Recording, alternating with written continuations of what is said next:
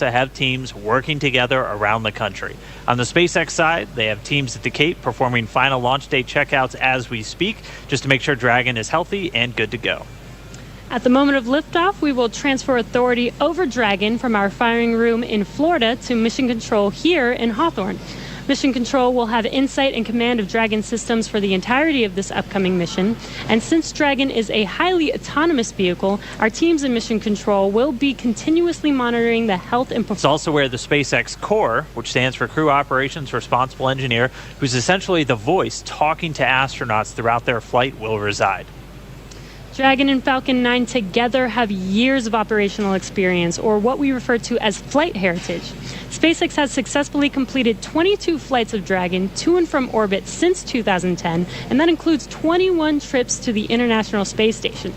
And to get us where we are today, not only have we conducted thousands of hours of testing, but we've also enhanced and added a number of safety features to Dragon. One of the most important safety features on Crew Dragon is the launch escape system. It's a huge advancement in the safety of human spaceflight, and SpaceX was able to demonstrate the system in two important tests. The first one coming back in 2015 with the pad abort test, which we're watching some video back from right now. And then a little bit more recently, last January of this year, the in-flight abort test. Dragon's launch escape system is outfitted with 8 Super Draco engines that are integrated directly into the spacecraft body. This enables Dragon to separate from Falcon 9 and carry astronauts to safety in case of an emergency on the launch pad or all the way up to orbit.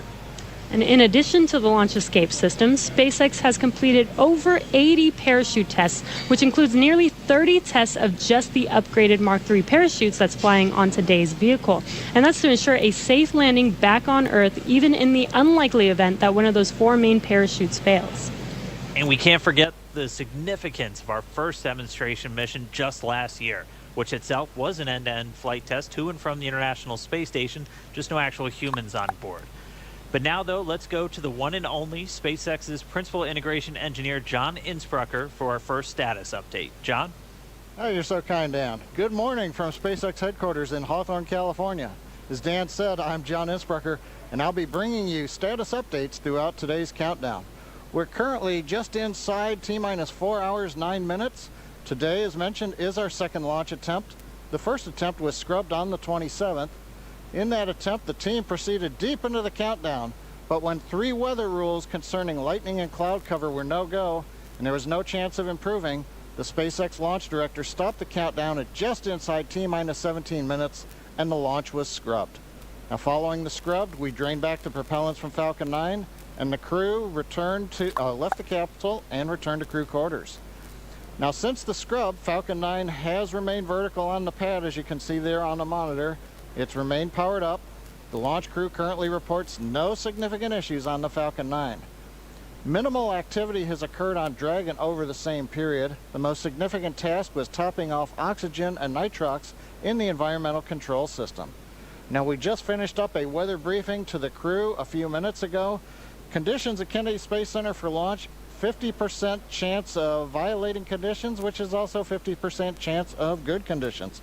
The basic concerns are precipitation, cumulus thick clouds, anvil clouds, all related to the threat of lightning. We're also watching the weather downrange in case there is an abort and Dragon has to splash down off the coast. Further, several hundred kilometers away, we are watching a series of weather patterns that look like they're going to be good, so we are continuing into the count right now. Coming up at T-minus 4 hours, the SpaceX launch director will perform a poll. That'll verify the conditions are safe there at the pad to open it back up to just the support crew. That support team will enter the area and begin preparations for arrival of the astronauts at the White Room at about T-minus 3 hours. Following that poll, the launch director will provide a countdown status briefing. We might be able to hear that depending upon what's going on the nets. But right now, as the clock continues counting down, we're going to check in with Gary Jordan. He is with the flight control team at NASA's Johnson Space Center in Mission Control, Houston. How are the teams looking there, Gary? Thank you, John, and welcome everyone to Mission Control Houston. This room you see behind me is one of 3 flight control rooms at the Johnson Space Center, also known as Flight Control Room 1. This is where teams monitor and direct all of the operations on the International Space Station. It remains staffed 24 hours a day, 7 days a week, 365 days a year. And today the team is especially focused on monitoring today's launch operations and making final preparations for Bob and Doug to dock with the station tomorrow morning. Today I'm joined remotely by NASA astronaut Rex Walheim, who was on that last flight from American shores 9 years ago, STS-135, with Doug Hurley. Rex flew on 2 shuttle missions before that and is now the Deputy Director of Safety and Mission Assurance here at the Johnson Space Center. Rex, thank you for joining me. My pleasure, Gary. Nice to be here. Now, Rex, we're closing in on the suit-up process for Bob and Doug down at the Cape. What were some of the thoughts going through your head as part of the crew suiting up for a shuttle flight for the very last time? It's just it's a really exciting time. You've kind of practiced it many times before, but this is for real. But again, you never know for sure whether it's going to be for real. So for STS-135, we only had a 30% chance of launching on our actual launch day. So we're thinking, it's probably not going to happen. But we got to be ready for game day. And so you get suited up. And you walk out those storied corridors where Neil Armstrong walked out before he went to the moon, and get on the Astrovan in our case and head out to the launch pad. Rex, as I recall, the weather was not so favorable for STS-135 in the beginning of the day, but started looking a little bit better towards launch time, and you were able to get off the pad. Though you had to scrub for weather on 110 and a few times on 122, it seems to be a normal thing for human spaceflight. Yes, it is. It's like I say, you never know what your launch day is, so you have to be prepared anyways, no matter whether the vehicle may have issues that they're working at the last minute or the weather may not cooperate. So you get ready and do the countdown. And on STS-135, it didn't look very good. Like I said, we had only a 30% chance of go. And so we got out there anyways, and we got strapped in, and we weren't sure whether it was going to be go or not. And our commander looked outside and said, well, I got good news and I got bad news. The bad news, it's raining, but the good news is it looks like it's clearing to the west. And sure enough, they brought the count back down to T-9, where they checked the weather, and they decided it was go. And so, hey, we're going. This is going to be great. Then they brought the countdown all the way down to 31 seconds, and the clock stopped. We didn't get any alarms or anything, and we're kind of looking around, what's going on? And we heard over the intercom that the launch was halted due to a malfunction. And we're like, what kind of malfunction? And sure enough, we figured, okay, well, now we're not going to launch for sure. It's just 31 seconds from launch. We've only got like a minute hold time, and so your mood starts going down, and figure, well, doesn't look like it was going to be it. But turned out the team at the Kennedy Space Center knew what the problem was. They wanted to make sure that the gaseous oxygen hood, the arm, had moved out of the way so the shuttle could launch. They took a camera, verified it was, and then they picked up the count.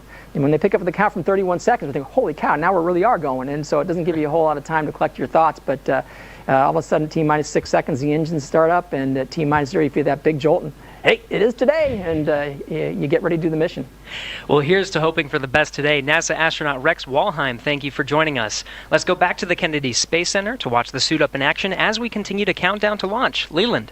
Hey, thanks, Gary. Hey, Rex, it was so great to fly with you on STS-122, and I remember you turning to me saying, hey, Leland, it's going to be great, you're going to do great, and you made me feel so good about launching into space, and I just really appreciate your support and your kindness, and that was a great mission, and I really appreciate you, man.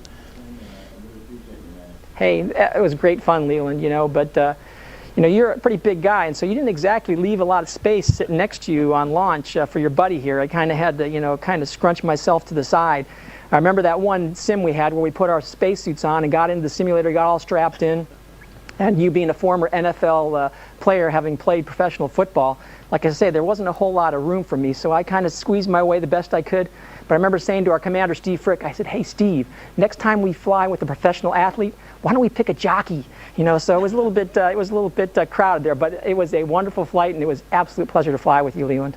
Likewise. And when you came home on 135, I was with your family. I remember it was a night landing, and I said, hey, Fergie's back, and your son, I'll never forget this, he said, hi, Dad, and it's all about the families, and you did such a great job on that mission, flying with Doug on that last shuttle mission. So thank you, Rex, for everything you've done. We're going to go live in crew quarters in a minute and see Bob and Doug suiting up.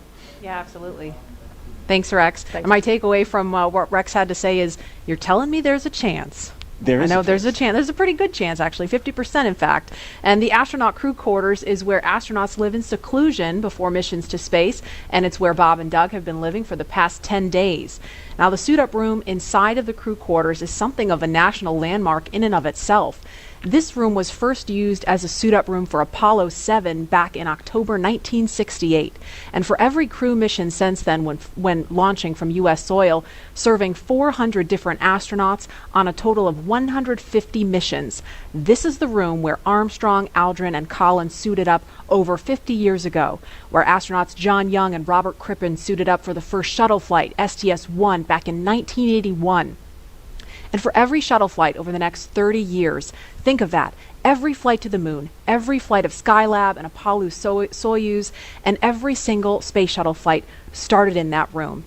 And Leland, I know many of us have experienced some form of quarantine over the last several months, but I would imagine that 2 weeks in quarantine in preparation for a space flight is unlike any other time in your life. What were some traditions that took place? Oh, we would get together and sit down and sometimes tell jokes and try to make the mood a little bit lighter. We would review our notes and things, but we would bring our families in and have a crew meal together with our families, and that was really touching. And it's just card games, different things to get ready for that iconic mission to space.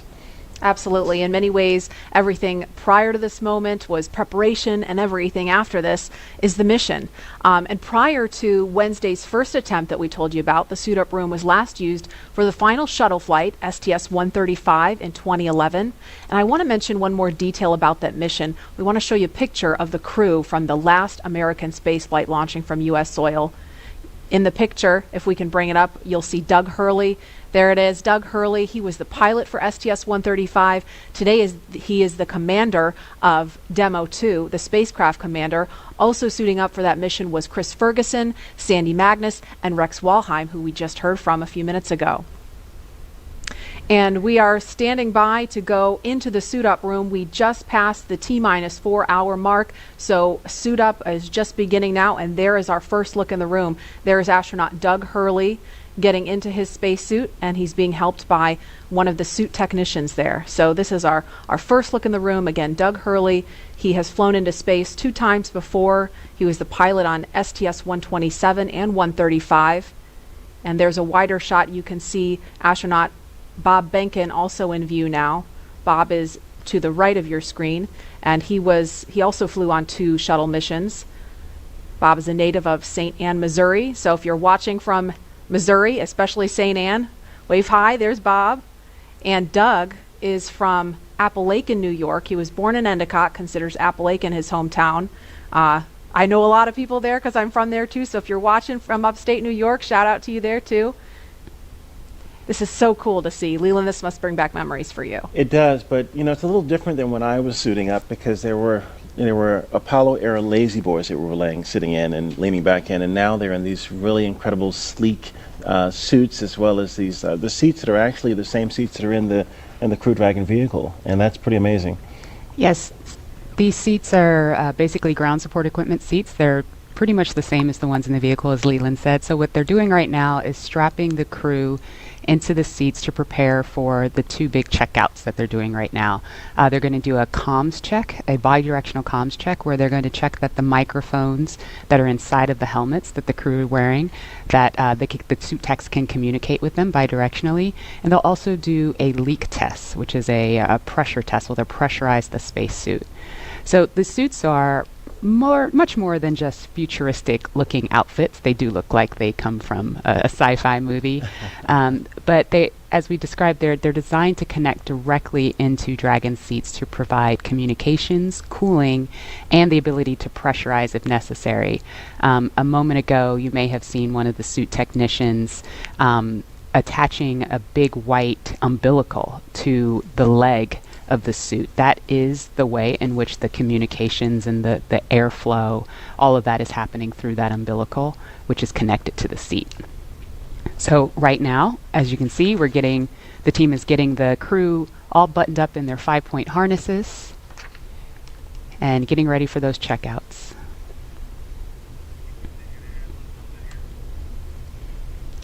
And there's that worm again, Leland, right front and center. How does that make you feel on a spacesuit? It makes me feel just great, Marie and Lauren.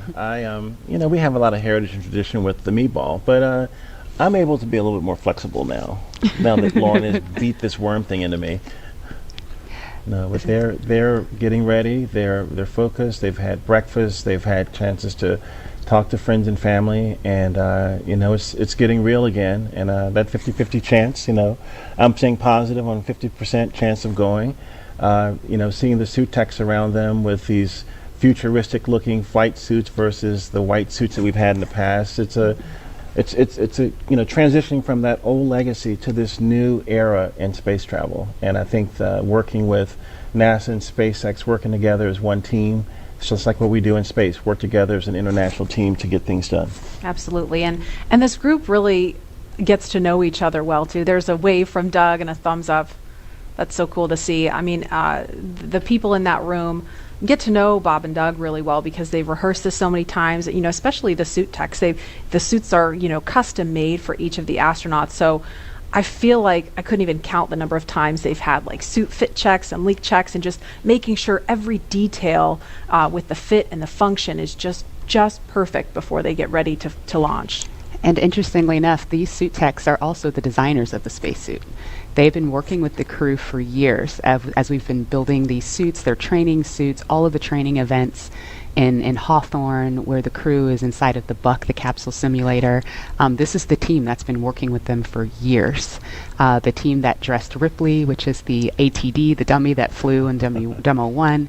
The mannequin, right? The mannequin, Smarty. The Smarty. There's lots of names for Ripley. But the point being, they've been with these suits from cradle to grave and have been working so closely with Bob and Doug. Pressures and making sure everything looks good prior to arming the launch escape system, but not tracking a constraint at the moment. So overall, Dragon's healthy and ready for crew ingress. Okay, thank you for the update, MD. And this concludes the countdown briefing. So you just heard in that briefing there, they're continuing to move forward towards launch. And as we have a view of Doug Hurley there adjusting his visor, again, he is the spacecraft commander for Demo 2. And while he continues the suit up process, we want to give you a closer look at the veteran Marine Corps fighter pilot and spaceflight pioneer.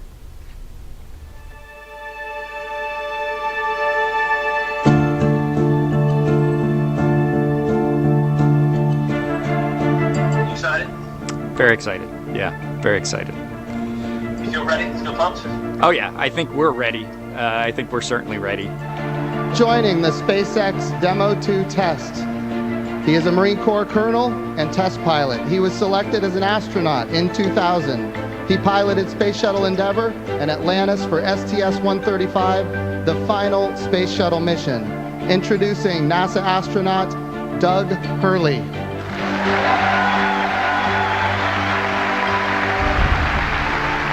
It's a life-changing process in so many ways to fly into space. It's just overwhelming in some respects. Just the sensations, the rumbling, the shaking, the acceleration.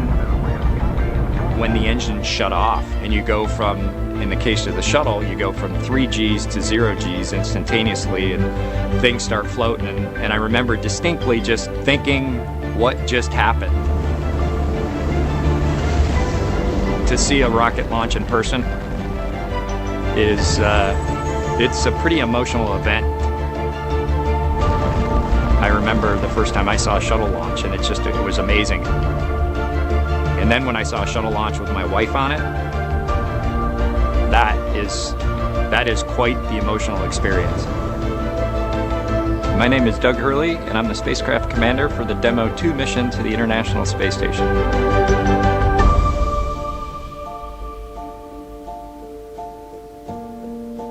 We are doing the first crewed flight for NASA and for SpaceX. So this is the test flight to prove end-to-end from launch to docking to ISS operations and then entry, descent, and landing.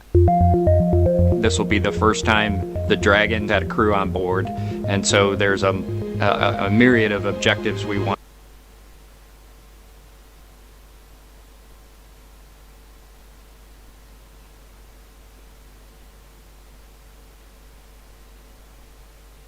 want to achieve for this mission. SpaceX has been responsible for design and essentially making this vehicle what it is. What the astronauts bring to the table is the crew vehicle interface.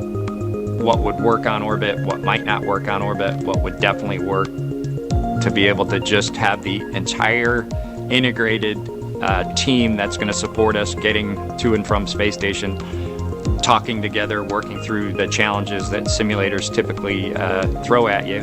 It was really neat being part of it.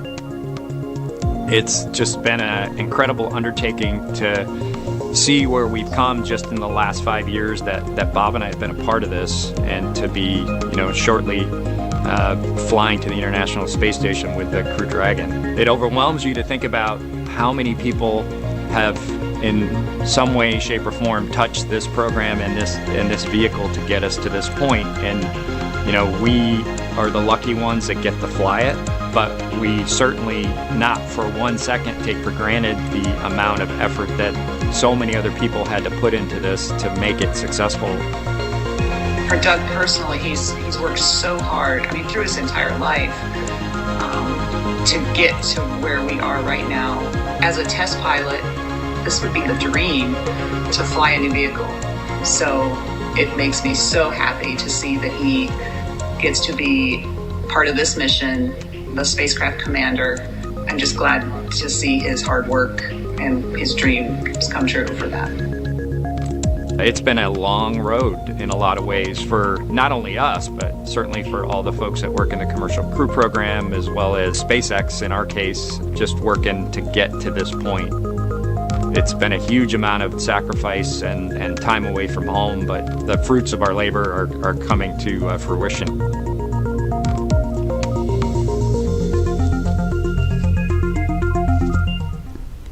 We are now getting closer to when we expect to see the crew complete their suit checks and walk out of the Neil Armstrong Operations and Checkout building. And before they do, here's an introduction to the Joint Operations Commander for Demo 2. You see to the left of your screen there, former Air Force flight test engineer Bob Benken.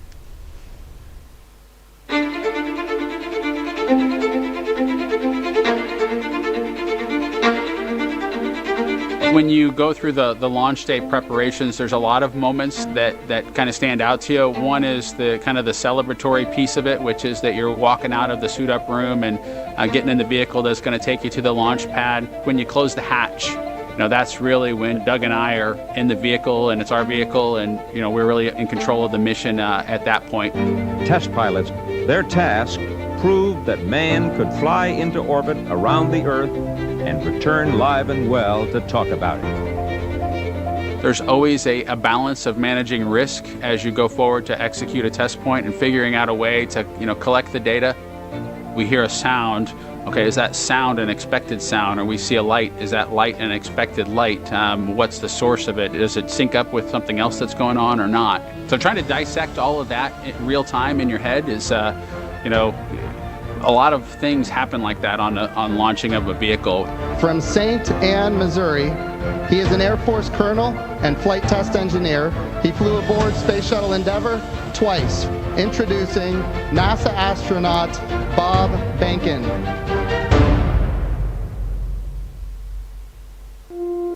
My career at NASA has kind of spanned a couple of decades at this point. I arrived with the class of 2000, went through the training program, primarily focused on the Space Shuttle and the International Space Station, learning those systems. Having launched a couple times on vehicles, the second time was definitely different than the first time. You can feel a little bit guilty of, hey, should I study one more thing, or is there one more piece of information I should get? Am I really prepared or not? So that's definitely different between where I was on my first flight and where I'm at right now. It's been really interesting, I think, for both my wife and I to have gone through the process of seeing each other launch in space. I've seen her take that risk and had it be in front of her, and I've done that to her. And there's just something different about watching a rocket launch when there are people on board. You feel a little bit differently about the pit of your stomach, and I can only tell you it's multiplied significantly when it's somebody that you know, and then somebody, of course, that's a family member. It's even multiplied more. For me personally, as a spouse, watching everything that Bob has put into this over the last 5 years, the dedication that he's shown, the perseverance is pretty special. For both of us, though, the way our minds work, it won't be until sort of the mission is complete that you have really a chance to savor it and celebrate it. This is a huge accomplishment for an Air Force flight test engineer to be part of the demonstration mission of a brand new vehicle. It's going to be amazing. Without a partner that has that same appreciation, I think it can be challenging for some folks. There's a lot of work and a lot of time that takes away from family that that my spouse appreciates, and I love her for that. Really, my role on the Demo 2 mission is to make sure that we get this vehicle tested and evaluated so that we can move on to more operational missions at the International Space Station. We've got a lot of objectives on board the vehicle that we need to accomplish to really make sure that it's good to go. We'll make sure all those systems are working during the test flight so that the future missions will have them available even if they don't plan to utilize them. Through years of the NASA team, I'm helping to share that experience and teaching them the lessons that we've learned by going through this. Now there's another capability in the U.S. besides NASA to operate something of this magnitude. When is the last time humans launched on a new vehicle? Certainly on the American side, it's been several decades. Now we're in a time when we've got multiple vehicles under development. It's a great time from a space exploration time frame just to see all that happening, and it's because of this nurturing of the environment, being able to pull in a wider group of people who can contribute towards human spaceflight. It's a super cool time. On a deeply personal level, I'm really excited that my son is going to get a chance to see me launch into space. Being an astronaut has been a little bit of an abstraction thing for him because he's seen me do it in old videos, but he hasn't seen me do it for real. And so I'm excited for him to see this launch. I want to thank the entire Commercial Crew Program team that's worked together to get to this point where we've got vehicles in the launch pad ready to head to the International Space Station.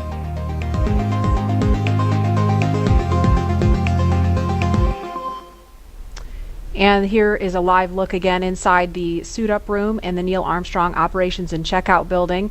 We can see now NASA Administrator Jim Bridenstine. He's talking to the crew. You won't hear any audio in here, and actually we had some questions about this Wednesday because people were like, why can't I hear what they're saying? That's by design. It's not a mistake. We are really lucky to be able to show you this video live as they're suiting up, but you don't hear the audio because that's a little bit, we try to give the crew a little bit of privacy, and so being able to talk freely and share really what's on their minds without having to worry about who's listening is part of the reason you don't hear audio in there. But that's Jim Bridenstine there talking to the crew, and it looks like Associate Administrator Jim Morehard is also in the room standing to the right of your screen. And these are great moments to get a last chance to talk to the senior leadership of NASA as they're about to go off and launch into the cosmos. And I think when you look at how Bob and Doug complement each other and how these SpaceX suits, they really complement the astronauts too, because they're more form-fitted, they're custom-made, and this is a moment where they're getting ready to do the real deal. And Lauren, I think the integration of the suit and the vehicle and these seats is just really, really impressive how y'all at SpaceX did that. Yeah, the primary purpose of the spacesuit, it's a pressure suit. Now, the Dragon capsule is already pressurized, so even in the vacuum of space, the crew is safe when inside of Dragon, but in the unlikely event of an anomaly that causes the capsule to depressurize, we can actually flow oxygen or nitrox into the suit, and that will keep the astronauts pressurized in flight. So that's its main purpose. So it's that form and function, and some style there as well. And for the kids out there that have 3D printers or have 3D printed, the actual helmets were made by 3D printing. So you could be a spacesuit designer yourself because you already have the skill set, and or fly in space one day if you wanted to. And I'm curious about what kind of conversation might be going on with them. Looks like it's lighthearted. You can see Doug laughing there. I know that Mr. Bridenstine has said, Bob and Doug, if you want to back out, it's not too late. I would imagine he he may have said that again. I know they're ready to go. They're as eager as can be. And it looks like they may have another visitor coming in. Oh no, it looks like the administrator's just being passed something there, but you know, and it's really important. I mean, we've trained for so long.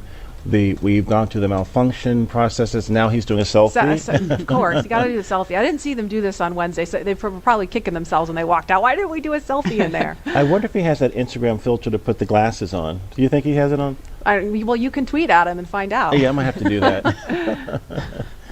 No, this is a great lighthearted moment. It gets the guys in a good mindset to go off in space in a very calm and cool and collected way. I think he's now taking pictures of some of the crew techs, the suit techs, which is fantastic. It's all about bringing the family and the team together, making everyone feel comfortable on flight day and helping us get to space safely, as we always try to do.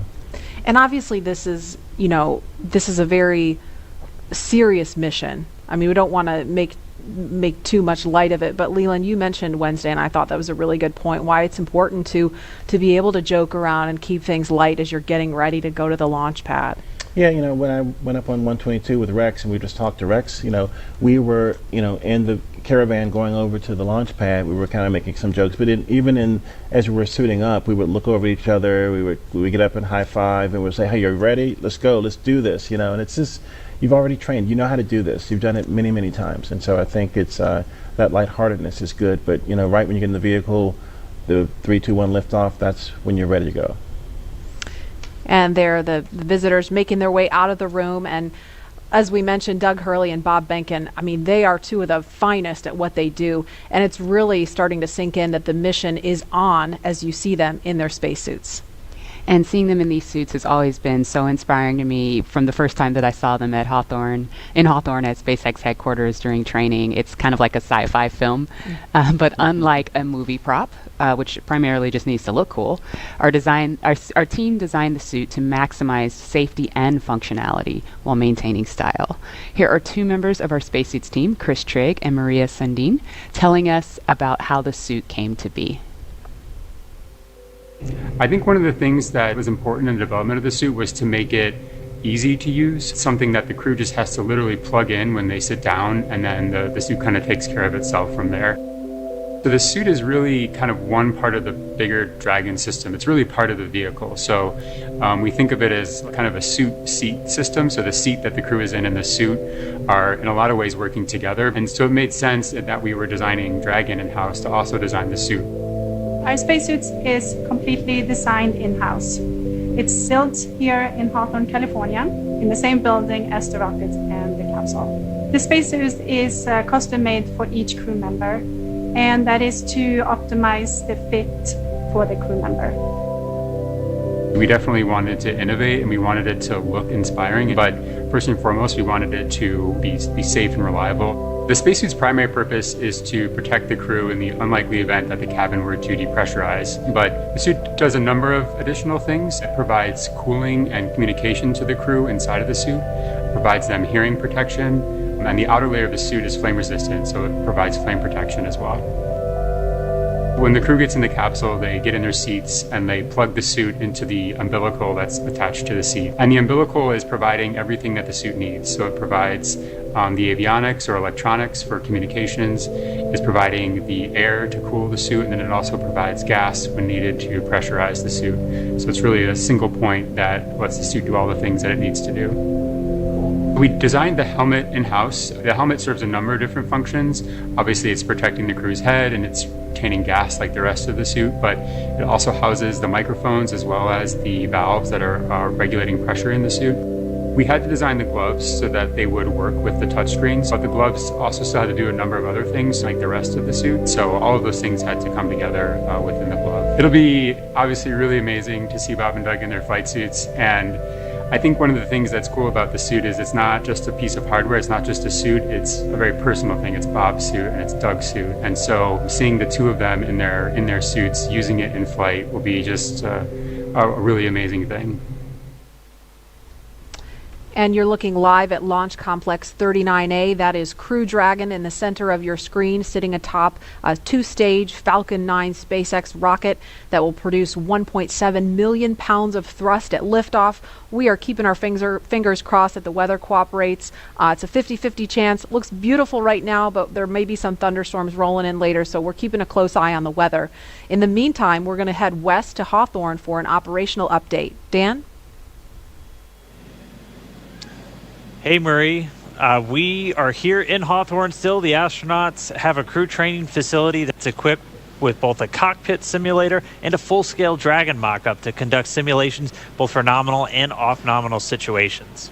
And recently, the SpaceX team shared the exact same ISS simulator that the astronauts train on with the public, so you can try your hand at docking the ISS. If you head over to iss-sim.spacex.com, you can try your hand at docking with the space station.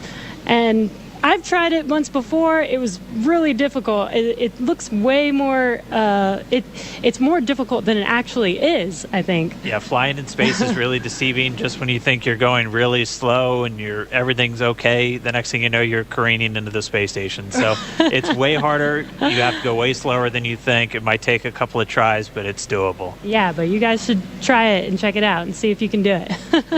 So let's check in with John Innsbrucker for a quick update on Dragon and Falcon 9. John? Well, we're coming up on T-minus 3 hours and 35 minutes. All continues to go well for today's launch. Now on the launch pad, Falcon 9 is powered on. Engine and stage checkouts were performed last night. All of those looked good. Now we're currently pressurizing gas storage vessels on both the first and second stage.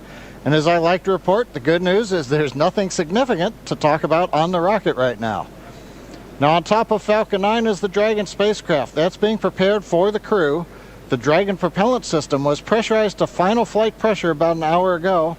We had the support team arrive in the White Room just inside T-minus 4 hours, and we're waiting right now for the crew to walk out of the O&C building, and they should arrive at the pad by about T-minus 3 hours. For the Dragon spacecraft, all systems are also currently go. The Air Force range reports no issues at this time. The range will be maintaining both air and sea space clearance around the launch pad. They also help support things like putting the roadblocks up to prevent access to the hazard areas at both the launch site at 39A and around the Cape. Now the big question, of course, is the weather, and as I've said before, we all talk about it, but it's the one thing we can't do anything about. Weather is 50% probability of good conditions. We are going to be watching for the clouds, lightning, thunderstorms. The sea breeze is not as strong today, and that's going to not help push all of that back over Central Florida. But right now, things are looking good with both Falcon 9 and Dragon as we count down to liftoff. Now, we want to see where you're following today's launch from, so we're going to jump over to Tahira at our social desk. Thanks, John. So glad to hear that things are at least looking good right now for this launch. Really hope it stays that way. So we just took a look at numbers of viewerships across our social media platforms, and there are now 500,000 of you tuning in for today's broadcast. Welcome, guys. We are so excited to have you. We also have the top cities right now tuning in, and that's Columbia, South Carolina, Houston, Texas, Los Angeles, New York, and Orlando. So it seems like the East Coast is really pulling today's viewership, but hey, last time on Wednesday, California came in and really stole the whole show away. Let's take a look at what's being shared online right now. So right now we have this future astronaut, and I don't know who he had to call, but it looks like he is in this SpaceX suit and his Tesla getting ready for round 2. Absolutely love it. Let's take a second look. Okay, right now we have a French bulldog. It looks like taking Bob's place for launch right now. This is so funny. We'd love to see it, guys. And so for those of you tuning in, be sure to use that hashtag LaunchAmerica on social media and show us how you're getting ready for liftoff. So earlier in the show, we polled users to see which NASA logo you're sporting for today's launch, and the results are in. So it looks like about 62% of you are wearing the meatball today, and that leaves the worm falling a little bit behind. But hey, now that the worm is back, maybe y'all will be sporting it more often. And so with that, let's head back to Marie at NASA Kennedy. Marie? Thanks, Tahira. We have some really spirited reactions here. We're looking live at the ONC walkout doors, but I just have to tell you, Leland threw up his arms in the air in victory when he saw more people sporting the meatball, and Lauren looks like someone just kidnapped her dog. I am shook. Go worm, go worm, go away worm. Oh, wow. You know, you can't predict, you know, how everyone else feels. That's the beauty of diversity of opinions, you know. And other traditions like the meatball and the worm, or a card game that we play called Possum's Fargo. And you have to play enough hands to where the commander loses a hand before we can walk out. So that's probably going on right now, and they're getting ready to have Doug lose his hand. Yes. And then we can get in the elevator and come out and get in the spaceship. Yep, so we're giving them that moment in private. And Leland, I wanted to ask you too, because I know, I mean, we had a scrub really late in the count yesterday. We got just under T-minus 17 minutes, and we were all like, oh, it was like a collective groan across the country, everybody watching. And I know you've been through a delay once yourself on one of your shuttle flights. And I wonder, you know, what does it take to kind of refocus yourself on day 2? I mean, do you go through all the exact same preparations? Do you do anything a little different? Is there a little bit of superstition involved? No, not really. I mean, we try to keep everything the same way because we've practiced this way, and now we're in the real day. We're playing this way. So if you stay the same, kind of the same form and function that you've done before, nothing else hopefully will happen that's out of character to your mission. So I think we just try to stay the same way. Yeah, that's good insight. And I know, you know, Bob and Doug, we heard them on the comms after that as they were detanking Falcon 9, and we're waiting for them to get out of Crew Dragon, and they were just cool, calm, collected, thanking the teams for doing a good job. Nobody's getting launch fever, and you know, they're going to do the same thing today. No matter how many people are watching, they're going to make the same call as they would if nobody was paying any attention. Right, and I was talking to CJ Sturkow before I launched on my first mission, and he said that he made a mistake and flipped the wrong switch on Ascent, and he glommed on that and was about to make another mistake. But he said that he had to just focus and get back to, you know, grace under pressure so that he would make a third mistake, which could have been, you know, catastrophic. So that's what we always try to do, is to try to do everything the same way, be very deliberate, but be very graceful, not really try to overthink something, but try to stay safe. Absolutely. And calm. Yeah, that's so key, and I know that's top of mind for all the SpaceX and NASA teams working on this today. And again, we're just standing by. We expect the crew is going to be leaving the suit-up room in just a couple of minutes, so we're giving them those last few minutes in private at the ONC building. And again, we're looking at the pad here. One of the other things that struck me, you know, we watched the videos about Bob and Doug, and when I went home on Wednesday, you know, because people saw, a lot of people who were watching and then, or maybe watching again today, saw the videos about them, learned a little bit about their military background. My husband's a Marine, so he's like super pumped about Doug. You know, Doug tweeted Semper Fi, and so I know like all the Marines out there are like just super pumped about seeing this, and the airmen that are watching Bob, seeing them represent the Air Force. I mean, it's just such a cool moment for our military community, and as a military spouse, I definitely feel some of that pride. I saw Charlie Bolden last night coming from the restaurant, and he was very excited about Doug as a Marine, and he's a Marine, and so Semper Fi was definitely something he said. Godspeed Semper Fi, go Crew Dragon. So it's our military people that are helping us with this launch, with the recovery, with all these other things, is very important to the success of the mission. Absolutely. And we want to turn our attention back to the Neil Armstrong Operations and Checkout Building. If we could, we want to take you to a picture of the doors. There they are. Those are the doors at the back of the crew quarters building, and it's an area where family, friends, and members of the media can share one final moment with the crew before launch. Beginning of the march towards launch for every American mission to space since 1968. This is the moment that is immortalized on film and video for 400 different astronauts from Apollo all the way through Space Shuttle, serving 150 total missions, and soon, if the weather cooperates, mission number 151 with the first 2 commercial crew astronauts. These doors carry with them a legacy of purpose and action, and today they will announce to all of us the start of this, NASA's SpaceX Demo 2 mission. And you saw just a little bit of my walkout from STS-129, my last mission, and I remember having my friends and family out there there was my chemistry teacher that was in the crowd. She got me turned on to science and helped me actually become an astronaut. And I just remember her being in the crowd saying, "Go Leland!" And it was just such a memorable moment for me. It kind of got more rocket fuel in my veins, getting me ready for my mission. Yeah, absolutely. And we were just looking at a live picture outside of the building where we could see some of the folks gathered. We could see Doug and Bob's immediate families.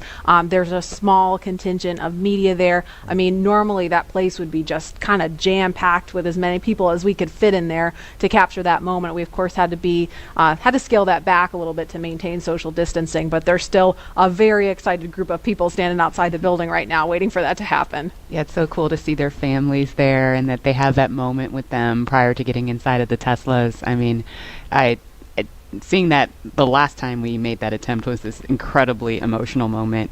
I have no doubt it will also be emotional again. But yeah, that I can only imagine what's going through their heads, in that moment when they're just waving goodbye for the last time before flying. I mean, Leland, were you nervous? Were you... At that moment we were, we had been a little jovial in the suit up walkout, but I think at that moment we were thinking about our families, leaving our families, but then at the same time we're going to do this incredible thing for helping advance our civilization. We are working as a team, all the other teams now with SpaceX and NASA and people all around the world really, in recovery and all these things, helping us get to space so we can advance our civilization. And I think those moments are really heartfelt for us, that a team of people have helped us get to this point. Absolutely. And we are looking at a live picture now of Bob Behnken and Doug Hurley walking down that hallway in the astronaut crew quarters. We just saw Doug wave at the screen, and they're just turning the corner, getting inside that elevator. And this, you can't see it from here, but there is a banner hanging there. You can kind of see it in the back. There's a banner hanging on the wall of the elevator with the signatures of all the people who worked on this mission. So it was really important for them to hang that up in there so Bob and Doug could see it. Yeah, we see that, and we see all those signatures of people that have helped us through training, through fit check, through all of these moments and getting ready for this mission. And it feels like they're going along with us on the ride. Absolutely. And as we wait for the crew to come downstairs to the first floor, we will pause to honor today's efforts with our national anthem. Kelly Clarkson just blew us away with a fantastic rendition Wednesday. Here she is again. Moshe, can you see by the dawn's early light what so proudly we hailed at the twilight's last gleaming, whose broad stripes and bright stars through the perilous fight o'er the ramparts we watched were so gallantly streaming, and the rockets regular, the bombs bursting in air, gave proof through the night that our flag was still there. Oh, say does that star-spangled banner yet wave o'er the land of the free and the home of the brave?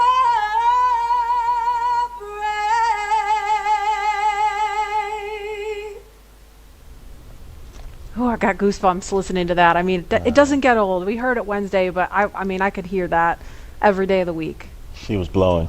Yeah, amazing.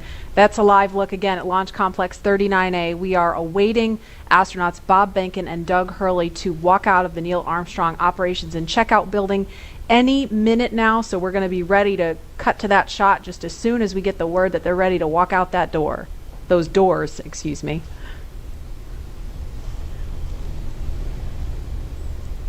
Again, looking like it's been a beautiful start to the day here on Cape Canaveral. But we're keeping a close eye on weather because it looks a little iffy as we get later into the afternoon, closer to launch time, which again is 3:22 this afternoon. It always blows me away every time I visit Florida is, 1 hour it's this beautiful, clear, gorgeous day, and then an hour later it's a thunderstorm. You said it. Welcome to our world. And then an hour later it's back to clear. Yeah. Yeah. Wow. Just similarly to last attempt, right? I mean, just 15, 20 minutes later, it was good to go. I know, it hurt my soul because we have this instantaneous launch window. It's not like with shuttle where we could give it a couple more minutes because you had a 10-minute window. We have a single second to get this off the ground, so everything's got to be just right. The conditions all have to be green at that moment. Again, Mother Nature showing she's in charge. Absolutely. And we just heard we're about 30 seconds, less than 30 seconds now from seeing the crew walk out of those doors. So we are standing by to show you that moment live.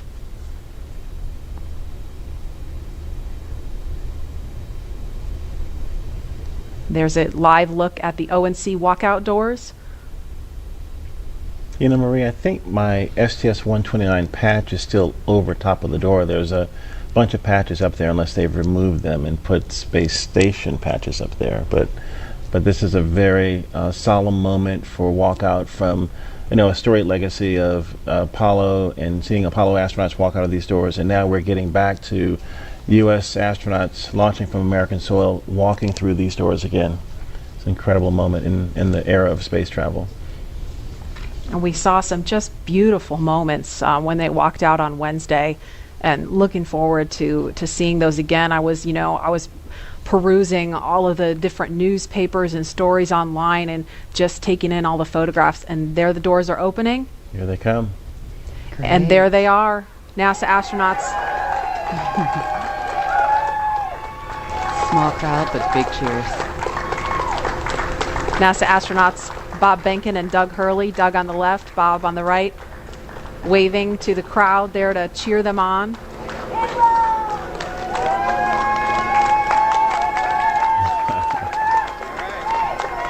And there are their families right in front of them. The virtual hugs, a very special moment. Fist bumps. Are you going to be on good behavior? Are you going to listen to mommy and make her life easy? You can hear them. Ready? Let's light this candle, I agree. Launch America! Bye, guys.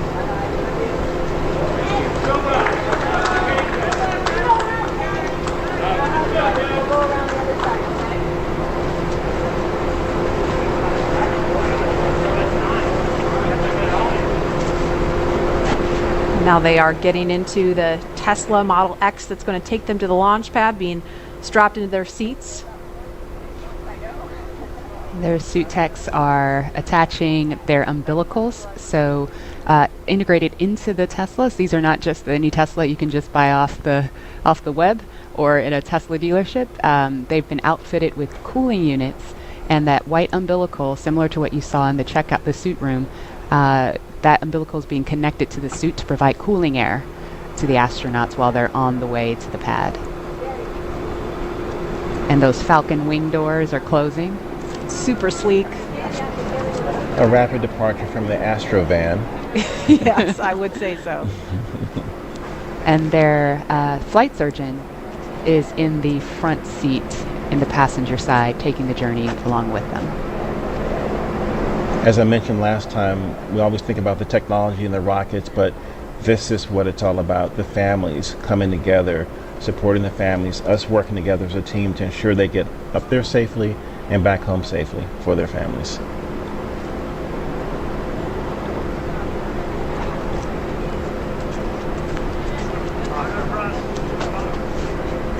I couldn't hear everything they were saying, but I did catch Bob telling his son to be good for mom and make her life easy.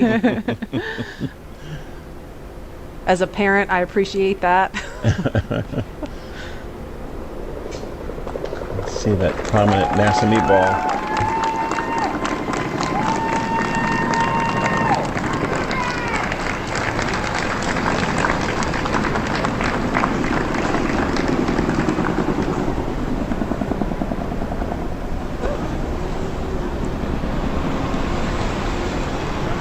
Now, as we watch the convoy begin their journey to Pad 39A, to our SpaceX and NASA family who over the years made this mission a reality and who have worked this launch campaign up to this point, we have you here in our thoughts. Those whose words and hands and thoughts built all that we see here today. We hope all of you watching can feel the pride each of these NASA and SpaceX team members has for this drive out to the pad. This is Laura Segura from the Commercial Crew Program. We're so excited about this historical day. Congratulations on being a part of the very first mission for human spaceflight, commercial human spaceflight ever. We're behind you, Bob and Doug.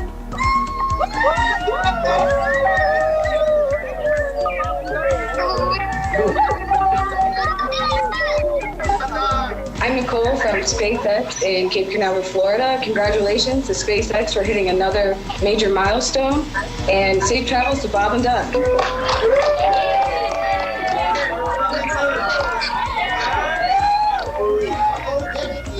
and Doug, as the launch vehicle chief engineer, we've got a lot of our launch vehicle team here to wish you a very wonderful safe ride on a Falcon 9 coming up to Demo 2. We're so excited for you.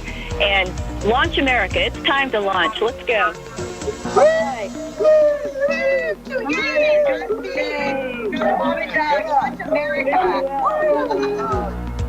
Hi, this is Perla from Hawthorne headquarters. We want to wish Bob and Doug a safe trip to the International Space Station.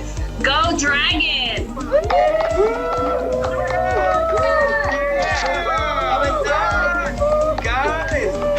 It's been 9 years in the making. This is such a historic time, and our team has worked so hard, and we're very excited to be here. Go Bob and Doug!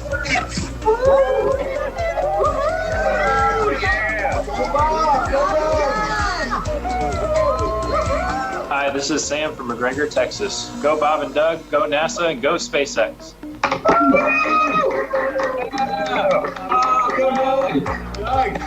Sean O'Rourke from Johnson Space Center. Bob and Doug, wishing you a great flight. I just wanted to tell you good luck.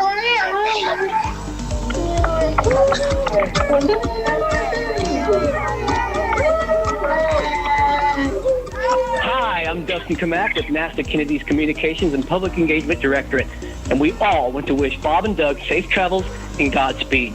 You are both an inspiration to us all. Now, let's get out there and launch America. Let's do it. Come on, launch America.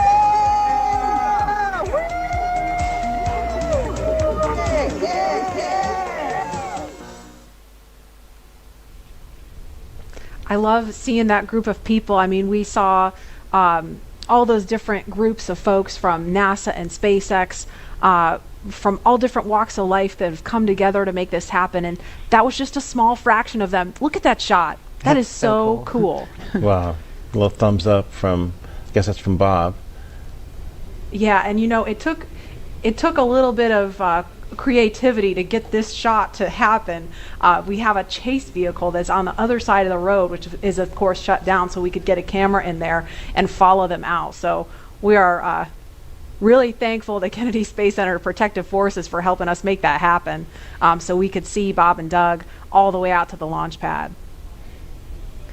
My ride out was a little bit different than what they're experiencing in this Tesla, because we had the Astrovan had bench seats on each side, and we could look across at each other as we were driving out. And it was moments where we would tell some jokes and look, but sometimes we would just look at each other, and we had such gratitude for having this opportunity to launch into space and to think about all the people that had a hand in helping us get in that vehicle to drive out to the launch pad to get ready for this momentous moment. And I think that's probably, even though they're sitting side by side, I think they're probably thinking of the gratitude and the people that have helped them get here, so that they can be on the the pointy end of the rocket, getting a chance to go up to space. It's just a momentous moment. And they're listening to some tunes too, I heard, right, Lauren? Yeah. There are at least 3 songs on their playlist that are super interesting. The first is AC/DC's Back in Black. You know that one. Yeah, well, who doesn't? Right. Another one that they're listening to is the elevator music from the Blues Brothers film, The Girl from Ipanema. Taller than Oh, Leland. Okay. Got another career. That's enough. Career That's number enough. 3. That's That's enough. right. NFL, astronaut, musician. Yep. And of course, they are also listening to the Star Spangled Banner, the Army French Horns version.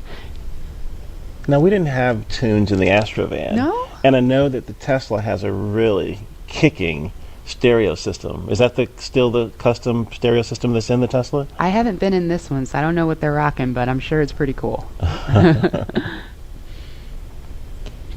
And again, just for some perspective, they left the operations and checkout building just a minute ago, and so it's about a 9-mile drive from there to the launch pad. It takes them around 20 minutes, kind of depends on how quickly they're trucking. The other thing sometimes that you hear as you're in the convoy is the helicopter, the Huey helicopter flying overhead, and it's kind of also, you're thinking military, you're thinking really important things, and it's a moment that also kind of solidifies in you that, hey, something big is about to happen, and that whoop, whoop, whoop, whoop, the sound of that Huey is in your head, and it feels good that all these people are helping you get there safely. Yeah, I think we heard that actually coming by We did. this building earlier, because we were talking, I was like, I hope that's what I think it is. And it was pretty low because it was pretty loud. You could feel it, too. I could feel it. I took this drive yesterday in my rental car, and granted it wasn't in a Model X, and I'm not an astronaut, but driving to 39A, that same route, and trying to imagine myself in that headspace, it was pretty awesome. I got to figure out how to get on Falcon 9. Lauren, we're all astronauts. We're in space. That is true. You just got to get on the rocket. Yeah, well, Leland, there's a big group of people that want you there. I think we should, listen to them. Yeah, I'm all for it. I think we should. Maybe we should make that a poll question. Yeah. Well, we should all maybe go to space. What do you think? I am on board. I mean, not literally right now, but I would like to be on board. Lauren, would you go with us? Absolutely. Okay, poll question. We have so many people watching online, sending well wishes to Bob and Doug. I mean, it started early this week as we were ramping up for Wednesday, and I feel like it's just been this buildup of momentum because, we were following along Wednesday, and now we're all following along Saturday, and we have people watching from home that hopefully don't have to work today and can really tune into what's going on here. And we, as astronauts, truly appreciate all the support, all the social media feeds, and we think about, our families. We saw Megan and Karen there with their sons, wishing Doug and Bob well wishes and Godspeed as they head off in these Teslas to launch pad 39A that launched the Apollo astronauts. And I think, this is just one of those moments where everyone in this country is coming together to wish them well, to get them to space safely. It's a really great day. And they are just now on Saturn Causeway. They just made that right turn onto Saturn Causeway. So to the right of the screen, that building is the Operations and Support Building 2. And on the left, it's out of view right now, is the Vehicle Assembly Building, that iconic building that processed the Space Shuttle and Saturn V rocket also. That's where that mobile transporter used to take out the Apollo, Saturn V rockets and the Space Shuttle. It's just an incredible machine. And where they're passing right now, I mean, if we were to run outside, we could wave because we are off to the right of your screen there at the press site where you see a group of media there. So from this point they've still got about 3 miles to go from here. I'll see you guys later. I'll be back in a minute. You're gonna go hop in. And obviously it's not just Bob and Doug's Tesla. There's a number of cars in that convoy. They're being escorted by Kennedy Space Center Protective Forces and also SpaceX Security. They have a flight surgeon there with them. And we've seen just a sprinkle of folks along the way. Normally we'd have a whole lot more people out here watching this, but we really appreciate you watching online and from home. Again, wherever you are, at the beach, watching on your phone, your tablet, your whatever mobile device you have, we're going to be here every step of the journey, taking you through it moment by moment. There's a cool shot with the worm on the roof. There we go. The second place worm, yes. The second place worm. So, Leland, when I drive down this road on the way to 39A, on the left, there's that area where the crawler used to drive. Do you tell us a little bit about the crawler? Yeah, right there you can see the kind of the gravel where the crawler actually crushes that gravel almost into sand. It's so heavy. When the shuttle will go out and the Apollo Saturn V rocket will go out, and it's just, this thing moves at a glacial rate to get out there because it's got this huge rocket or shuttle on it. But I had a chance to see that when my shuttle went out one day with Alan Poindexter, and it's just this enormous, tracks and vehicle, but you guys do it in a different way, don't you? You don't go out of the vehicle assembly building. You have your own building. We have a hangar right there on the pad, so we just roll the rocket up the hill. You kind of do it like a Soyuz, where you just raise it up right there from horizontal to vertical, and it's done. Yeah. Horizontal integration, so you don't need an enormous building in order to process the rocket and mate Dragon to it. And then once you pin into the pad at the very top of the hill, you raise it up vertical with the transporter erector. And again, all these efficiencies to help us get people to space faster and safer, and this is going to be the future of space travel. And also the relationship between NASA and SpaceX working together as a team to get people up. And at this point, the convoy is approaching pad 39A, and they're entering what is known as the BDA, or blast danger area. Now, before any pad technicians, engineers, or astronauts enter that area around the launch pad, the SpaceX and NASA teams do an internal go-no-go poll to make sure everything is clear. This storied launch pad, which has been the beginning point for so many firsts, is the perfect backdrop for today's historic launch that marks a new first and a new era in human spaceflight.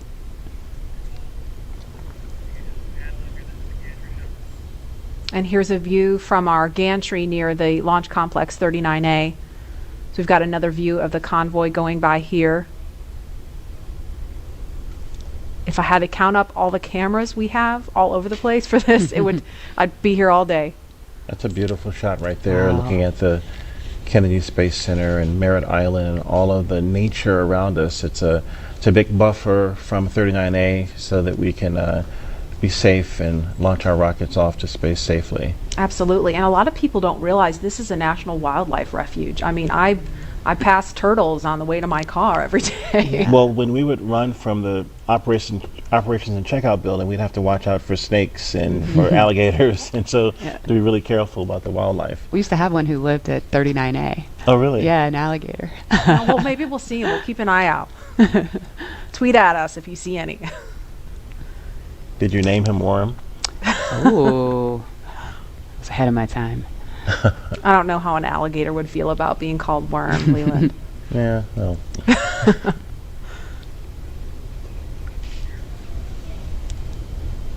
And we've got a ton of you following along on social media. Lynn says, as a fellow Missourian, we're so proud of Bob. Launch America, we will be watching from the Space Coast, cheering loud.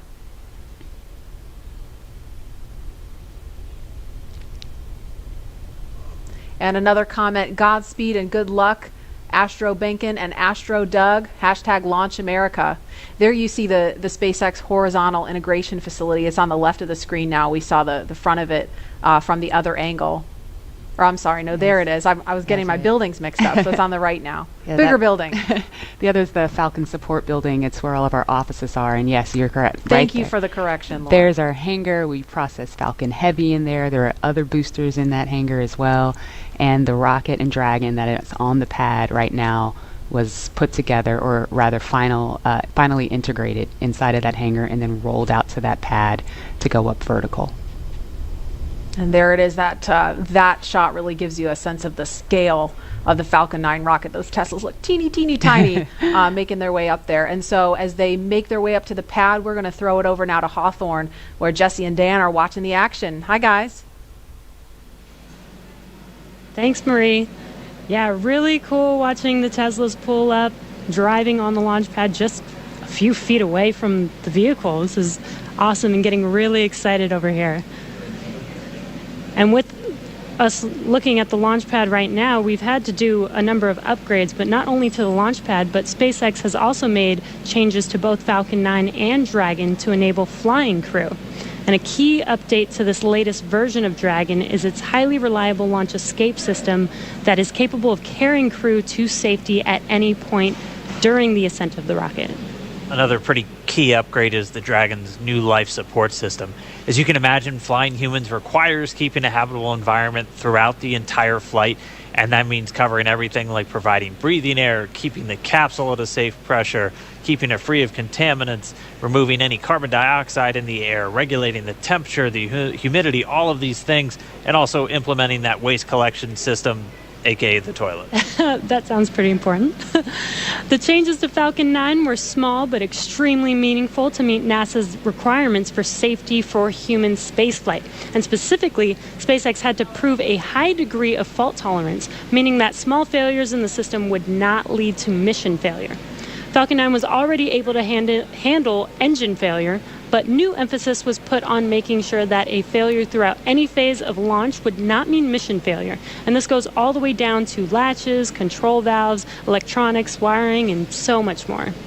All right, well, with the astronauts now on location at Pad 39A, we're going to swing it right back. Marie, Lauren, Leland, take us through the crew making their final steps towards the Dragon spacecraft. Sure thing. So we are looking again at Launch Complex 39A. Just a few seconds ago, we saw the Tesla carrying Bob and Doug pull up to the launch pad. This is the site of so much history, you guys. This is where Apollo and Saturn V rockets that launched to the moon took astronauts from. I mean, this pad has so much history. Leland, you launched from there. What's it like seeing Crew Dragon and Falcon 9 there with the pad? With all of the visual changes that have been made? I mean, what kind of emotions does this stir up in you? You know, when we got out of our Astro van, we stepped out and we just looked up to see this vehicle, and it was creaking, it was groaning, it was making noises, it was getting ready for us to enter it, to take us off planet. And you know, you get a chance to take a picture. Sometimes you stand there, you look there, you think about all the training you've done, all the preparation, and again, all the people that have helped you get there. And it's just a solemn, amazing moment for all of us. And there's another amazing drone shot. Lauren, you explained this a little bit earlier about kind of how SpaceX brings the rocket and capsule vertical. Now that we see it, can you kind of explain that again for folks who maybe missed that? Yes, of course. Dragon is actually processed a few miles down the road at Area 59, or Dragonland as we like to call it. We then put it on a truck and drive it all the way to the hangar where the rocket is. And so what will happen is we'll then we call it breakover, where the vehicle's up vertical, we'll turn it sideways because the rocket is being processed sideways or horizontal into the hangar, lift it, mate it to Falcon 9, and then roll up those hangar doors and essentially pull the vehicle in the transporter erector, which is the big white truss structure that you see there. Mm-hmm. All the fluid lines, electrical lines, and everything are connected to the vehicles via the TE, transporter erector, and they basically roll it up those rails. You can't really see them. You kind of see them in the screen, those rails. Mm-hmm. Roll the entire TE Rocket Dragon assembly up to the very top of the pad, pin it into the pad systems, and then roll it up vertical. And we are about T-minus 2 hours, 57 minutes, 44 seconds and counting. In just a couple of minutes, we are expecting to hear a formal announcement that the crew is at the pad. Of course, we saw them pull up in the Teslas, and there they are. Looks like they've already gotten out of the car, and they are walking up to the elevator that will carry them all the way up to the 255-foot level, and then they'll have a couple of steps to get up to the level where the crew access arm is. I have the AC/DC song in my head as I see them walking up. You know what I was kind of jamming out to on my way in was ZZ Top, Sharp Dressed Man. Oh, nice. I was like, I don't know, that might be on my playlist if I were in there. But there they are, taken in the sight, craning to see the top of the Falcon 9 rocket. It's 230 feet tall if you round up, and then Crew Dragon is another 27 feet from the bottom of the trunk to the top of the nose cone. So when you're out there in person, it's really hard to describe just how large it is. Look at them getting excited. They're ready to get in the vehicle, get in the elevator, and make it to the top. There's some FOD he's picking up. Foreign object debris. Appreciate that. They're also wearing FOD covers on their shoes, by the way. Oh, really? Yeah. We want to make sure that they don't, track the inside of Dragon when they go in. And so right before they enter the vehicle, they'll remove the FOD covers off of their boots. You take for granted, all just the little details like that, all of the thought and preparation that has to go into literally every single piece of this operation. I love the makeover of Pad 39A with the sleek black with the white ticking and the lines, and it's a very futuristic look for this iconic launch pad. And to think what's been there before with Mercury, Gemini, Apollo, shuttle, and now the SpaceX Crew Dragon getting ready for a launch to the International Space Station. Rocket fuel still going through my veins. And we feel so honored to be able to launch from here. Oh, here they are. That's a really fast elevator. Yeah. I know, it really zips. That took them up to 255 feet in just a matter of seconds. They're removing their FOD covers? Looks like they were just maybe checking something on his boot or leg.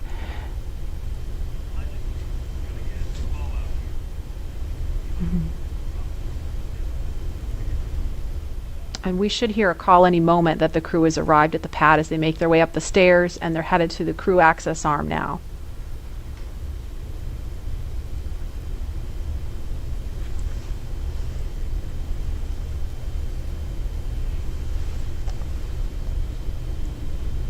There's the worm again, popping. You know it. Meatball. Don't worry, there's a meatball on Crew Dragon.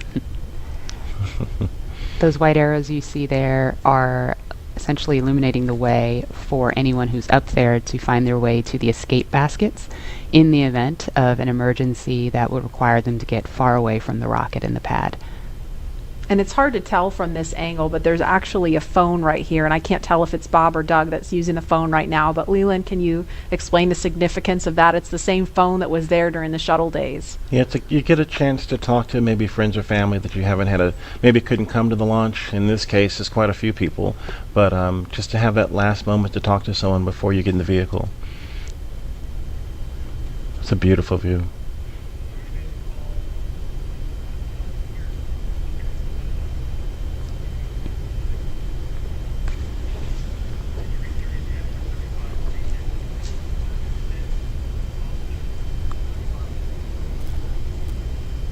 And we're watching the crew when they're done using the phone there. We expect them to be making their way into the crew access arm. And coming up at about T-minus 2 hours and 35 minutes, the astronauts will ingress, or that's a word we use to describe climbing into Crew Dragon. And we saw Doug do it a couple minutes early on Wednesday. They were a little bit ahead of schedule, so that time could be a little bit flexible. But that's going to happen with the assistance of the suit techs, and they will get strapped into their seats. And so with that coming up, we're going to head over to Hawthorne for a preview of what's in store for the future in space travel. Jesse? Thanks, Marie. Yeah, shortly after we begin to regularly fly NASA astronauts to and from the space station, SpaceX will also begin flying private passengers to station and beyond using Dragon. That's right. NASA is enabling up to 2 private astronaut missions to visit the station each year, just as part of our support of the economy in low Earth orbit. It's one of the many ways NASA's working to just open up access to outer space for companies to manufacture products in microgravity, for any new commercial modules in space, and really just to enable more people to be able to explore the stars firsthand. And the more people out there exploring the stars, the closer we become to becoming a multiplanetary species. Earlier, we showed you a first-hand look at where you would train if you were to fly with us on board Dragon, but now let's take a peek inside of the spacecraft itself.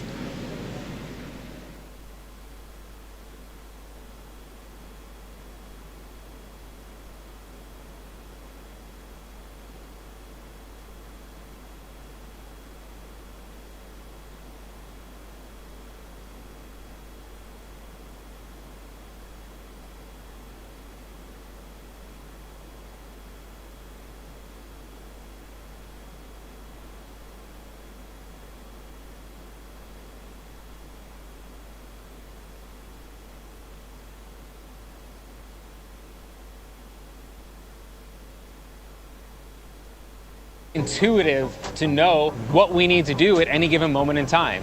When I think about comfort for the astronauts, it's really every aspect of how you could interact with the spaceship that comes to mind.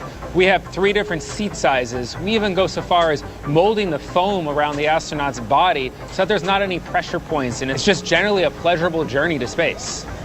Dragon is a spaceship that's all about safety and reliability. We designed it to be 2-fault tolerant, which means that any 2 things could fail. So I could lose a flight computer and a thruster, and I could still bring the crew back home safely. We also added a launch escape system. If anything goes wrong on ascent, the crew can get away from Falcon and get picked up safely. I've worked on Dragon since 2012. When I see Dragon lift off, I think I'm going to feel a buildup of emotion of 8 years of working with some of the best engineers and technicians across the country that put their heart and mind into making this incredible moment happen for everybody.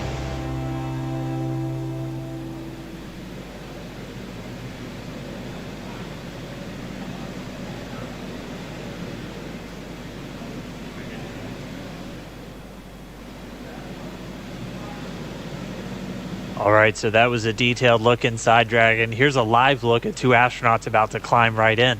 If you're just now tuning in, you're watching our coverage of the mission known as Demonstration Mission 2 or Demo 2. 2 days, SpaceX and NASA are going to be sending people into orbit on a mission to the International Space Station from U.S. soil for the first time since 2011. Bob Behnken and Doug Hurley are the NASA astronauts flying today, and you can see them right there on screen. They are just right next to their ride up to space. Yeah, very exciting. So as you can see, they have already arrived at pad 39A, where Falcon 9 will lift off from at 3:22 p.m. Eastern Time today. They have ascended the tall structure already, which is next to the rocket, and it's called the fixed service structure, and also have already walked down the corridor, which is known as the crew arm, which is what they're standing in right now. That's right, and as they prepare to board Dragon, they have this one final stop that they're standing in right now, and that's the White Room. The White Room is literally just the room at the end of the crew arm that has an opening into Dragon. It is the last place on planet Earth Bob and Doug are going to be standing before they step into Dragon for their ride to the International Space Station. And the term the White Room was first used during NASA Gemini missions, where the room right before entering the spaceship was painted white. And as you can see, we've continued this tradition with painting ours white as well. And on Wednesday, they actually started a new tradition by signing the wall in the White Room. It's a fairly small area that has room for the crew and a few ground support members to complete cargo load at T-minus 24 hours and crew ingress at T-minus 2 hours and 35 minutes, which is coming up here shortly. And ingress is how we refer to the crew boarding Dragon. Also inside the White Room is a movable platform that just gets extended out to the capsule just to make that boarding process much smoother for the crew to climb into Dragon. As you might expect, it's also environmentally controlled. You can see kind of a big seal right up against the side hatch, and that's just done so Dragon can be open while keeping all the dust, dirt, and the Florida humidity out of the capsule, making sure it's pristine for the crew. And so that seal is going to stay in place until they begin to retract it, get the arm ready to move out of the way, and by that point the hatch will already be closed. And the White Room also has lots of tools in order to open the side hatch, complete crew ingress, and prepare for any contingencies or emergency that may be encountered. And right now they're just in the White Room. They're getting a final briefing. You can see them with a number of different pad technicians. Everybody on that team has a specific job. Some are suit specialists who are going to help Bob and Doug get connected to their seats. Some are specialists with the Dragon capsule itself and are going to be responsible for closing the hatch. And we also typically have a photographer in there just to help kind of capture these moments as the crew gets ready. So right now we're watching, and we can see them start to line up there. We'll see Doug Hurley go in first, and so he'll be the first one through the capsule, and he's going to be ingressing. That's just our spaceflight term for entering. You're going to hear a lot of these terms throughout the next couple of days as they make their way up to orbit. Ingress getting in, egress coming out. And they're also doing that final FOD check, making sure that the crew don't have any foreign object debris, dust, dirt, anything that could interfere with the systems on Dragon just before they get in. Right, as Leland and Lauren were mentioning earlier, they do have stuff on their suits to protect from FOD, and they have FOD covers on their boots, as they mentioned, as well as on their umbilical port on their suits, and that needs to be removed before they can ingress. Minutes. The crew has arrived at the light room, and its ingress is in progress on schedule. Just listening into the nets and hearing those updates live. But yes, once the FOD check is complete, they can enter, which is happening live on your screen right now.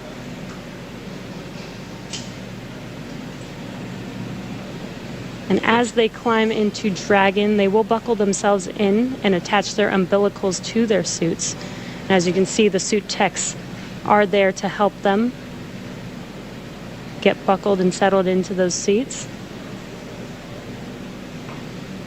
And as we mentioned earlier in the broadcast, the suit's primary function is to protect the crew in the event of a cabin depressurization. So the suits help keep them cool, as well as delivers nitrox in case there is a suit depressurization. As we go through this, we saw Doug Hurley go in first. He's the commander for this mission. He's closest to your screen. And then Bob Bankin's just next to him, and they're going to get some assistance from these suit techs as they get in. There are 4 seats inside of Dragon for these missions, and they are numbered 1 through 4 if you're looking from the perspective of the suit techs inside the hatch, going from right to left. So Doug Hurley is in seat 2, that's the commander seat, and Bob Bankin is in seat 3, which for Crew Dragon's the pilot seat. And then obviously we don't have anybody in seats 1 or 4 today. Crew Dragon is designed to carry 4 astronauts, though, on future NASA missions, and we'll see that on Crew 1, which will have 3 NASA astronauts and 1 from our partner agency, JAXA. And then directly above the crew right now, but right in front of them, once their seats get rotated, are the 3 displays that they'll use throughout the flight. And that just gives them insight into all of Dragon's systems. It allows them to take control of the vehicle and manually fly it, which we'll see them do hopefully only twice during 2 manual flight tests.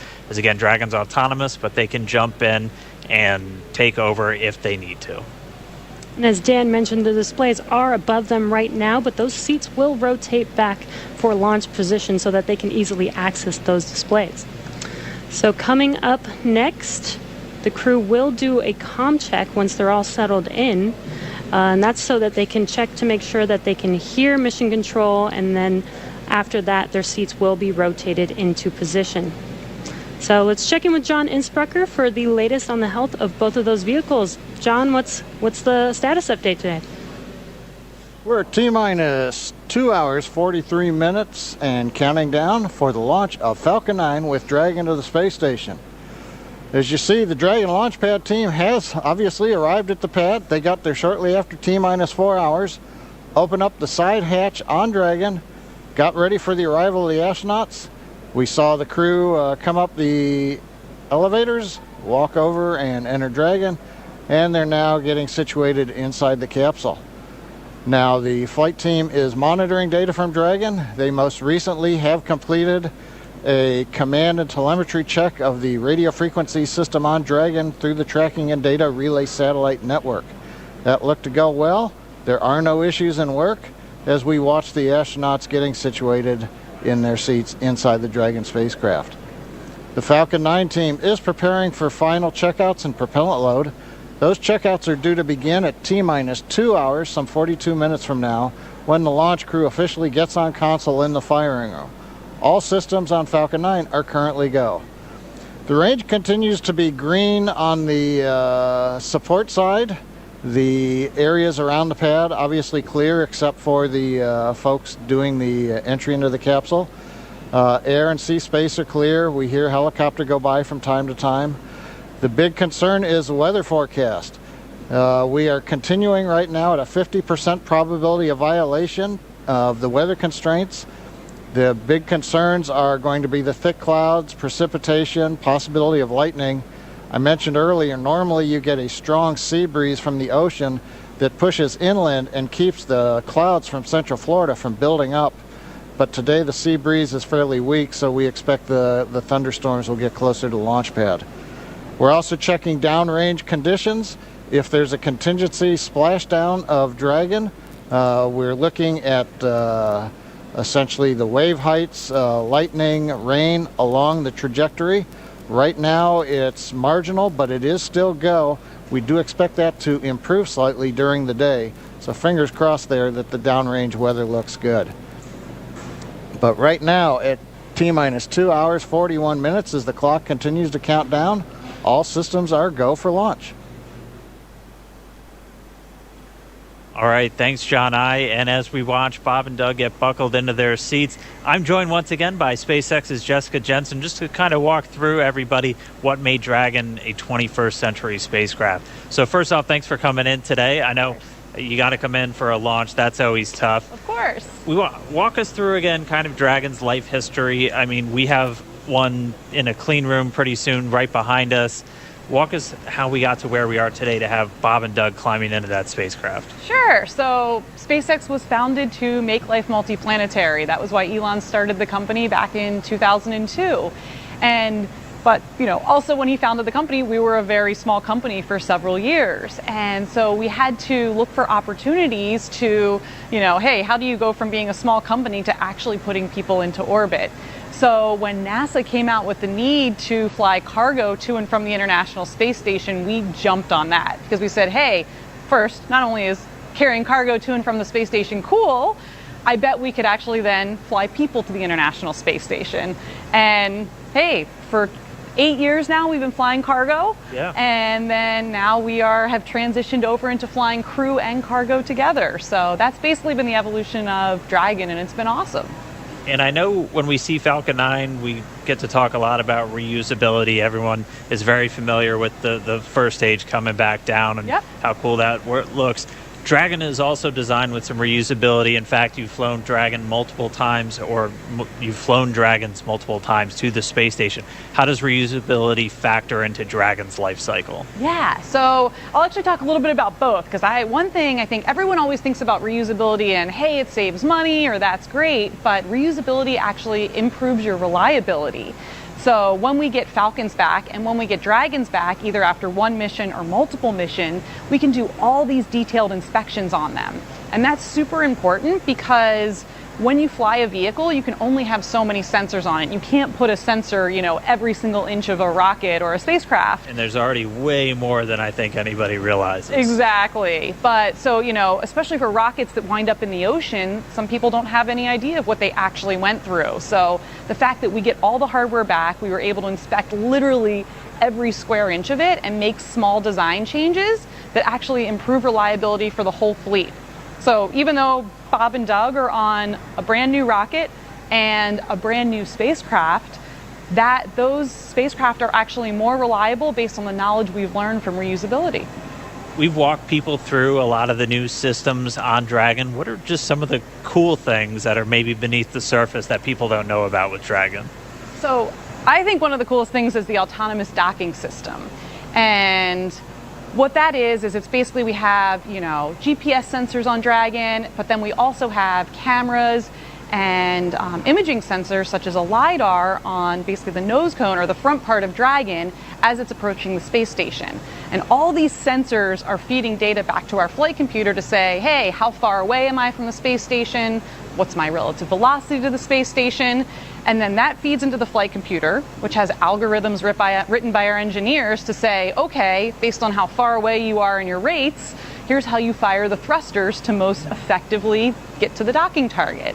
And I think that's just super cool. Well, I mean, we're all waiting for our cars to drive ourselves to work, and for Bob and Doug, that's exactly what it's doing for them. Exactly. And what I think is so cool is the computer does this just like flawlessly. It's easy. When I tried to do it, I failed miserably. I tried to dock Dragon to the ISS 3 times and I failed. SpaceX Fourth Dragon. time I got it. Good morning. And I will tell the public out there that on our website we actually have a Dragon ISS simulator, so you yourself can try and fire the thrusters and see how well you do. Maybe I'm just a bad driver, but I think the flight computer does a really good job. I think we all had fun with it. All right, well, we are just starting to hear. They're going to start up those comm checks with Bob and Doug. CDR, PLT, comm check, umbilical. So let's listen in. CDR, loud and clear. PLT, loud and clear. Core, loud and clear. Umbilical comm check complete. Stand by for ground station comm check.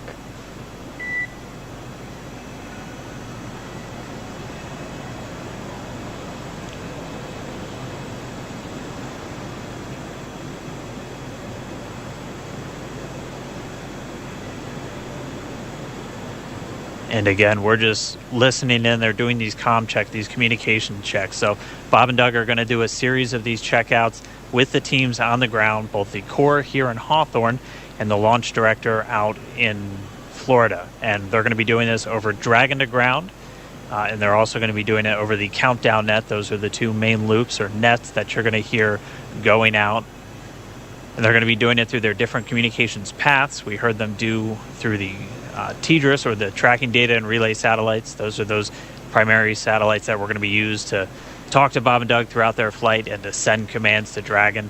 They'll also do it through ground stations. SpaceX has a worldwide network of ground stations that they're able to communicate with the vehicle. And that's what we'll be using to get video inside the cabin of Bob and Doug on their flight up.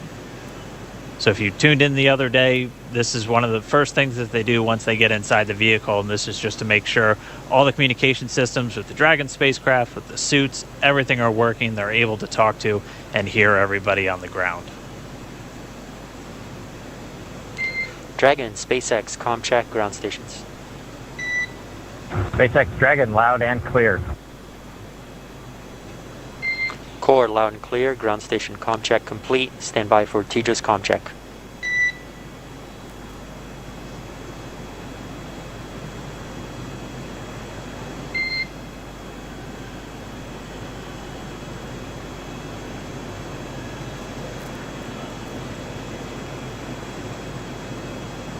And just a reminder, you're hearing the Corps. That's the Crew Operations Responsible Engineer. That's, if you've followed NASA missions in the past, that's the CAPCOM position. That is pretty much the singular voice that's talking to the astronauts throughout their flight. And that's a position based here in Hawthorne, California. And you'll also hear Dragon, SpaceX, comm check, TDRS. SpaceX Dragon, loud and clear. Core, loud and clear. TDRS comm check complete. Stand by with comm checks with MD and LD in the launch configuration.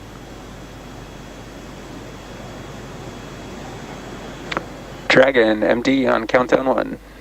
Comm check.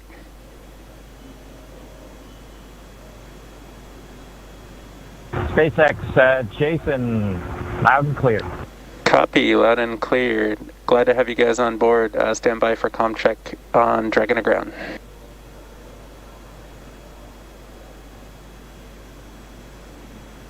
Dragon, MD, Dragon to ground, comm check. MD Dragon, loud and clear. MD, loud and clear. Stand by for comm checks with LD. Dragon, launch director on countdown 1, comm check. Good afternoon, Mike. Loud and clear. I have you the same, and good afternoon. Stand by for my comm check on Dragon to ground. Dragon, SpaceX on Dragon to ground, comm check. SpaceX Dragon, loud and clear. I have you the same. Back to core. And Dragon, SpaceX, this concludes our launch configuration comm checks. Report when ready for seat rotation per section 2 of 4.100. Dragon will put that in work. Copy. All right, so all those communications checks were done successfully, and you could even see, and it's so cool when we get these views right inside the cabin. SpaceX Dragon in 2.2, we are ready for seat rotation. Copy. We will report when initiating. But you can see Doug Hurley using his right hand. He has the talk button built into the seat itself. So just, again, showing you all of the different systems, how the suit is integrated into the seat, and it's all just one big circle for this whole spacecraft. So really cool to see those comm checks live. Jessica, thank you so much for walking us through some of the really cool updates, the upgrades. Did you have any other cool stuff besides? Let's see. So I don't know if you guys can see, but we have the Dragon clean room here. And one of the coolest things is it is right on the main floor of our main building. So thousands of employees walk by here all the time and get to see Dragon in its final processing before it goes to the Cape. On Wednesday, the Crew 1 capsule was in here. It looked almost done. It looks a little empty right now, but that's because that capsule went off into our separate test facility for its final propulsion checks. So we do leak checks and things there, and we do that in a separate facility just because it's high pressure testing. And then the vehicle will come back here, get its final thermal protection system put on, and then it will ship off to Cape Canaveral and get ready to launch 4 astronauts to the International Space Station. I mean, what's it like to see it? Because when you see the first initial pressure vessel, it looks nothing like the final thing. So what's it like to just kind of watch it go through, and you just see little bits get added on, and then the next thing you know, it's a whole spacecraft? Yeah, I mean, that's what's so amazing. I'm so impressed. You know, when you look at a machine, you're like, how does this ever get built? How do people ever do this? And it really is just step by step, one piece at a time. Each piece has its critical function, and you get to watch that being built right in front of your eyes every day when you come to work. Dragon, SpaceX, we are ready and initiating seat rotation. Dragon copies. And we just heard the seat rotation's about to begin. So, Jessica, thank you so much. Cool facts about Dragon for everyone to listen in on, and we can see the seats start to rotate now. Pretty soon, Bob and Doug will be in their launch configuration, and they'll be ready to go.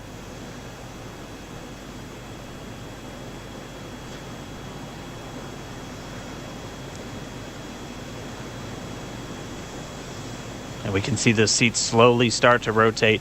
Again, they're in this down position just to make it easier to climb in and out of Dragon. They'll rotate to this launch position to put their backs a little bit more parallel to the ground.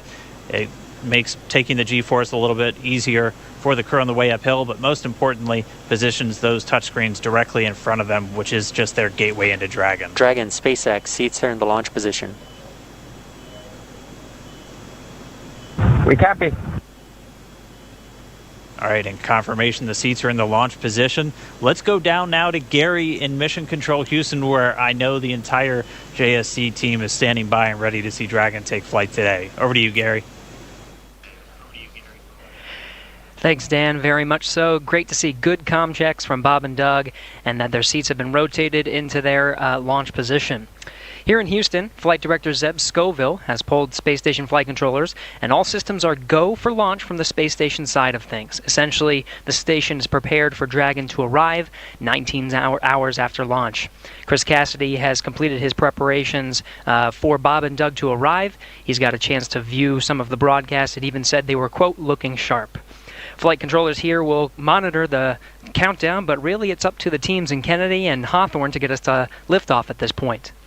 So we want to hear your comments as we continue to count down to launch. So let's go to the social desk now. Tahira.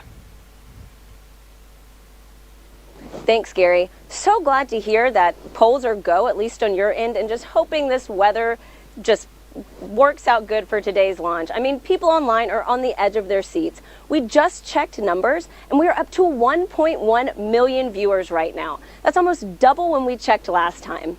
And right now, we also have Columbia, South Carolina is leading the viewership, so interesting to see how that changes. Let's take a broader look at the conversation online with this heat map of the United States. Now, this shows Launch America mentions by state over the past week, and we have California leading right now with the most mentions, and I'm very surprised. I really thought the Space Coast would take it home, but let's see how this changes over the course of the broadcast. And with that, let's see what y'all are posting online right now. Guys, I mean, check out these outfits. Absolutely love it. Love to just see how people are making things creative for this launch and really making it their own, putting their personal touch on it. Let's take a look at another. Oh, we are back to the Launch America heat mentions, so let's see how that changes over the course of this broadcast. But really fun to see those photos online. Oh, we have another space pet, guys. These do not get old, so please use hashtag Launch America on social media. Right now, it looks like we have astronaut Boris, who is ready for his launch in the Crew Dragon capsule. I love seeing the pet owners unite for this mission. So like I said, definitely use that hashtag. We will be looking for it during the show. Marie, what's the latest at Kennedy? Thanks to Hero, we are at T-minus 2 hours, 26 minutes, 47 seconds and counting from liftoff of the Falcon 9 from the Kennedy Space Center here in Florida, carrying NASA astronauts Doug Hurley and Bob Behnken. You see them right now aboard SpaceX's Crew Dragon spacecraft. It's been a very exciting day so far. The crew has been up since about 8 o'clock this morning as they prepare to head to the International Space Station as part of this Demo 2 mission for NASA. And as we speak, the astronauts, as you saw, are inside Dragon and have completed their comm checks, so now they can communicate with the teams here on the ground. And their seats have rotated upright to their reclined launch positions, allowing them to see and access the display panel.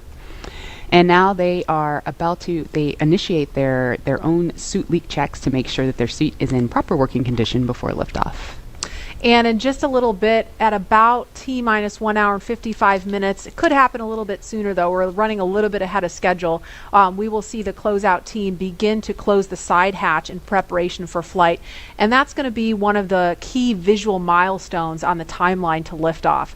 Now, we want to take you to a couple of special guests we have joining us. They are with Daryl Nail at the OSB-2 viewing location, NASA Administrator Jim Bridenstine, and also Kennedy Space Center Director Bob Cabana is there with Daryl. Hi, Daryl.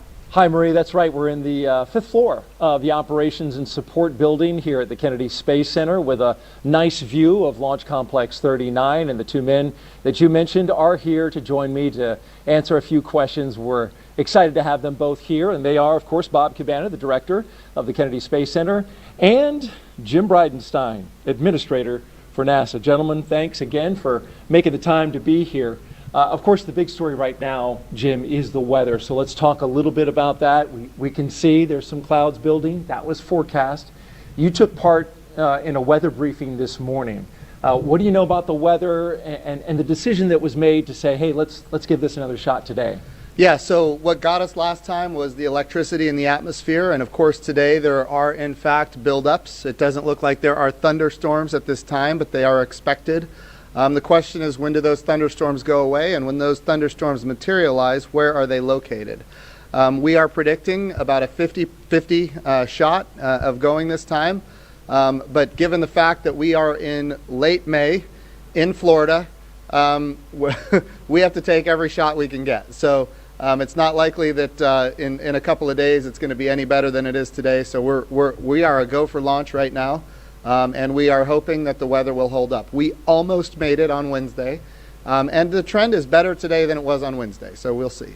And I saw a forecast that said the clearing is supposed to happen right around 3 o'clock in the afternoon. So that's right. We're hoping that launch is at 3:22, clearing, at the earliest 3 o'clock, at the latest 3:30. So depending on when that happens, we'll either be go or no go. But again, we're going to take every shot we've got. Also watching the downrange weather for a potential rescue in case there were an abort. That's right. So we have these staging areas. When we go from the first stage to the second stage, that's a higher risk evolution. We want to make sure that in the case we have to exercise the launch abort at that point, that the weather is good. And of course, that's off the coast of North Carolina. The big thing there is, it's great that we have a launch abort capability. The challenge is that launch abort capability includes parachutes. And with parachutes, you've got to make sure that you've got the weather to come down. If there are thunderstorms or downbursts or high winds, that's problematic for the parachute system. Right, and sea states as well, bouncing that capsule around in the ocean. Bob, of course, you're an astronaut.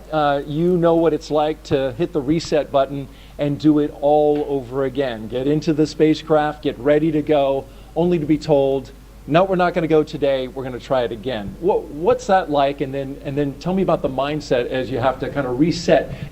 Do you feel less anxious? Do you feel more comfortable the second time around? You know, Daryl, first off, my last flight, we counted down to 18 seconds and didn't go. Man, and when you get to 18 seconds, you're ready. Yeah. The key is, it's the training that we go through. All the repetition that we do, we practice everything, including scrubs. And just because you didn't launch doesn't mean you don't have something to do. So you got to go through those back out procedures. It's all done very professionally.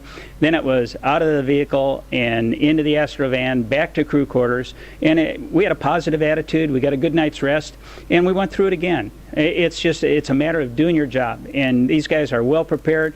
It's all part of what we do. Yeah, they stopped the count at 17 minutes, but you had it all the way up to just a few seconds. That's a big difference. And the truth is, the next night, actually everything went really better. The weather was bad the first time. I was kind of glad we scrubbed. And we scrubbed for an issue with the vehicle that they later sorted out. As it turned out, we wouldn't have had enough prop to rendezvous with the Russian functional cargo block. But the next night, it was just a perfectly smooth launch count. Everything just went like clockwork, and it set the stage for an awesome mission. I think you told the press before you walked out, I think you were over there at astronaut crew quarters, we're going today. I'm wondering where's the source of that confidence coming from? I just got a feeling, you got to have a positive attitude. I watched a lot of weather down here supporting shuttle missions, and I'm hoping that those clouds over the I-95 corridor, that the Indian River keeps them west of us, and that stuff that's building offshore is far enough off that we can stay in an open window here at the Cape. Good. Well, we got your positive vibe going, and we appreciate that. Jim, when you were down in the astronaut crew quarters and when they were suiting up, you got a second chance to visit with the astronauts. Kind of tell us about that, and what was their demeanor, what was their mood today? So again, they seem loose. They were loose last time, they're loose this time. They're definitely ready to go. They're excited. They've been wanting to go for a long time now. I'll tell you one thing that I thought was a little interesting is, Bob Behnken was making fun of Doug Hurley because on Doug's last flight, they scrubbed 5 times before launching on the 6th time. So Bob Behnken seems to think that Doug Hurley is the problem in this case. But to see them joking about that as they're getting suited up, ready to go, yes, they're trained, they're ready, but they're also loose, and that's good to see because they're going to have to be on their game when we launch. These guys are pretty impressive. Doug Hurley and Bob Behnken. I mean, Doug Hurley, an incredible pilot. Bob Behnken, he's got a PhD in mechanical engineering. And he's a flight test engineer himself in the Air Force. Yeah. Well, in your assessment, why are these guys the right stuff? Well, this is a test flight, and we have great astronauts that are chemists. We have great astronauts that are botanists. We have really talented and diverse, a very very diverse astronaut corps in general. But this is a test flight, and for a test flight, what do you want? You want test pilots. You want people that, for a living, they have made a living flying new things that have never been flown before. And Bob Behnken and Doug Hurley are the 2 people that you would want in a test flight, and that's exactly what this is. Bob, you're a pilot too.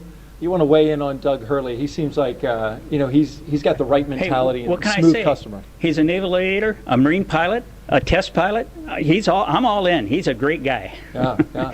And tell me a little bit about in terms of the Kennedy Space Center, right? So you've been here since 2007, right? 2008. 2008. Sorry, off by 1 year. 2011, the Atlantis came to a wheel stop. I grew up here. My dad worked for NASA. My uncle was a contractor. When that wheel stop happened, the next day, my uncle got the layoff notice, right? And it 30, 60 days. It was depressing. We're talking about thousands of people laid off. Super depressing. Atlantis landed on a Thursday. On Friday, 2,000 contractors got pink slips and walked out the door. Yet they worked on that vehicle. That was the best vehicle we ever flew, the cleanest. That's the dedication of the workforce here. Right. So, and take me back to that time. You called it a depressing time. The fact that the shuttle program was something that the government completely had ownership of and paid for. Now we're moving into this commercial crew, which you've overseen making that transition. And tell me about that 9 years in which we made that move. Well, obviously everybody was really attached to the shuttle. I mean, it was our history for 30 years. It did an awesome job. The Hubble Space Telescope, all the satellites it deployed, building the International Space Station. But when I first got here, I told everybody the shuttle program's going to end. We have to start preparing for our future, and nobody wanted to hear that. But how many times in your life do you get to define what you want your future to be?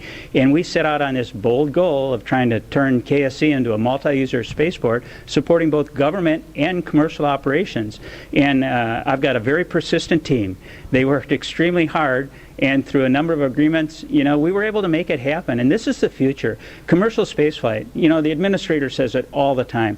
We want to establish a commercial environment in low Earth orbit so that we can focus on the hard job of exploring beyond our home planet, to establish that presence in our solar system beyond planet Earth, establish a sustained presence on the moon, get to Mars, establish a presence there. We can't do that if we're locked here in low Earth orbit. And commercial crew with both SpaceX and Boeing, that's the beginning of a whole new era of spaceflight. All right, very good. Quick question. We've got, of course, a special guest coming back today. The President of the United States plans on being here. Jim, you took him around the first time around. How did that go? I think I saw a picture on Twitter. He signed some space hardware. That's right. So he took a look at the Orion crew capsule. Of course, the Orion for Artemis 1 is ready to go. and he signed, a piece of hardware that will fly on the crew capsule for Artemis 2. So that's kind of, and not just him, but the First Lady and the Vice President and the Second Lady, they all signed it. So their names are going to fly around the moon on Artemis 2, which is exciting. But I just want to give Colonel Cabana a compliment here, because he did bring this spaceport through a very difficult time. And now it is a multi-use spaceport, and we do have commercial, and we have, in fact, even international launches here, and now we're going to have commercial crew launches. Bob has done a wonderful job transforming this spaceport. That's why we're doing commercial crew. NASA wants to be one customer of many customers. We want to have numerous providers that are competing on cost, innovation, safety, driving down costs, increasing access.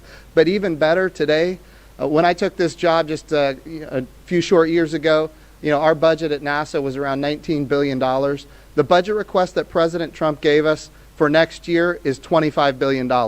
We are in a great position because the president is committed to space exploration. Of course, he's committed to the Space Force.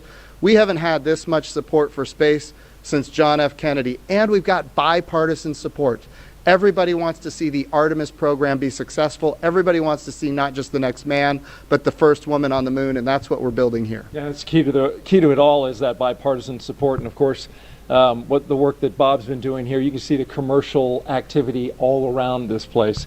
We're going to get to some questions on social media real quick that our audience wants to find out. So the first question is from James on Twitter, and he asks, what is the hardest part of going to space? And we're going to have to give that question to Bob.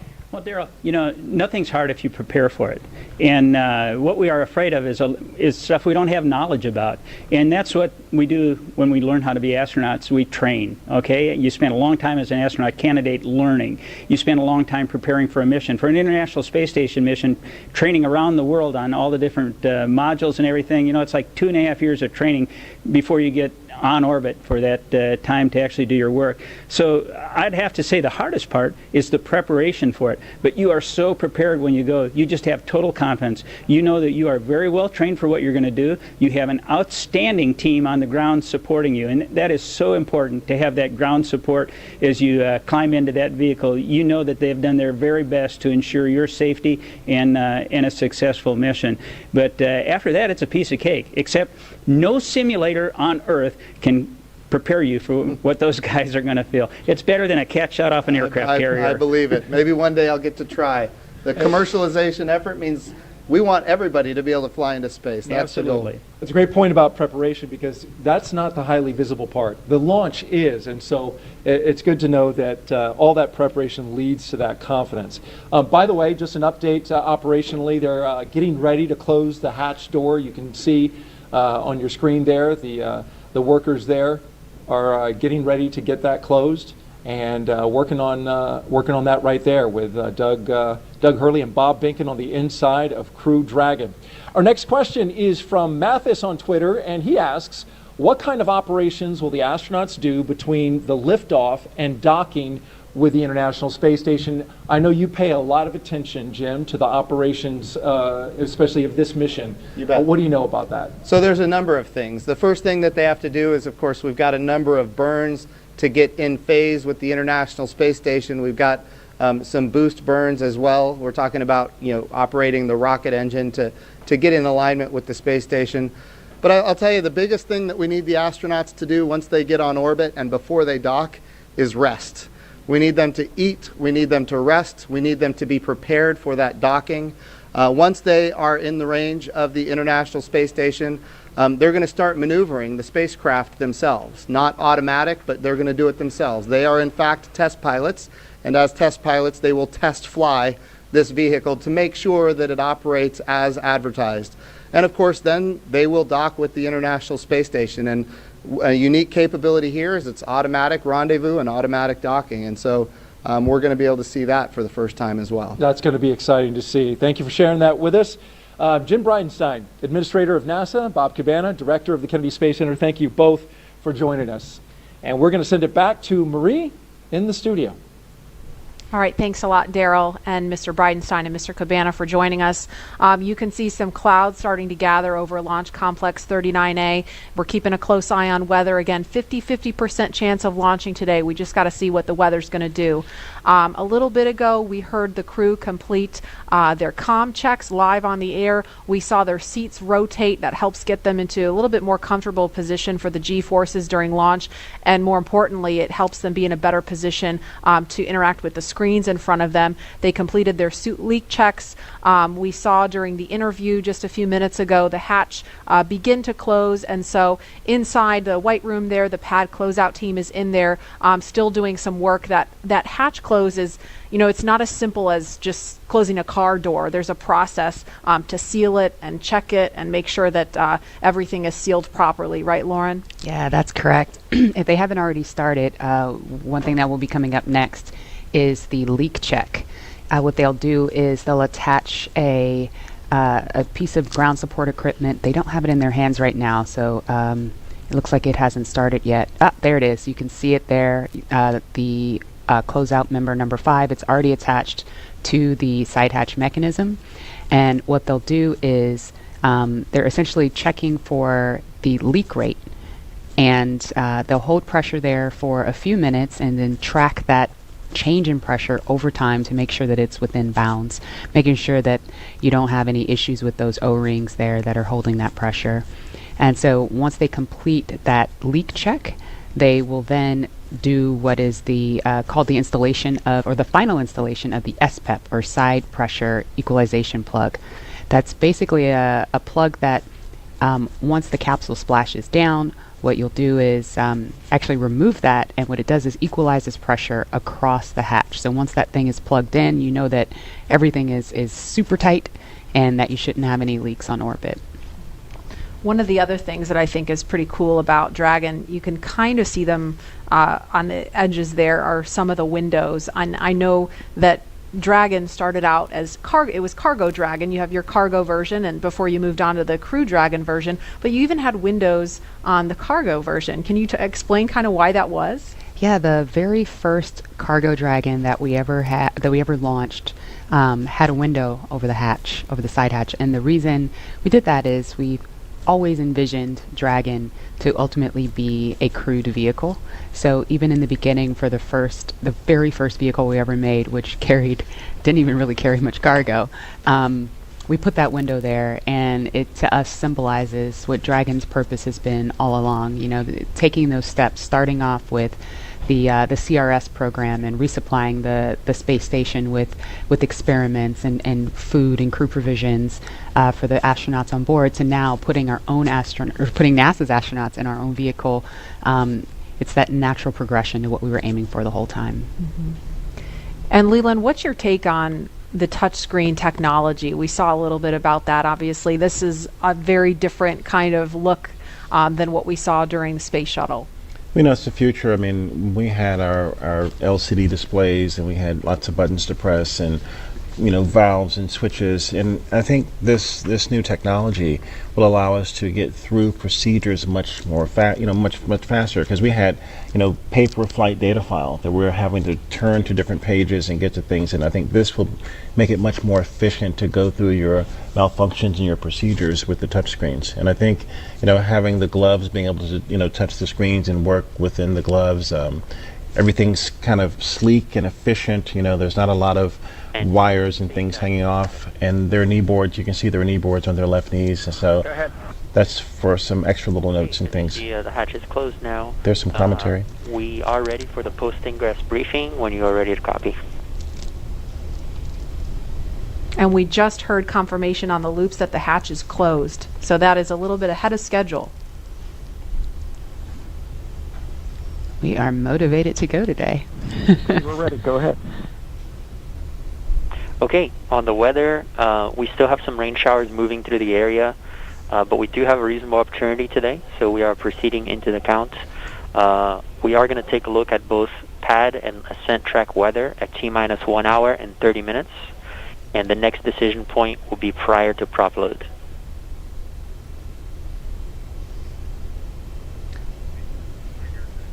Okay, we copy. And on the vehicle health front, both F9 and Dragon health remains nominal with no items of note. So we just heard the weather is still iffy. Good news. Thank you. The weather is still iffy. This concludes the post-ingress brief. Report when ready for comm checks with Falcon 9 operators.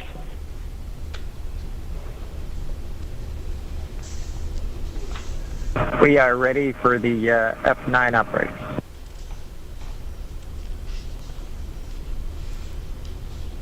Copy. Expect that shortly.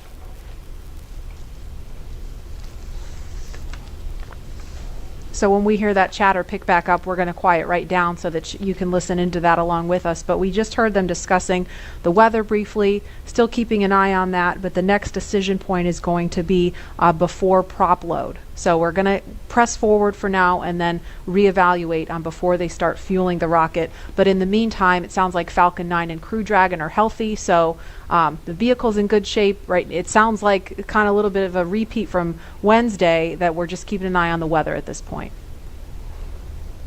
You can see on their left legs, well, in that previous image. And Dragon SpaceX comm checks with F9, you can expect it in about 1 to 2 minutes. Dragon's ready. All right, on their left legs there, they have these satchels that are strapped to their legs. Inside are some crew provisions, including these tablets that you see that they have displayed there. You say, Lauren, those are tablets versus just kneeboards that you can write on? Or the tablets are inside. Oh, they're inside. Yes. Okay. Okay. And so when would they pull those tablets out to use them? During the mission, Okay. while on orbit. Okay. And I don't know if it's coming, if the background noise is coming through over the air, but we hear the rain really picking up outside the studio here. So I'm kind of wondering if Bob and Doug are hearing the sounds of the rain clouds opening up over the pad. Looks like it's still kind of patchy out there.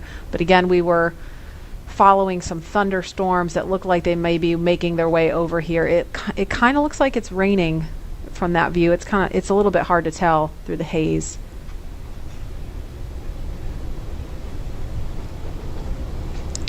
All right, launch is now just over 2 hours away. Tahira, you are there with the social teams. Now that the hatch is closed and the rain's picking up and all kinds of exciting things are going on right now as we count down and get into the last 2 hours of the count, I bet things are getting pretty interesting on social media. Hey, Lauren. I mean, yes, they are. So many different things are going on right now, and I think people online are just wondering what's going to happen with today's mission. I have TweetDeck open right now, and it is just scrolling with the conversation of people around the nation talking about today's launch attempt. We also just checked viewership, and we are now up to 1.4 million people watching this live broadcast, so really hope things look good with weather. And on that note, let's take a look at some of the things being said on Twitter right now.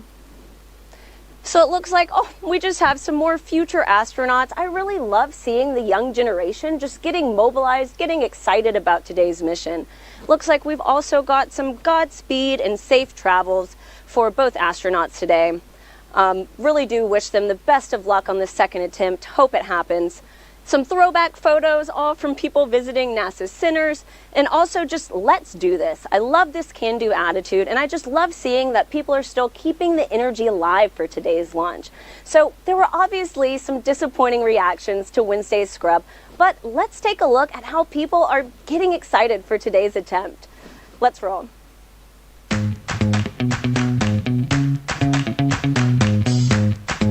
Ready for takeoff. Ready to launch America. 3, 2, 1, go!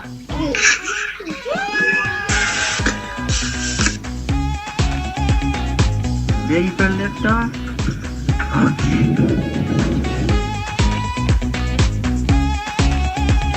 To infinity and beyond!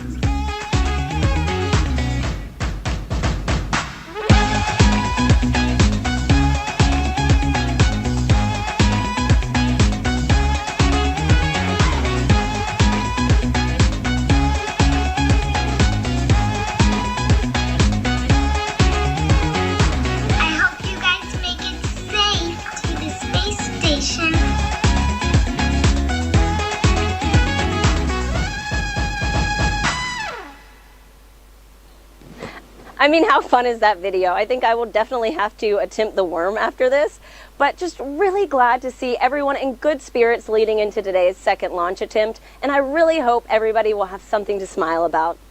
And with that, let's head back to Lauren. Lauren.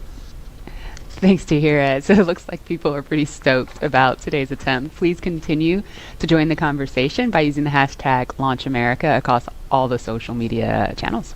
Yeah, I really love seeing the little kids get excited. I know my 3-year-old is super excited. She's got an astronaut sleeping bag and Really? she loves to climb in it. Yeah, it's the body of the bag is a spacesuit, and then the head is empty where the pillow is. So when she gets inside, it looks like she's got a spacesuit on. So she loves it.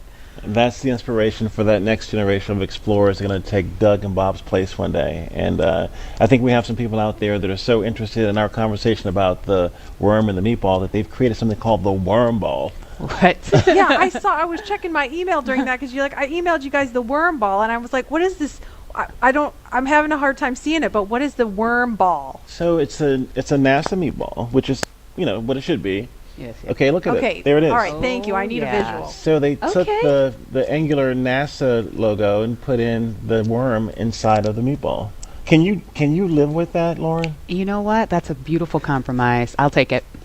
I'll take it. It's a nice marriage of the two. Oh, I love you, man. Yes. Truth. And there is another live look at Launch Complex 39A, and we have had the opportunity to share with you a lot about the SpaceX Crew Dragon sitting on top of Falcon 9, a lot about the crew themselves, and the significance of today as the official return, we hope, of human launch capability to American shores. But we would be remiss if we did not explain why this pad 39A is hallowed ground.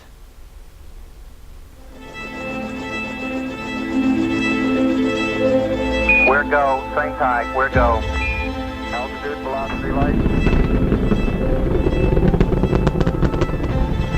Many of NASA's storied missions began their daring journey from the exact same spot on Earth.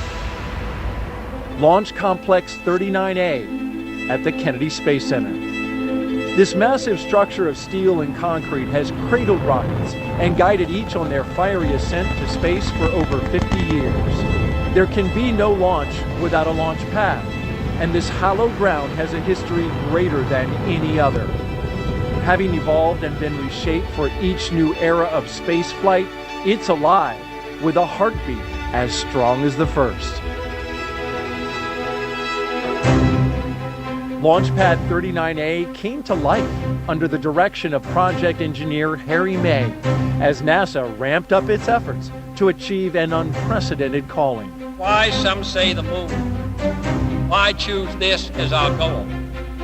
And they may well ask, why climb the highest mountain? In 1962, Earth-moving machines sculpted its massive pyramid base to a height of 40 feet. Then, concrete was poured to hold it in place. To launch the world's first moon rocket, engineers cut a flame trench nearly the length of 2 football fields down the middle of the mound. It was then lined with heat-resistant bricks to deflect 7.5 million pounds of earth-rattling thrust, first felt on Apollo 8. Less than a year later, Apollo 11 launched from Pad 39A.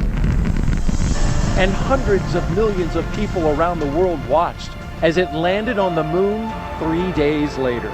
Nearly a decade after this Apollo era, 39A again took center stage with a new, one-of-a-kind spacecraft, the Space Shuttle. Millions of pounds of additional steel for service structures transformed the look, but not the purpose: human spaceflight. In all, 82 space shuttles blasted off from 39A until the very last. Start. T-minus 10, 9, 8, 7, 6, 5. All 3 engines up and burning. 2, 1, 0, and liftoff. The final liftoff of Atlantis on the shoulders of the space shuttle. America will continue the dream. Roger, roll, Atlantis.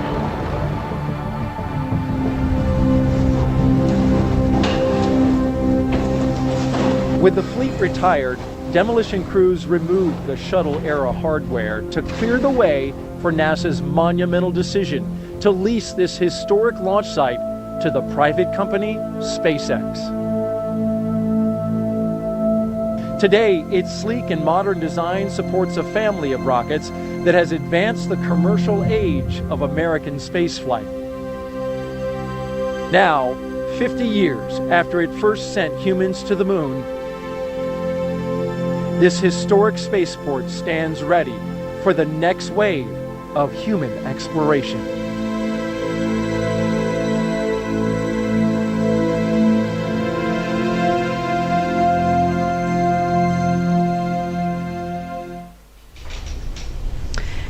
And we're looking live again at pad 39A. We're looking at the pad closeout team. You can identify them by their numbers there. And we heard confirmation of the hatch being closed just a few minutes ago. So again, things a little bit ahead of schedule. And when I say ahead of schedule, I don't mean the launch time is changing. I just mean some of the specific milestones in the timeline. Those times are a little bit flexible, but that launch window remains instantaneous at 3:22 this afternoon. And Leland, you know, we just saw a piece about the history of pad 39A. All stations, Chief Engineer on countdown 1 for comm check with the crew. We're going to pause for that comm check. Falcon 9, guidance, navigation, and control. Dragon GNC on countdown 1, comm check. GNC Dragon, we have you loud and clear. GNC loud and clear. Stand by for comm check by the propulsion engineer. Dragon, prop on countdown 1, comm check. Prop, Dragon, loud and clear. Prop, loud and clear. Stand by for comm check with the avionics engineer. Dragon, avionics on countdown 1, comm check. Avionics, Dragon, loud and clear. Avionics, loud and clear. Stand by for comm check by ground segment engineer. Dragon, ground segment on countdown 1, comm check. Ground segment, Dragon, loud and clear. Ground segment loud and clear. Stand by for comm check by launch control. Dragon, launch control on countdown 1, comm check. Launch control, Dragon, loud and clear. Launch control, loud and clear. Stand by for comm check by the Chief Engineer.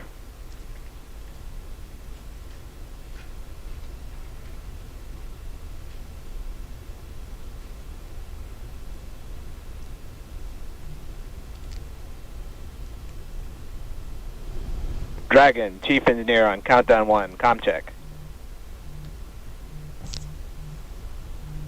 Chief Engineer, Dragon, we've got you loud and clear, Bala.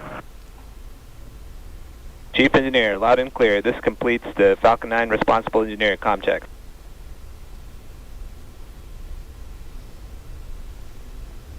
And we just saw a thumbs up from Doug Hurley. We listened to a series of comms checks there, and so everything. Chief Engineer on Dragon to ground. Loud and clear on Dragon to ground. Loud and clear.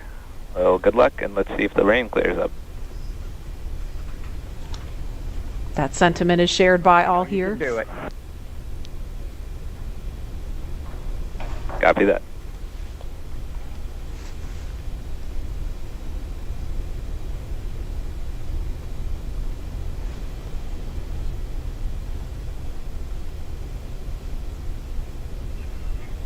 So Bob and Doug, along with the launch teams and all of the rest of America, hoping the rain clears up here.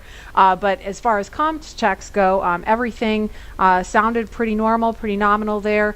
So we're just waiting on the weather to clear up. But again, there's a live look at Launch Complex 39A, the site of 82 space shuttle missions where they began, and of course Apollo, the first mission to the moon, Apollo 11 lifted off from 39A.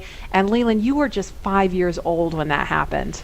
Take us back there. Marie and Lauren, I was 5, and I was the antenna engineer during the broadcast. I was the kid standing behind the black and white Sylvania television holding the rabbit ears, and my dad said, move to the left, move to the right. And I was trying to look around the television to see what was going on, but they said, no, don't move, stay there. So I never actually saw the actual landing on the moon, Neil and Buzz walking on the moon. And the next day, all my friends in my community were like, "Yeah, you want to be an astronaut? We just had this momentous thing." I said, "No." I didn't see it. I want to be Arthur Ashe, because Arthur Ashe trained 5 blocks down the street from where I grew up. And my dad talked about his excellence, his perseverance, his athleticism. And so it wasn't until I got to NASA, working as an engineer at NASA Langley, that a friend of mine said, "You'd be a great astronaut." And I just laughed at him. And I didn't fill the application out, but another friend of mine got in, Charlie Camarda. And I said, if he can become an astronaut, I can become one. So I applied the next year and I got in the 1998 class. And I think about this, again, storied legacy, Pad 39A. I was there in 2008 and 2009, Space Shuttle Atlantis, the last one that came in with Doug and the rest of the crew. And it's just an amazing time to see this new era with Lauren, with your SpaceX Crew Dragon about to take off. I never heard that story. I've got a million stories. A million stories. Wow. It's so cool that you do have a lot of these kids that are watching today who have never seen a flight, a human space flight from KSC before, and this is their first time. And I'm trying to remember back. I grew up in the shuttle era, and I grew up in Los Angeles, and I remember sometimes when the shuttle would land at Edwards Air Force Base, you'd hear those sonic booms. You hear the double sonic booms in school, and we all just knew, oh, that's the space shuttle. It was just a thing. We just knew about that. And it did make me sad that there's an entire generation of kids who didn't grow up with that experience. And I'm just so proud that, today, hopefully, we get to provide that for kids and hopefully have more and more of these launches to the point where it becomes routine, hopefully never boring, but routine. And there's talent in every zip code, so you have to make sure that every kid has the opportunity to do these types of things. If they believe in themselves, and we give them the right tools that they can use to be in STEM fields. And we have a very diverse group of people up here working together to get Bob and Doug off safely. And I think more people that see this type of diversity will have a chance to say, I can do that too. Yes. Absolutely. And we have a lot of kids watching today, and we have an opportunity to hear from another really awesome role model, especially for the little girls in the audience. So we want to throw it over to Gary in Houston to talk to a very special astronaut standing by there. Hi, Gary. Hi, Marie. I have the distinct pleasure of being joined by one of NASA's record-setting astronauts and a recent resident aboard the space station, Christina Cook. Christina, thank you for joining us. It's great to be with you today. Christina, we're coming up on 20 years of continuous human presence on the International Space Station, and you were one of those humans. What's it like to see a new milestone like this launch unfold after so much history already? You're right, so much history indeed, and it's just been great to watch it all unfold. I think for me, the most exciting thing is how NASA is not only innovating in what we do, exploring the universe, pushing the boundaries, getting knowledge on the space station, bringing it back to Earth for benefits here, but in how we do it. We're innovating in the implementation of those goals and of our mission.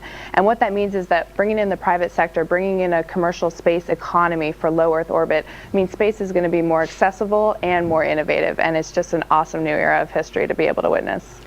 You hold the record for the longest single stay by a female astronaut in space.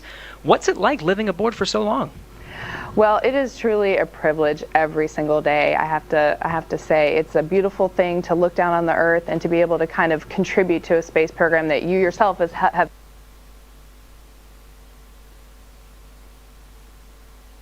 such high regard your entire life. I would say that the biggest challenge going into sort of those longer times is remaining vigilant. The engineers make it so easy to live on board the space station. Sometimes you forget you're actually surrounded by such a hostile environment. So remaining vigilant both day to day to have that appreciation that you wake up with every day, and then also being vigilant knowing that things could take a turn for the worse at any time and you have to be ready to react to that. So it's a great privilege, but it also comes with great responsibility. You came to NASA after the days of the shuttle program, and you flew on the Russian Soyuz. What does it mean to have this private capability to fly astronauts to the station? Well, I think it's just a great innovation in terms of our partnerships. You know, when we started out, it was individual countries pursuing space exploration. We brought in the international aspect of it, and now we're really folding in that commercial aspect, bringing the innovation of all of our American industrial power and recognizing that the more partnerships we have, the more accessible, the more innovative space exploration can be. So it's an awesome time, and it brings with it so much more capability into the program as well. So it's not only how we're doing it, but it's what it brings. We're looking forward to having this transportation from private companies. How does it help you do your job in space? You know, I think one concept that we have in NASA for safety and to mitigate risk is called dissimilar redundancy. And here now we're bringing up a whole second way of getting crew to the International Space Station and getting cargo, last minute cargo. So we're increasing how much science we can do on board the space station by twofold. We're increasing how we can, you know, our options for getting items up, stowage items, supplies, provisions, science experiments. So we're really just banking on the extra redundancy to make the program that much more robust. We're watching Bob and Doug go through the final phases of preparing for this launch.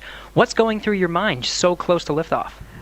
Oh, it is such a great day indeed. You know, it's interesting because I think it's not so much what is going through your mind, but what's not going through your mind. You know, you're not thinking about all the things could go wrong. You're thinking about enabling success by doing what you've been trained to do. One of the sayings we have is that on launch day, astronauts are sometimes the most calm people in the room. And I found that to be true on my launch day too. I think it's kind of this career culmination of everything you've learned, everything you've dreamed of, and you know that it's coming together in that day and that you're going to finally do what you're prepared to do, execute the mission, and it just really brings a sense of calm and readiness. NASA astronaut Christina Cook, always an honor to hear from you. Thank you. Great to be with you. Well, once Bob and Doug arrive at the station, NASA astronaut Chris Cassidy will be ready to welcome them on board. So in anticipation of their launch, he had this message for them. Hello, everyone. I'm astronaut Chris Cassidy, commander of Expedition 63 on board the International Space Station, flying 250 miles above the Earth. Like you, I'm excited about today's launch and the possibilities it will bring to America and to the world. But also, I'm very excited that two close friends will be arriving and joining the crew. I had the privilege of flying with Doug Hurley on both of our first shuttle missions back in 2009. Together, we came to the International Space Station and helped construct the amazing facility that it is today. Although this will be my first mission with Bob, it was my honor to follow him as the chief of the office when he left back in 2015 to begin training for this amazing mission. Personally, I've been very fortunate to fly in two different spacecraft. Launching from America on the shuttle, and most recently launching from Kazakhstan in the Soyuz. But I can't tell you how exciting it is to know that we're once again launching Americans from the coast of Florida. And finally, here's a story I'd like to share with you. Back in 1981, John Young and Bob Crippen launched on Space Shuttle Columbia, the very first space shuttle flight, marking the last time we flew Americans on a brand new vehicle. 434, Mike, Roger. With them, they flew an American flag, representing America's technical prowess. Roger, roll, Atlanta. 30 years later, that same flag was flown to the International Space Station. This flag remains here today, waiting for Bob and Doug.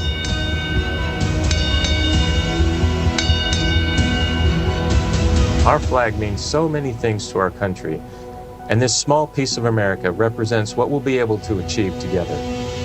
We'll never stop exploring. And so Bob and Doug can take this very special flag home to Earth, where it awaits its next journey to the cosmos. In a few years, the first Orion crew will take this flag with it around the moon. All of this starts today. I'll be watching outside the window along with everyone else in America and around the world. I can't wait to look out the window and see my friends on close approach. Go Falcon 9, go Dragon, and go Bob and Doug. I'll see you soon. And there again is a live look at Launch Complex 39A at Kennedy Space Center in Florida, where we are T-minus 1 hour, 41 minutes, 58 seconds and counting from liftoff of the Falcon 9 rocket carrying Crew Dragon with astronauts Bob Behnken and Doug Hurley strapped inside. We can see some raindrops on the screen there.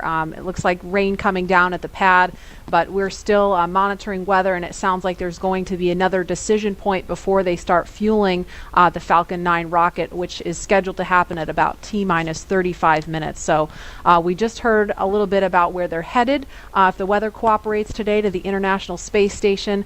Leland, you've been there twice, and I know just from what you've told us, it's this leviathan in space and the site of so much important work and partnerships happening. Right. Chris Cassidy is up there floating in the Columbus laboratory that I installed, or our team of us installed on STS-122.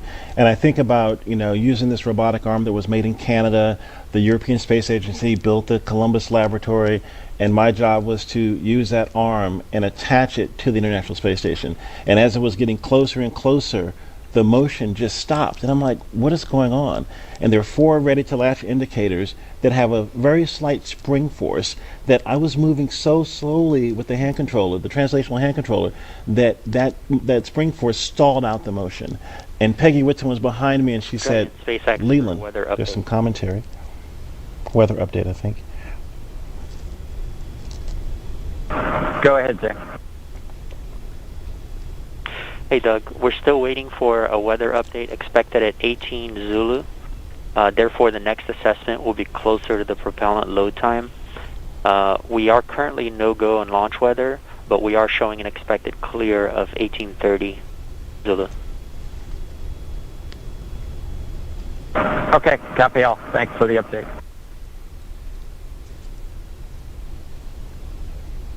So we just heard if they were to launch right now, the weather would be no-go. However, it sounds like there may be an opportunity if the weather clears, as it sounds like they expect it may. So again, we're gonna keep listening as we continue talking. If we start to hear any kind of chatter, especially if it's about the weather, we're gonna do our best to quiet down so that we don't step on that and everyone can hear it along with us.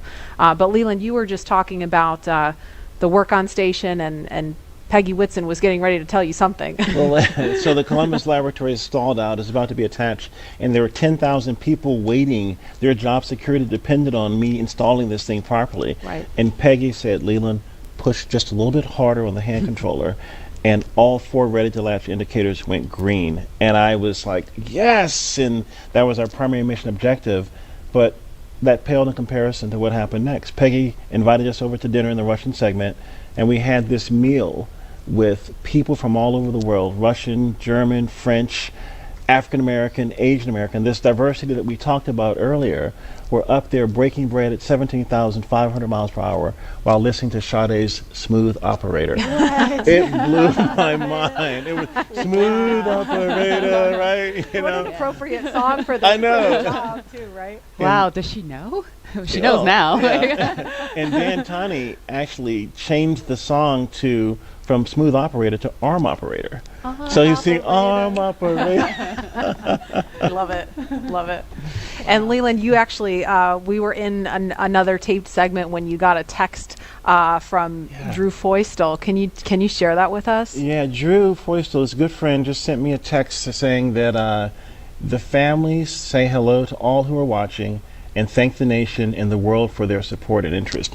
And Chris Ferguson just actually sent me a text. He was the commander on STS-135 and one of my classmates from the 1998 class, and he says, way to go, Godspeed on Crew Dragon. That's awesome. It's great to hear those words of support. Thank you guys for watching and everybody following along at home. I mean, the COVID-19 situation has been just a tough time for people stuck inside, homeschooling their kids, still trying to do their jobs, and so it's really cool to be able to watch this happening. And we see the pad closeout team.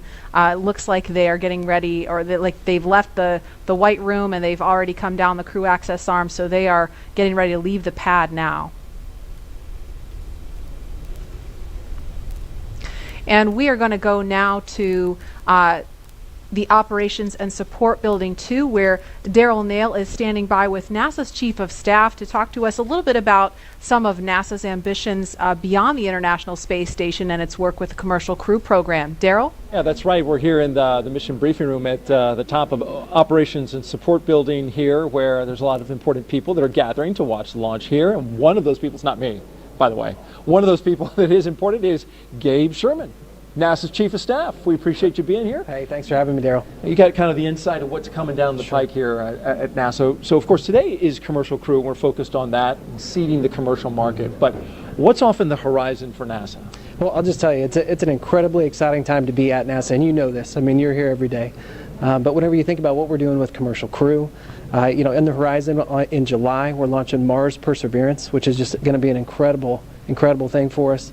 You look at the end of this year, SLS, the largest rocket in the world, is going through testing right now, going through green run testing, and we're hoping maybe by the end of the year we could even get it right out here to the Cape, which would be just an incredible achievement for our team. So there is no shortage of things to be excited about at NASA right now. And it feels like everything is really starting to happen here recently with everything that you just mentioned. And if we get that first Artemis launch, that could be right around the corner as well. Oh man, we're looking at I think late 2021 is what we're looking for. And so you think about SLS potentially moving from the green run to the Cape. You've got Orion finishing up its last little bit of testing. It moved from Plumbrook earlier this year, our station up there in Ohio, down to KSC. So we're looking at checking it out throughout next year. And hopefully we'll have the first integrated flight of SLS and Orion at the end of 2021. And I'm telling you, that is going to be a moment. That will be exciting. Yeah. And there will be a thunderous boom right here at the Kennedy Space Center. So with Mars as the end goal, how does all of this get to that end point? You bet. No, and I think that's what's so important about the Artemis program, right? Our long-term vision is to get to Mars. But when you think about Artemis, everything that we're doing at the moon is helping us learn, prove out capabilities and technologies, work through the right mission durations, understand how we utilize the resources of the moon potentially to go further onto Mars. So the technology, the science, the exploration, architecture that we're putting together, each and every piece of it is helping us learn a little bit more, prove out a little bit more so we can take that next giant leap to Mars. And so everything that we're doing at the moon helps prepare us to move on to Mars. How about the activity in low Earth orbit, like Commercial Crew, which is happening today? How does that help us for missions to the moon? Yeah, I think anytime you're launching humans, you're learning, right? And you're taking what you've learned and you're moving it forward to the next mission. But I think it's really about the business case. If you think about what Commercial Crew is, it's NASA moving from owning and operating hardware to buying a service, right? And if you remember just a few weeks ago, we awarded 3 contracts on the human landing system to commercial companies. And so we're hoping that we move to a day where we're actually buying a service to get our astronauts back and forth to the moon. So actually enabling the commercial market to go from low Earth orbit all the way out to lunar orbit. And so Commercial Crew is a great proving ground for that, helps us prove out that business case, build those partnerships, and then we get a feed forward to the moon. So it means a lot. This means a lot as we move out. And it's really exciting when you talk about the Commercial Crew, the commercial aspect going to the moon, and those partners. They're going to be studying those landers to see if they are viable for NASA? Yeah, working through a tremendous process with the commercial providers and NASA engineers, going through initial designs right now, looking at the capabilities that they've proposed, and then trying to make decisions on which landing system goes early in 2024, which landing systems are better prepared for sustainability out in the later 20s. And so that is going to be an ongoing process throughout this year and moving into next. So it's going to be really exciting to kind of see what comes out as, hey, this is the lander that's going to take the first woman and the next man to the moon in 2024. Right, so different than the time of Apollo when we went to the moon, and that program ultimately came to an end. The idea here, though, is to try to create some sustainability. Talk about that. Right, and sustainability, you can get to sustainability if you have reusability, right? And that's what we're seeing with Commercial Crew for sure. But whenever you think about our human landing system, you're looking at a system that we put out there at the moon once we get to sustainability, and it's going back and forth, taking multiple trips to the lunar surface, back up to Gateway, which you're familiar with, is kind of our smaller space station we're going to put in orbit around the moon. So we are building an architecture that is going to enable reusability at the moon. Apollo never had that. And so whenever you think about driving down cost and increasing access, reusability, sustainability are critical. So you get to see everything from a very high level at NASA. What's it like for you personally, I'm curious, to be here at the Kennedy Space Center to watch a launch and to just see this amazing facility where all of this activity happens? Yeah, I think sometimes people think since I work at NASA, I'm around this stuff all the time. I'm not, right? I don't get to come down here nearly as often as I'd like. So it's just as exciting for me as it is for anybody else in this room. When you think about all the hard work that our team has put in to get us to this day, to actually come down and be a part of it with them, it's just overwhelming and incredible. So we're just a little bit excited. All right, Gabe Sherman, NASA's Chief of Staff, we appreciate you joining us today and enjoy the launch. I certainly know you will if we're able to get that one off. We're going to toss this back now to Hawthorne, California. Joining us now is SpaceX's Lars Blackmore to discuss SpaceX's future ambitions to visit the Moon and Mars.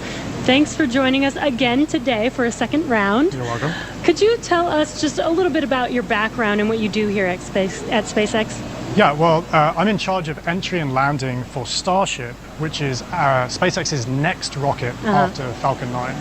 And before that, I worked for many years on the same thing for Falcon. So hopefully today you'll see another one of those landings on a drone ship.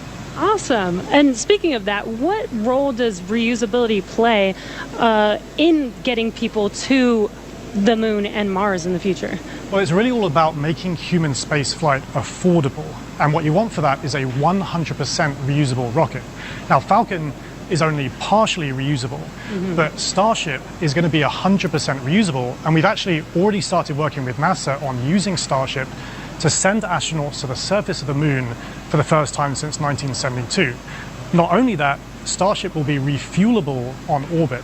And the combination of those two things will let us send people basically anywhere in the solar system with more payload for less money than I think people have really been contemplating. I think for the first time we can seriously talk about things like lunar bases, or what SpaceX cares about most, a self-sustaining civilization on Mars. Right. So what you're saying is I will have an opportunity soon to get on board one of those spaceships. I very much hope so. Yeah. So speaking of reusability and landing, I know you mentioned Starship will be refuelable in orbit, but Falcon does come back and land back on Earth. What are the challenges with actually landing on the Moon and landing on a planet like Mars? Yeah, well, you can't land like a plane because the Moon and the Mars either have no atmosphere or have a very thin atmosphere, and even if you could, there's no runway that someone's built for you. So that's one of the reasons that we do propulsive landing on Falcon, because we want to figure out how to do propulsive landing. That fundamental architecture works on basically any planet. If you have no atmosphere like the Moon, you do a propulsive landing burn all the way. If you have a thick atmosphere like Earth, you let the atmosphere slow you down as you float down and do a short landing burn at the end. And for Mars, which has an atmosphere but a very thin one, you do something in between the two. Wow. Yeah, that sounds really difficult. And I'm sure there's been a lot of effort put into that. Can you tell us anything about what we're working on now to get us to a point where we can do a landing like that in such a harsh environment? Yeah, so figuring out propulsive landing is really the key part of it. But what people may not realize is that every time we bring Falcon back, we do something called an entry burn. So just before we hit the atmosphere, we light the engines to slow the rocket down. That happens high up where the air is very thin, and it just so happens that the conditions there are very similar to what a Mars landing burn would look like. So even though it takes months to get to Mars, and you can only do it every 2 years when the planets line up, we effectively get to practice Mars propulsive landing every time we bring Falcon back, including, hopefully, today. Wow. And as you mentioned, every time we bring Falcon back, we learn something new. Can you tell us a little bit more about what we learn after the vehicle has returned and we're able to check out the vehicle? Yeah, so Jessica actually mentioned this earlier, that I talked about how cost is really one benefit of reusability, but reliability is the other benefit. I mean, imagine that you do all this planning to send a rocket up through the rigors of launch and re-entry, but you don't get to see the rocket afterwards. And what we would like to do with reusability, what we've been able to do with Falcon 9, is see the rocket, inspect it, and because of that, we've been able to correlate our models pre-flight to what actually happens when you launch, re-enter, and land a rocket. Right, instead of just guessing what happened to the vehicle after it's left. That is amazing. Well, thank you again for joining us today for a second round. Hopefully the weather works with us today in a couple hours, actually. Let's throw it back to KSC with Marie. All right, actually we have Lauren here. Now today's mission opens up the door to one day, allowing the general public to be able to visit places like the moon and Mars. And as you've heard through several interviews today, reusability is a really, really important part of that. Imagine if every time you flew a plane from LA to New York, you threw it away at the end of the flight. That would mean essentially airline travel would be too expensive, costing hundreds of millions of dollars a flight, and almost no one would be able to fly.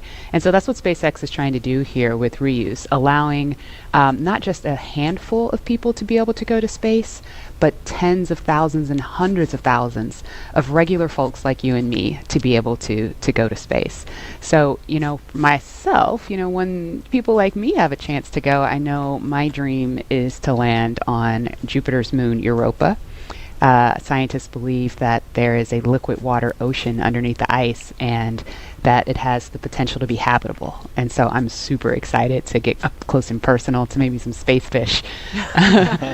Leland, what about you? Where would you go? Wow, that's a pretty interesting destination. I think I would like to go to Mars. We've studied Mars so much and looked at it, and I think maybe having a Martian base that is dog friendly, you know, bring the pups along, because I think as we explore, we want to take our families, our cultures, our traditions, you know, with us, and you know, flying with Doug and Bob is cool, but you know, having more people, There's the dogs. The puppers, taking the dogs. puppers to space. I mean, you know, they're not. They look ready to go. They are ready to go. We just needed maybe some like SpaceX type suits for them, you know.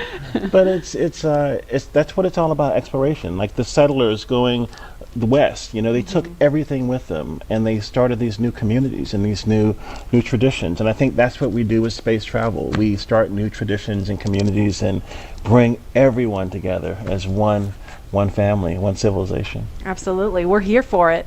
And knowing that the opportunity to fly to space as a private citizen is really just right around the corner, we have a new poll question on Twitter for you. If given the opportunity to fly to the moon, now we're talking the moon, would you fly to the South Pole where no one has ever been, or would you go to the Apollo 11 landing site? So those are going to be some interesting answers. And while there is not a ton of cargo on today's mission, Dragon is carrying two very special payloads, aside from Bob and Doug, of course.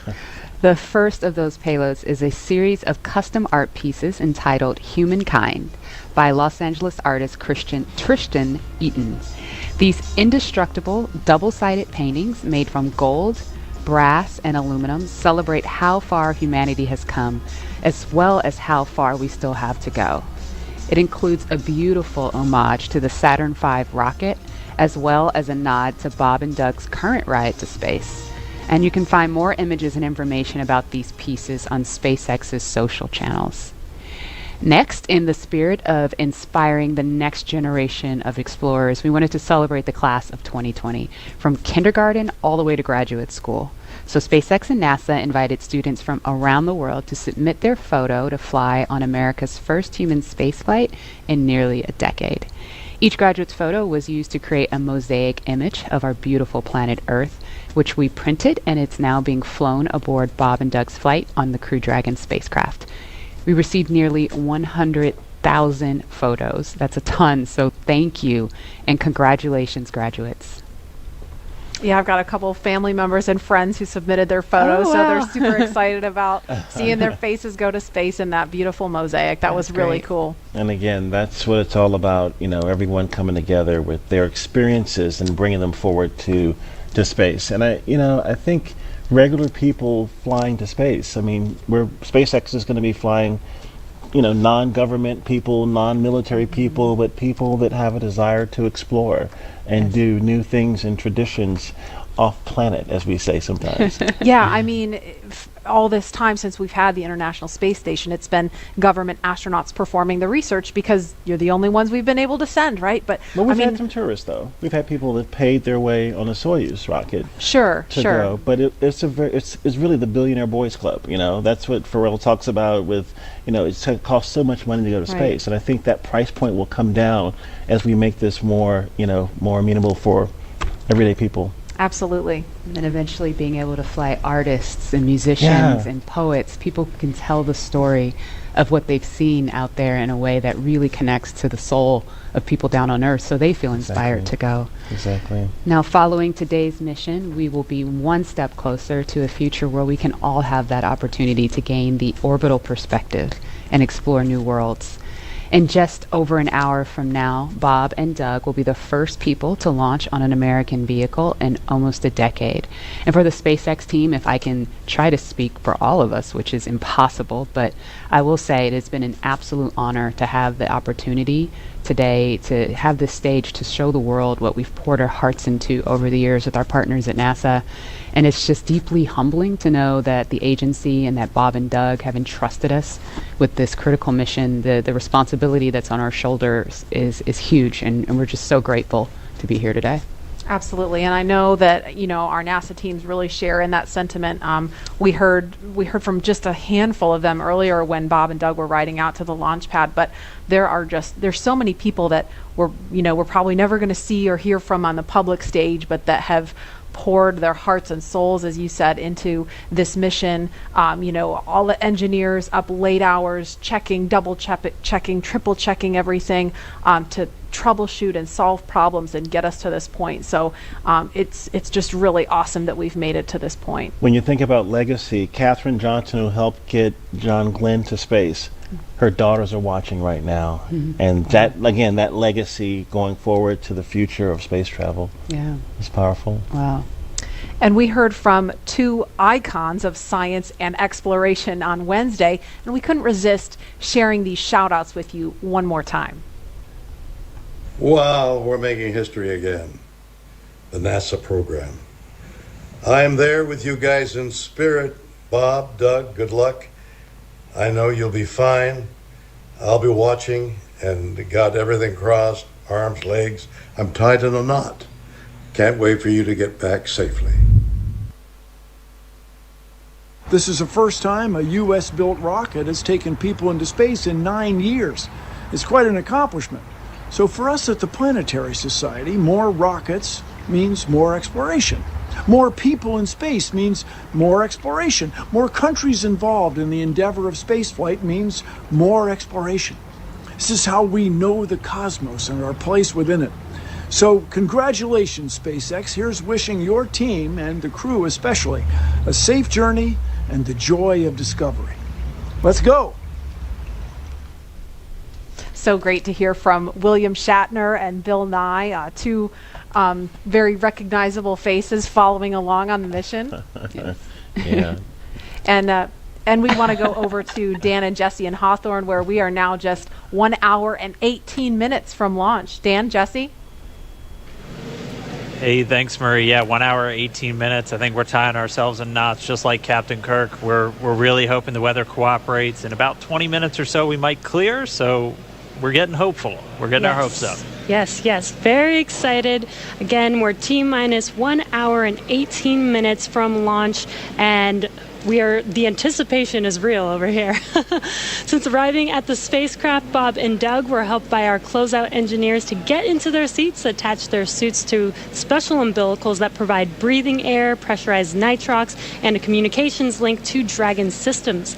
They conducted leak checks, which were successful, and communications checks with the Corps here in Hawthorne, which is the person who will speak to them directly throughout the mission, as well as the launch director in Florida. This is where they are checking their comm path through both ground stations, and the tracking and data relay satellites that we'll use to talk to the crew the entire way to the station. And after all of those suit leak checks were successful, the closeout team was able to get out of the Dragon capsule and seal up that hatch, which also got its own leak check and was confirmed successful. At this point, the closeout team is out of the pad. They're away from the BDA, the blast danger area, and weather operators are about to kick off their final checks on wind speeds at the pad, which are going to be used during the final go, no go for launch. So we're all keeping eyes on the weather right now. Before we get to that final go, no go, all the various teams at both NASA and SpaceX are going to do internal go polls, just making sure conditions are right with Falcon 9, the Dragon, the Crew, the range, and the space station before the final go is given. So let's check back in with the man over in Houston, Gary, for a status on the team supporting the space station for their readiness for launch.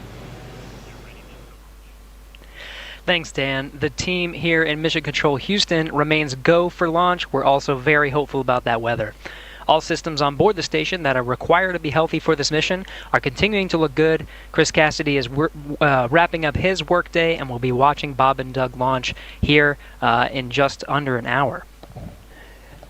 So station power and communication systems are normal. Computers and networks used for monitoring Dragon's approach have been checked out, and the cabins and the station cabin's atmosphere and pressure are as expected and ready to welcome 2 new crew members aboard. Mission Control will be closely monitoring Bob and Doug's flight and checking off milestones for most of the flight, and this very same team will be coming back tomorrow to be ready when Dragon gets in range of the International Space Station and we begin integrated operations and prepare for Dragon's docking. So I'll send it back. International Space Station team here is ready for launch. Go Falcon 9, go Dragon, and Godspeed to Bob and Doug. All right, thanks, Gary. If you are just now joining us, you picked a really good time. We're just a little over an hour to launch. And welcome to our coverage for the mission known as Demonstration Mission 2, or Demo 2. Liftoff time still holding for 3:22 p.m. Eastern. Tracking no issues with Falcon 9 or Dragon. Everything good with the range so far. We're just really keeping an eye on that weather. Over the last 3 hours, our crew members, Doug Hurley and Bob Bankin, donned their SpaceX suits in the historic crew quarters suit-up room. After that, they walked out of crew quarters, just as every astronaut to fly from space from this port has done since Apollo 7. And then they were transported over to the pad, where the crew members entered the SpaceX Crew Dragon spacecraft that we're looking in live. Today is a historic launch. It will be the first time a commercially built spacecraft will launch people into orbit, and the first time the U.S. has sent people to the space station from American soil since 2011 with the retirement of the Space Shuttle program. Over the next hour, we will conduct a series of polls to get ready for launch, have Bob and Doug arm the launch escape system, and begin fueling Falcon 9.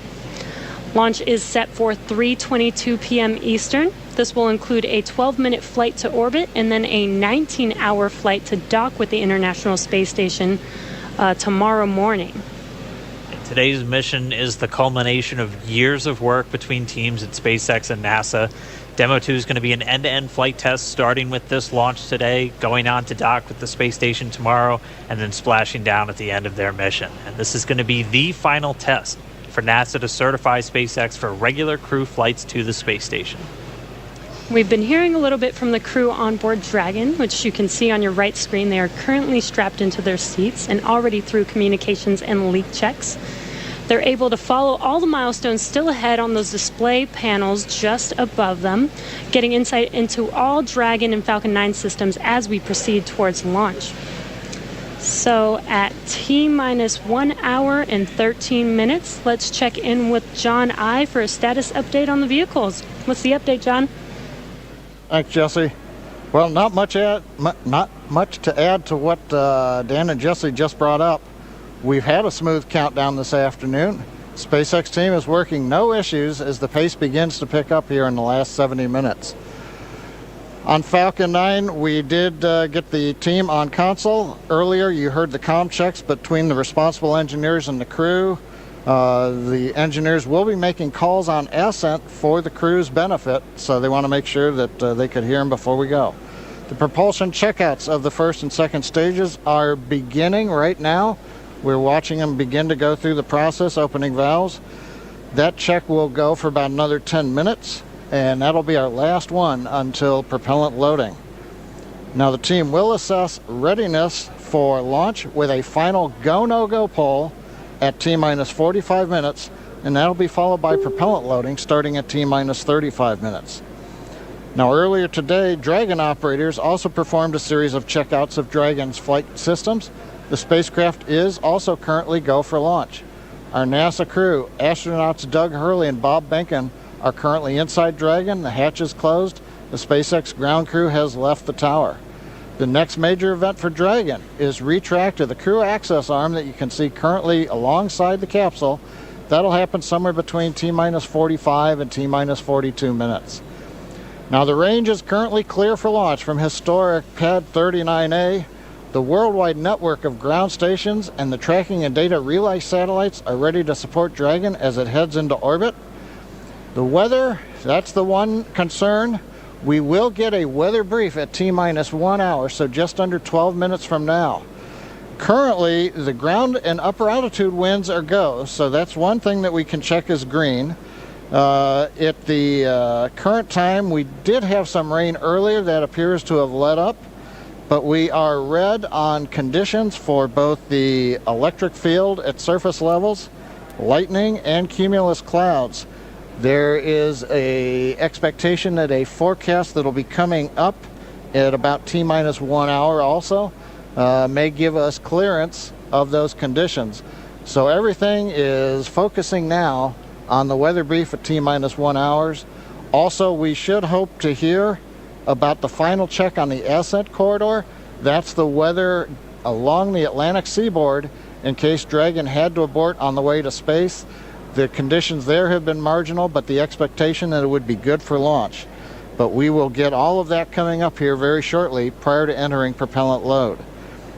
Now today we are aiming for a launch at 3:22:45 p.m. Eastern Daylight Saving Time, or 19 hours, 22 minutes, 45 seconds Universal Time. Once we begin loading propellant, there's no opportunity to change T0. So once propellant is loading, we're committed, and we'll get one chance at it today. But currently at T-minus 1 hour, 10 minutes, and 30 seconds, everything except the weather is go for launch. Thanks, John, for that detailed update. We've got an extensive history now of flying Falcon 9 from the Florida coast, and just last year completed a test run of the mission. We're less than an hour from beginning here today. The purpose of that mission was to demonstrate Dragon's capability to safely and reliably fly to and from the International Space Station. The success of Demo 1 was a really exciting moment, Falcon paved 9, the way Falcon for 1, today's please, mission to where we are today. And right now we're getting ready to fly U.S. astronauts from U.S. soil for the first time since 2011. Dragon and Falcon 9 together have years of operational experience, or what we refer to as flight heritage. As I mentioned earlier, SpaceX has successfully completed 21 flights of Dragon to and from orbit since 2010, including 20 trips to the International Space Station. Not only have we conducted thousands of hours of testing, we've also enhanced and added a number of safety features to Dragon. Much of what was learned with the Cargo Dragon was leveraged in the design of this new vehicle. It's fully autonomous, which means it can basically fly itself, but also features that full manual override capability just in case of emergency. And many of the other enhancements help towards SpaceX's goal of reusability and less refurbishment time between missions. So let's take a closer look at these advancements. Standing at almost 27 feet tall from the very bottom of the trunk to the very top of the nose cone, Crew Dragon's comprised of two main elements. You have the capsule, which is designed to hold crew and pressurized cargo, and then you have the trunk, which holds unpressurized cargo as well as having a solar array and radiator. And the nose cone at the top of the capsule protects the docking system as well as the guidance navigation control system, or what we call GNC. The nose cone opens for docking and remains attached to the Crew Dragon spacecraft, and that's unlike the previous version of Dragon, and that helps towards our reusability efforts.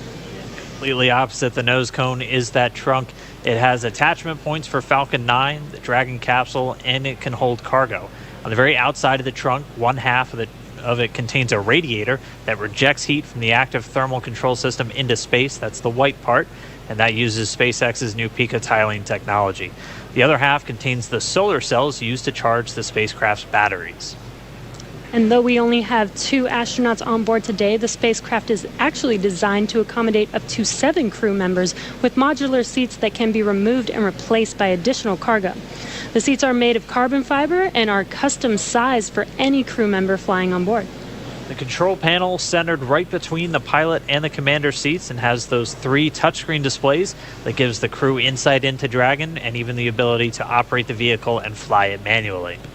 And finally, our Super Draco launch escape system is a key safety feature of Crew Dragon, giving the crew the ability to safely escape from the time of launch all the way to orbit. And as we look to the future beyond this test flight later this year, the first operational crewed mission for NASA will take place. NASA astronauts Mike Hopkins... Reminder, review your launch commit criteria and indicate readiness at the appropriate time. Step 5469 for propellant load and launch. That's a good sign. That was the launch director. We're getting ready to pull the teams as we move towards that go, no go for propellant loading, which happens at about 45 minutes before launch. But back to our Crew 1 mission, NASA astronauts Mike Hopkins, Victor Glover, and Shanna Walker, and Suichi Noguchi of the Japan Aerospace Exploration Agency, or JAXA, were chosen to support this mission. Again, it's called Crew 1. But today, Doug Hurley is the spacecraft commander for this mission. He previously flew on 2 space shuttle missions as the pilot on STS-127 and STS-135, which was the final space shuttle flight. Here's a closer look at Doug Hurley. You excited? Very excited. Yeah, very excited. You feel ready? Feel pumped? Oh yeah, I think we're ready. I think we're certainly ready. Joining the SpaceX Demo 2 test. He is a Marine Corps colonel and test pilot. He was selected as an astronaut in 2000. He piloted Space Shuttle Endeavour and Atlantis for STS-135, the final space shuttle mission. Introducing NASA astronaut Doug Hurley.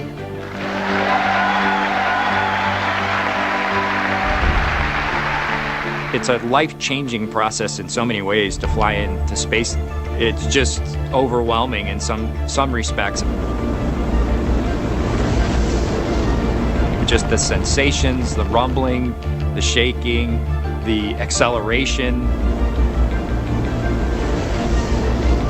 My name is Doug Hurley, and I'm the spacecraft commander for the Demo 2 mission to the International Space Station.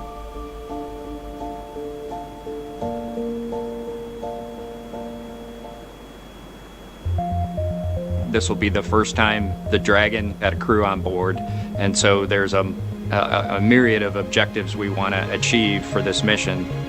What would work on orbit, what might not work on orbit, what would definitely work. To be able to just have the entire integrated team that's going to support us getting to and from space station, it was really neat being part of it. You know, we are the lucky ones that get to fly it, but we certainly not for 1 second take for granted the amount of effort that so many other people had to put into this to make it successful. For Doug personally, he's worked so hard, I mean, through his entire life, to get to where we are right now. As a test pilot, this would be the dream to fly a new vehicle. So it makes me so happy to see that he gets to be part of this mission, the spacecraft commander. I'm just glad to see his hard work and his dreams come true for that. It's been a long road in a lot of ways for not only us, but certainly for all the folks that work in the commercial crew program, as well as SpaceX in our case, just working to get to this point.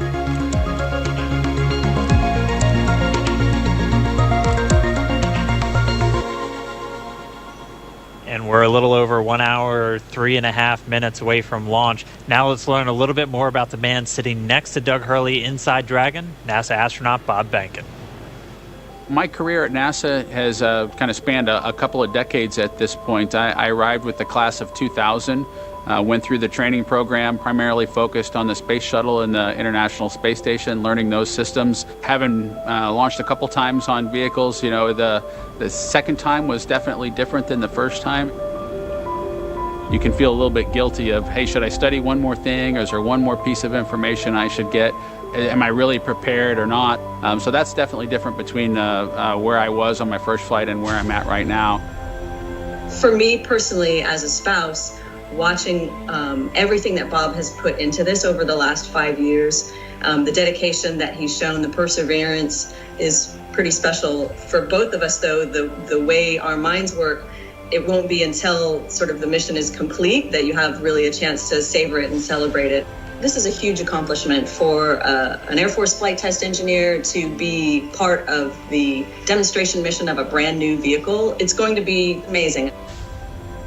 Without a partner that has that same appreciation, I think it can be challenging for some folks. There's a lot of work and a lot of time that takes away from family that that my spouse appreciates, and I love her for that. On a deeply personal level, I'm really excited that my son is going to get a chance to see me launch into space. Being an astronaut has been a little bit of an abstraction thing for him because he's seen me do it in old videos, but he hasn't seen me do it for real. And so I'm excited for him to see this launch. Really, my role on the Demo 2 mission is to make sure that we get this vehicle tested and evaluated so that we can move on to more operational missions at the International Space Station. We've got a lot of objectives on board the vehicle that we need to accomplish to really make sure that it's good to go. We'll make sure all those systems are working during the test flight so that the future missions will have them available even if they don't plan to utilize them. Through years of the NASA team, helping to share that experience and teaching them the lessons that we've learned by going through this. Now there's another capability in the U.S. besides NASA to operate something of this magnitude. I want to thank the entire Commercial Crew Program team that's worked together to get to this point where we've got vehicles in the launch pad ready to head to the International Space Station.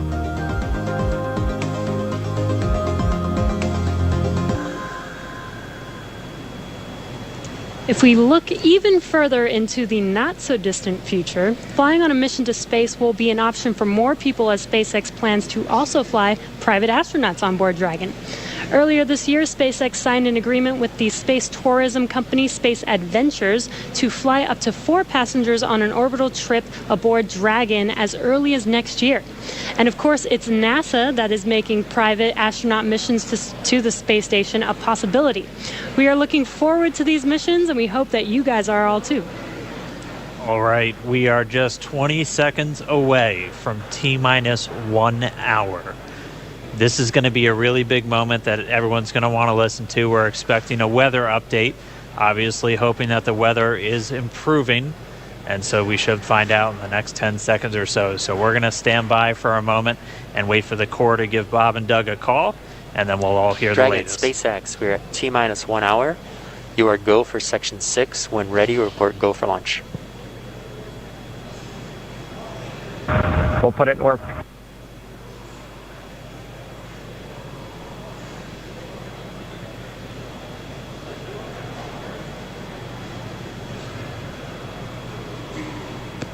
And that right there was a call for the crew to refer to some of their procedures. They do some final checks. You can see them checking harnesses, checking helmets, just making sure that they're strapped in and ready to go. And once they're done with that, the crew will report their readiness for launch.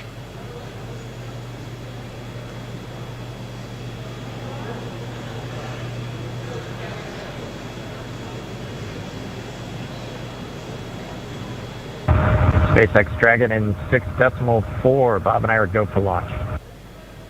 Copy, go for launch. And next up will be go no GoPro at T-minus 45.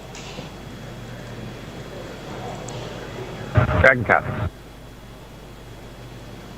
All right, the crew is go for launch. So we are inside of 1 hour, still waiting for the weather update.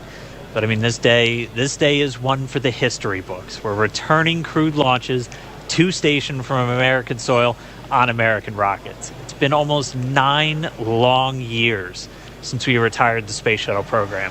I remember that day. I'm going to remember this day. It's been a long road to get here, countless hours by thousands of dedicated professionals from NASA and SpaceX. It's been an exciting week, but this last final hour is just so exciting right now. Today's mission will be Crew Dragon's second test flight and its first test with humans on board. It's been an awesome countdown so far.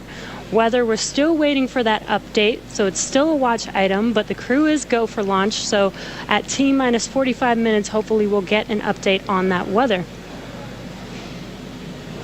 We've had a really clean countdown so far. It started with suit up just over 3 hours ago. The SpaceX team helping Bob and Doug put on their suits, conducting initial checkouts, including an initial pressure and leak check before they got to the actual walkout. And all of that done in that operations and checkout facility.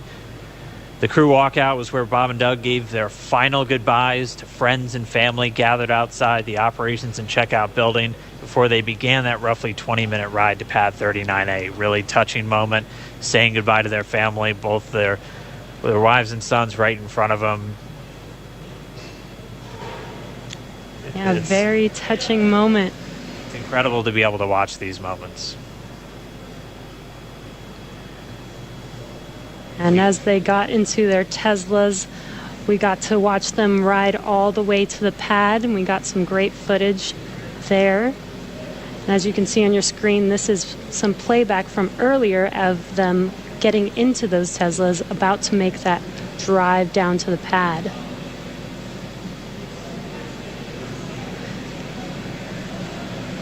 And once they got to the pad, they did take a minute to take in the sights, and they headed up the fixed service structure to begin the process called crew ingress, where Bob and Doug entered. And there you can see on your screen as they're coming through the crew access arm, entering the white room right before they are able to ingress into the vehicle there. Again, this was from earlier. Yeah, this all from earlier, and as we said, that white room, the last place on planet Earth they're standing before they climb into Dragon for the ride uphill. SpaceX carrying over a tradition that NASA had where that was traditionally the room from Gemini, Apollo, and the space shuttle, that last place. About 30 minutes ago, we're back with some live video here. The team was able to close Dragon's hatch with Bob and Doug safe inside. So we are under an hour ago. Things are going to pick up as we get close to that go, no go to begin propellant loading and then arming the launch escape system. The crew pull for readiness was completed at T-minus 60 minutes, and the Dragon pull for prop load is coming up here in just about 30 seconds at T-minus 55 minutes. And then following that will be T-minus 45 minutes will be the internal mission control Hawthorne pull, and then the launch director's pull for propellant loading. When we get to about T-minus 40 minutes, the crew access arm will retract, and Bob and Doug will get the call to close their visors and arm the launch escape system. This is the automated system in place that can fire the 8 Super Draco thrusters on Dragon to quickly separate the crew from the rocket, either on the pad or during the flight on the ride uphill. And then once we reach T-minus 35 minutes, propellant loading for the Falcon 9 will begin. We got there on Wednesday. We got all the way down to about 17 minutes before launch before we had to cancel because of weather. But we're optimistic right now. Conditions have been improving, and so we're looking to press ahead once again into loading fuel onto that Falcon 9 rocket. Throughout the countdown, we've been getting some incredible views of the astronauts inside Dragon, just making all of their final preparations, some close-up views of their suits and on the displays as they just are strapped in and ready for launch. The teams often describe the suits as an extension of that Dragon spacecraft. You can always think of it as a mini spacecraft inside of a spacecraft. It's got all of the life support, everything that they need, just like the capsule. On countdown 1, technical pull is complete. No constraints to proceed into launch escape system arming and propellant load. And there's that call out that the crew is ready. They are ready to load prop onto Dragon. So we are pushing forward towards T0. And while those suits do look great, they are also engineered to connect directly into Dragon seats to provide communications, cooling, and the ability to pressurize if necessary.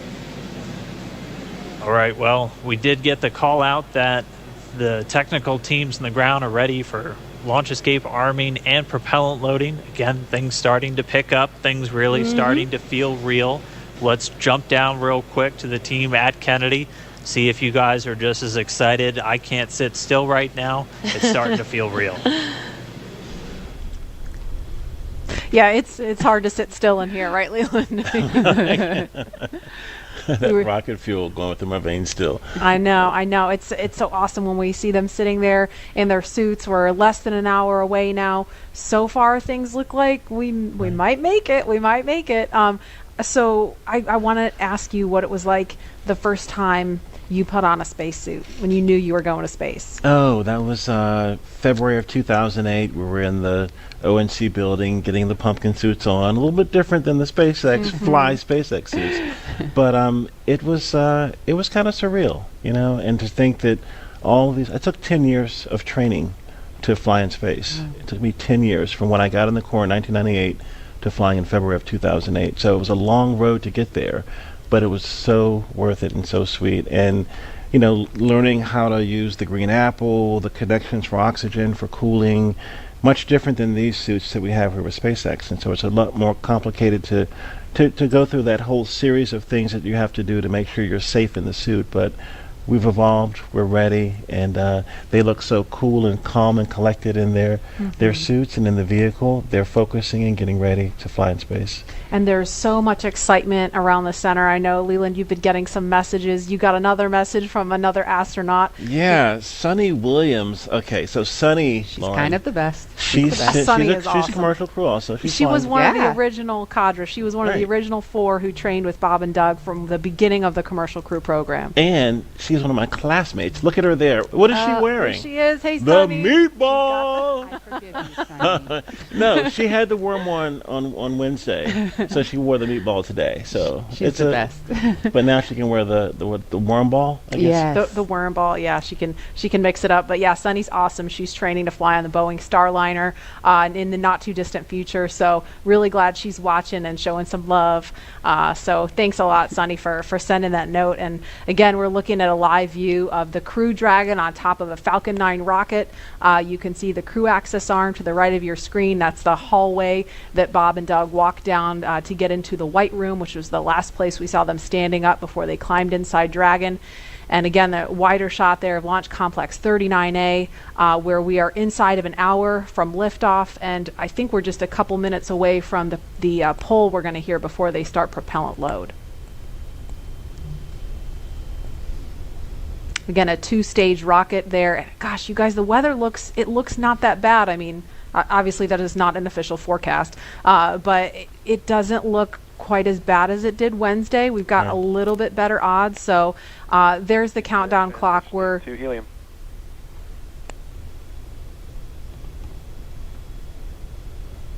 going to pause to listen to that comm.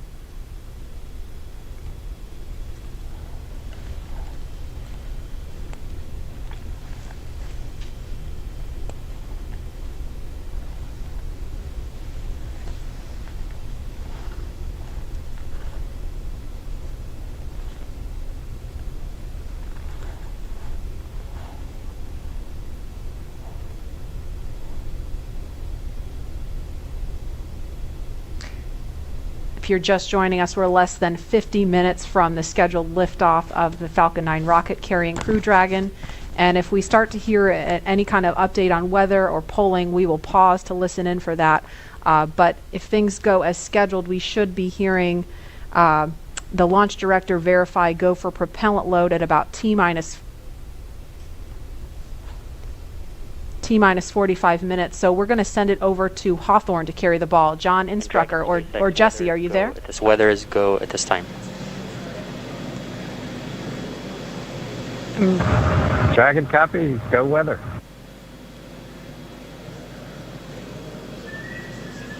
And there you heard that call out. So far we have good weather. We are go for launch today. This is getting really exciting. I don't know about you, Dan, but my heart is beating pretty fast right now. Yeah, we've been waiting for those words since Wednesday. Oh, and yeah. we did hear a call to the crew, just in case you missed it, that they were only tracking one final weather constraint. It was the cumulus cloud rule. They were expecting it to clear up within 10 minutes, and it's cleared up now. So we are currently go on weather. Yes, and it's been pretty incredible to be so close to launch, and the road leading up to this point has been pretty incredible as well.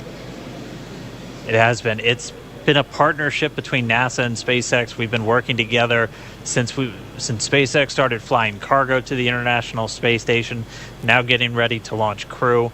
And we've been really fortunate to work with not only a lot of international partners on the International Space Station, but a lot of really great companies. And as a reminder, here in the control room, we'll be closing doors here once we start with propellant load. Any last-minute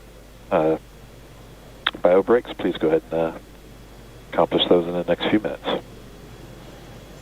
And the launch director just getting the teams ready. We'll be coming up on that propellant loading. Again, that starts at about 35 minutes prior to liftoff, so in about 12 minutes from now. There's going to be a go, no-go coming up really soon.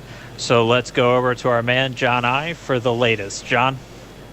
It's T-minus 47 minutes, 24 seconds. We're continuing to count down. As you just heard, the launch director and launch team are preparing for the readiness for launch poll. Now, the launch director is currently checking with Dragon mission director and NASA launch manager for their readiness. And actually, it sounds like everybody is good there. The launch director will then ask the team, he'll tell them the poll is open, and the 13 members of the SpaceX launch team will be electrically polled for their go to load propellant, as well as continue all the way to launch. Now, we will hear that poll results and a briefing from the launch director at about T-minus 45 minutes. The good news right now is that the weather is go. All the conditions that were read shortly a while ago at T-minus 1 hour have cleared.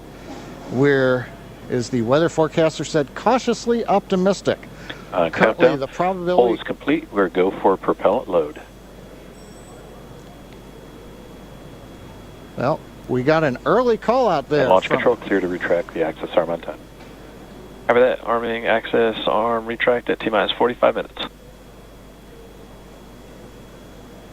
Got an early call from SpaceX launch director Mike Taylor that the poll is go. He also heard the direction T-minus 45 minutes to prepare for retract of the crew arm. As we hear more discussion, we'll stop and let you listen in. But right now, weather for liftoff, ground level winds are good, 10 to 15 miles an hour, well within limits. Upper altitude balloons show that conditions are acceptable. The red weather conditions have cleared up, the last one being cumulus clouds. And the probability of violation is set at 30% right now, so that's 70% chance of good weather. We're continuing to watch. There is about a less than 10% chance of lightning. We're also watching the abort corridor off of the Atlantic coast. In case, for example, at stage separation, Dragon had to abort into the ocean. The conditions there are acceptable. There has not been lightning lately. The weather, winds are good, light rain. It is go, but NASA is going to continue to watch those conditions. T-minus 45 minutes and counting. Reminder on hold and launch escape protocol. For non-urgent no-go conditions, brief the CE or LD, and they will approve aborting launch auto-sequence and proceed to launch abort. For urgent issues affecting the safety of the operation, operators shall call hold on the countdown net. Launch control will immediately abort the launch auto-sequence and proceed to the launch abort auto-sequence. Operators shall also advise launch director whether structural break or fire is imminent or occurring for Dragon manual escape flight rules. A reminder on fire alarm instructions. In the event of a fire alarm, key operators previously briefed will remain at their post while the alarm is evaluated. In the event that personal safety is threatened, evacuate to the south-facing emergency exit, which leads directly outside. At this time, weather is go for launch. You can see on the screen, we're inside T-minus 40, we're T-minus 44 minutes, 5 seconds. Crew access arm retracting away. SpaceX launch director is given the final brief to the crew. And we will be beginning propellant loading at T-minus 35 minutes. So right now on Falcon 9, ready to get into propellant loading. Dragon, crew, getting configured, set up. The arm is pulling away. The range is go for launch. They continue to monitor the air and the sea space. Everything looks good. And we finally have gotten green across the board on the weather conditions, but we can't take a deep breath quite yet. We're going to have to watch the weather all the way down to T0, both here at Kennedy Space Center and out in the Atlantic in the abort zones. Now, earlier we saw many of you following the launch from the United States on our hotspot map. Now that we're inside an hour, we're seeing large numbers of folks logging on, tuning in from coast to coast and around the world. So we'd like to know, is this your first time watching a launch live, not counting Wednesday? And if not, how many have you seen before? Tell us using the hashtag LaunchAmerica from your favorite social media platform. And with that, at T-minus 42 minutes, 50 seconds, conditions are go, and we are counting down for an on-time launch. Let's send it back over to Kennedy Space Center as the action begins to pick up on the pad. Dragon, SpaceX, you are go for Section 7, close visors, and arm launch escape system. We will put Section 7 in work, visors come in close.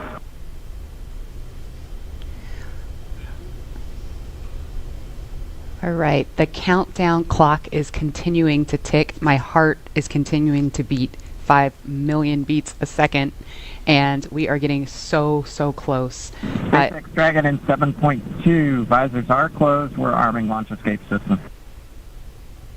Copy. And as you just heard, the crew is arming the launch escape system. That is one of the absolute last big milestones prior to liftoff, other than nominal Falcon operations.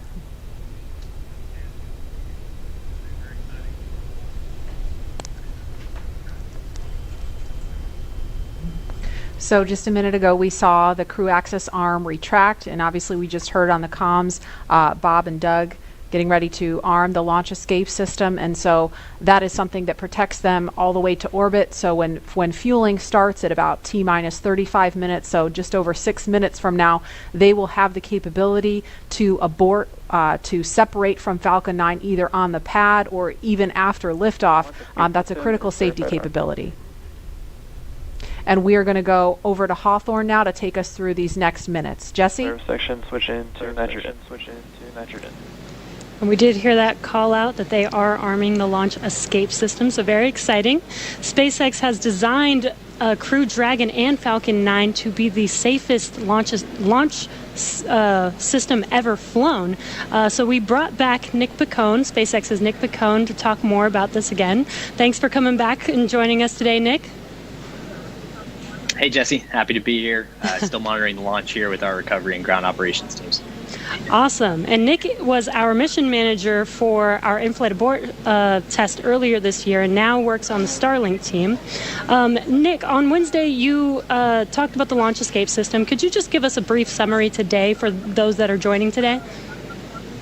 Sure. So the launch escape system, again, is our ultimate safety feature to keep Bob and Doug safe in the event of a major Falcon anomaly on the pad. The system is designed to automatically fire if either vehicle detects a dangerous condition developing. And if that happens, Dragon will use its 8 Super Draco engines to push the capsule off and away to a safe distance away from this Falcon. This capability is absolutely critical. It's what keeps the crew safe, and we're now active and armed on the pad with it protecting the crew. And as you mentioned, the launch escape system allows the Dragon to separate and get away from the vehicle. I believe it goes into the ocean. What happens after it lands safely in the ocean? Correct. So for most of our failure modes, the successful end state is Dragon deploying parachutes, splashing down safely in the ocean. But since a launch escape can happen while the vehicle's on the pad or anywhere in flight up through orbit, it could be splashing down right off the coast of Cape Canaveral. It could be splashing down thousands of miles away in the North Atlantic. If that happens, to make sure we can get to Bob and Doug as quickly as possible, the Space Force's 45th Space Wing, Task Force 45, has pararescue teams staged and ready all around the world, ready to drop in and rescue Bob and Doug as soon as possible. And you mentioned that the launch escape system will keep them safe all the way up to orbit. What other options are there after Dragon is in orbit? Sure. So if for any reason we're unable to dock to the International Space Station, we have several pre-planned return trajectories, which will bring the capsule down to a splashdown point close to shore, where NASA and SpaceX recovery forces will be waiting to recover them. It'll look like an otherwise totally normal recovery operation, except for the early end of mission. This operation is something we're doing with one of 2 identical crew recovery ships. We do that because The landing sites, we want to maintain as much flexibility as possible. There could be changing weather conditions that bring down one site and leave the other one up. So we have those two identical ships, one in the Atlantic, one in the Gulf of Mexico. And our space operations team can redirect the spacecraft to go to whichever site is the safest option for the crew at that time. And with the vehicle, in almost any scenario, it sounds like the vehicle will land into the ocean. And it may look like a gentle landing into the ocean, but it's a pretty dynamic event happening. And you mentioned there are teams that are ready to go and rescue the vehicle and the astronauts on board. How do you prepare for something like that, especially with so many different scenarios that could happen? Sure. So we're lucky to have had about a decade of recovery experience with Cargo Dragon 1 in our previous trips to the International Space Station. That, along with our booster recovery missions, we've got a great team of recovery operators here who have a lot of offshore experience with our spacecraft. The system, though, that we took that experience, we built up a new crew recovery ship, two identical crew recovery ships, I should say, which have a lot of those lessons learned baked into the design of that ship and the operations. These new ships have complete medical facilities, an operational helipad, and redundant communications, power, and propulsion to make sure they're robust and ready for anything we encounter offshore. We've also done tons of training exercises with SpaceX team, the NASA team, and the rescue forces I mentioned earlier, practicing capsule recovery, emergency scenarios where we have to get the crew out of the capsule while they're still in the water, as well as those helicopter evacuations, taking off and landing from the pad many times so that we make sure the team is ready to do that. They're all staged and ready. They feel ready to support, and will be ready to call on us if anything goes wrong today. Awesome. It sounds like Bob and Doug are in some really good hands and will be safe no matter what occurs on the vehicle. So thank you, Nick, for joining us again, for walking us through all of those details. I hope you're just as excited as we are for our launch coming up here very, very shortly now. So we're going to send it over to KSC to Lauren. Thank you, Jesse. So as you just heard, fueling is about to begin at T-minus 35 minutes. We are about 50 seconds away from that. And so we're getting really, really close to the first launch of astronauts into orbit from American soil since 2011. The launch escape system is armed, which, as you know, happens before fueling. And Dragon propellant load, that's the propellants that are inside of the Dragon capsule, not the rocket. Prop load for Dragon took place weeks ago and just a few miles down the road in what we call Dragonland. And those propellants, they are MMH, or monomethyl hydrazine, which is the fuel that we use. It's hypergolic fuel. And NTO, or nitrogen tetraoxide, that's the oxidizer. Those two come together and they ignite in space to propel the vehicle. You don't need that TTEB or a third thing to ignite because hypergolic propellants don't require it. You just need the fuel and the oxidizer. And as you just heard, propellant load has started on Falcon 9, and that's awesome. All right, so that bipropellant system feeds all of the engines on Dragon. So Dragon has 12 service section engines in each. So there's 3 in each quad, 3, 3, 3, and 3. Those are used for on-orbit maneuvering for Dragon. There's also 4 additional Dracos that are underneath the nose cone for large Delta V maneuvers that the vehicle will perform. But the engines that Nick Pacone was talking about earlier are Super Draco engines. We have 2 in each quad of the vehicle, so 8 total. And those are bigger engines with a high flow propellant system, and those are what lift Dragon off of Falcon 9 in the unlikely event of emergency that requires us to get off of Falcon.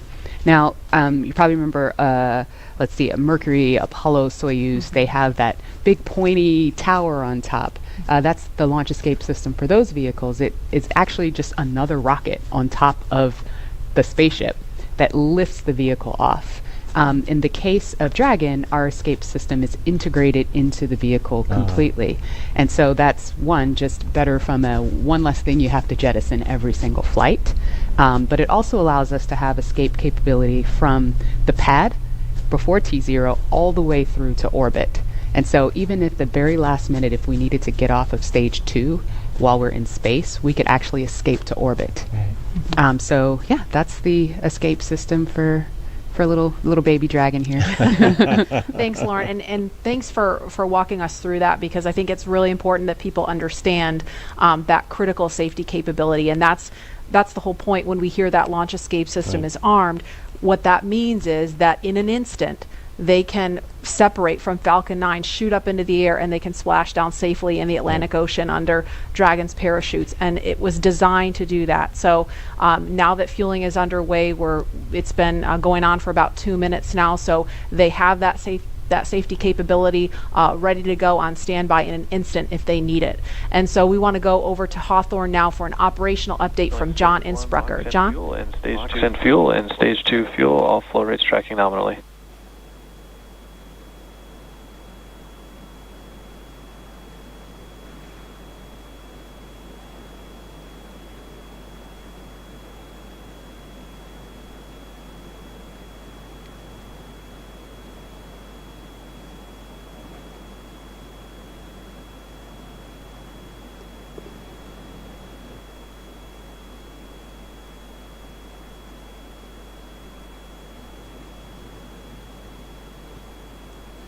We're T-minus 32 minutes, counting down. These final minutes, everything's still looking good for Falcon 9 and Dragon for an on-time launch. Falcon 9 did begin propellant load at T-minus 35 minutes at planned. Now on the Falcon 9, we use a fuel and oxidizer as the propellants that power it. The fuel is commonly known as RP1. That's rocket propellant grade 1 kerosene. The oxidizer is densified liquid oxygen, also called LOX. Densified means it is kept much colder than typical for launch vehicles. This allows for more oxidizer to be loaded into the first and second stages. Now with the fuel and oxidizer on hand, we need an ignition source to complete that fire triangle, as we call it. For this, Falcon 9 uses a fluid called T-Tub. It ignites in the presence of oxygen and gives off a green-colored flame. Now it's hard to see on the first stage ignition due to the water that will be spraying on the pad, but you might just see the green flare as the second stage engine ignites following stage separation over 2.5 minutes into flight. Now currently first stage fuel tank is about 10% full. The first stage, as a reminder, as you look on the left side of your screens, the first stage is the long white cylinder at the bottom, topped off by the black cylinder. So over 2/3 of the rocket is that first stage. So the fuel tank is getting loaded. We're also loading the liquid oxygen into the first stage also.